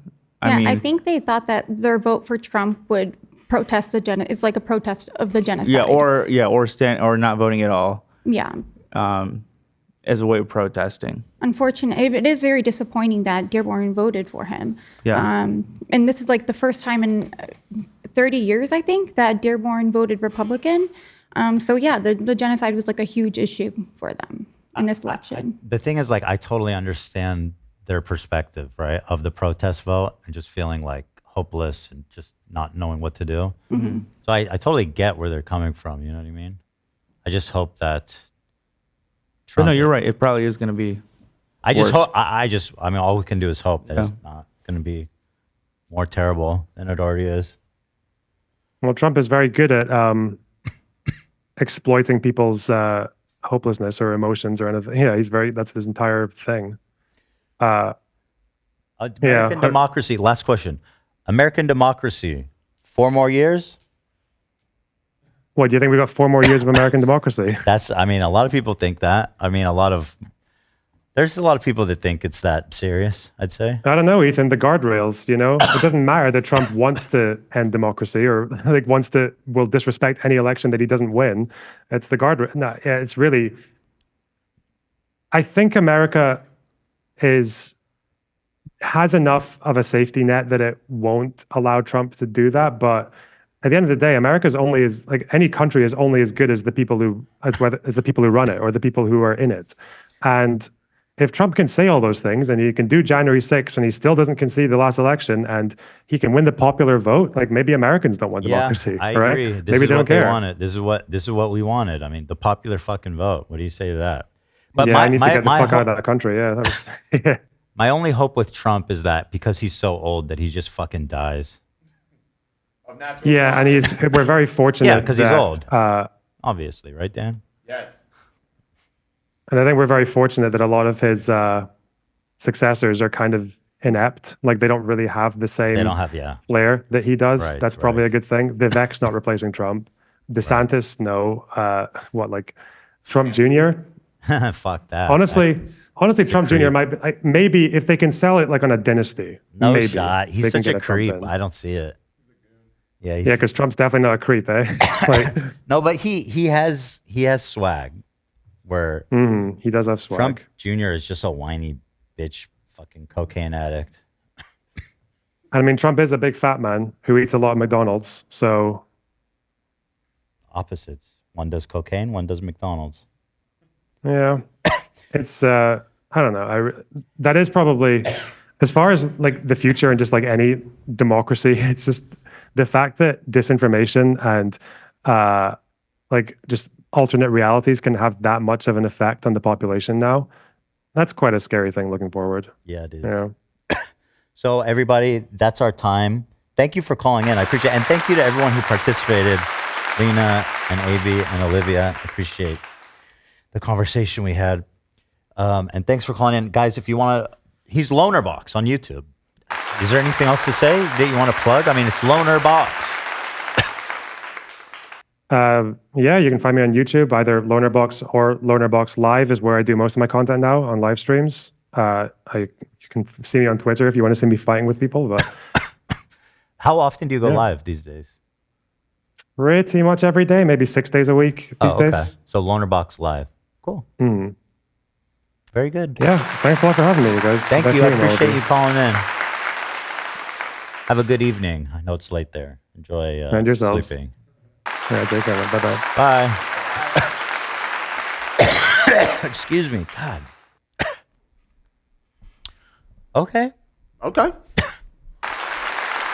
I mean, I like that we could talk. We had a pretty, I don't know. I know a lot of people probably disagree with his perspective, but I thought it was good the way that we were all able to have a conversation about it. I saw a lot of appreciation for that in the chat during the combo. And Because I'm honestly so fucking sick of this shit where we have to everyone has to fall in line and nobody can argue, and it's even if you attempt to offer a different perspective, you get accused of this and that, and it's just, I'm so fucking over it, dude. I'm not doing that shit anymore. I'll hold you to that. Not doing it. I'm holding you to it. I'm not doing it anymore. Anyway. All right. I have some cooking to do this evening for our Laugh You Lose tomorrow, which everybody will be catching on Friday. You what? I got to make the turkey. You're going to prep a whole turkey tonight? No, I'm not cooking a turkey. It'll have turkey in it, though. Okay, cool. I'm definitely. He was assigned, so everybody was assigned a dish from the classic Thanksgiving lineup. I'm doing the, what should I say? I guess, who cares, right? Yeah. So I'm doing the green bean casserole. He's doing the turkey. What do you got, Lil? Mashed potatoes. Mashed potatoes. Nice. AB, what do you got? I was so distracted because this dude on Reddit looks just like you. I'm so sorry. What was my plate? Looks like me? That was the first time. I hate the lookalike Dan pose, but this is the first time. What the fuck is Dan this doing? This one's true, huh? I saw one too of young Saoirse Ronan, and it said it looks like Dan. What? I'll pull it up. But I am doing mashed potatoes. Wait, double? What? Hold on. Hold on. We got an issue. You both are doing mashed potatoes? Uh-oh. Oh, when did you decide? I have the assignments here. Let's see. AB. You're supposed to have pumpkin pie, my friend. No, Lena is pumpkin pie. I have Lena as mac and cheese. Oh my goodness! What a Thanksgiving disaster! Oh no! Well, I'm glad we talked about this. Yeah, We got out in the open. We can work out who does what. Honestly, if there's 2 mashed potatoes, it's not the end of the world. Also, I could do pumpkin pie and just. We already got the pumpkin pie and the stuff, but And I have stuff for mac and cheese yeah, already. Just make it. Okay, It doesn't I matter. see. Well, pumpkin pie was on your list, but it's assigned to you, and then mac and cheese is listed as Lena's. So wait, Do I what look is like this I can make photo? pumpkin AV? I thought that was Dana at first. Which one? In the middle. Wait, what? Oh, okay, I see it a little bit. Is that the dude who Whoa. That's the dude who killed himself, right? I don't know. Who is it? I What don't are you talking about? He was one of the founders of Reddit, and he was. Right. Yeah, maybe. I think maybe you're He right. sadly. Which one? passed away. I still don't know what you're saying. Looks like me though. I thought the guy This in the middle. guy. was like I see. The guy in the middle looks Yeah. like me. I see a little in the face. I see a How little. far? I see a little. It looks like Dan with brown eyes. to Y'all me. say so. Please, that's the. I'm glad it's just not I one was of like, the why bald guys is with the beard. complicit to He's like Dan, but less contributing to beautiful. the Dan BS. I'm sorry. What about this? No, it's okay. It's okay. What about this? The one on the left. Okay. That's Saoirse Ronan, Oscar award-winning actress, and that's her when she was a child. Why is this on our subreddit? Okay, this Because it looks like Dan, bro, on the left. Oh, what the fuck? Okay, that one I see a little bit. That one I do see a little bit. Are you saying Dan looks like a little girl? Yeah, Yeah, maybe. Dan looks like He has- this little girl. What can He I has say? lovely features. Yeah, you've Beautiful got lovely eyes. Yeah, I kind of see it. Maybe she's a distant relative. I believe it. So, what? How do you spell her name? That's a crazy name. Saoirse, Saoirse. I have grown up with Megman. And what was the last name? Ronan, Ronan. She's American Irish. Yeah, I've got Scottish ancestry, but maybe there's a little crossover. Twice somewhere. removed or something. Yeah. All right, fair enough. He doesn't really have a Scottish accent. I was picking up on. Are you talking about loner bugs? Yeah. I picked up on it on certain words. I just expect him to sound like a leprechaun. But leprechauns are from Ireland. Well, a Scottish leprechaun. yes, laddie.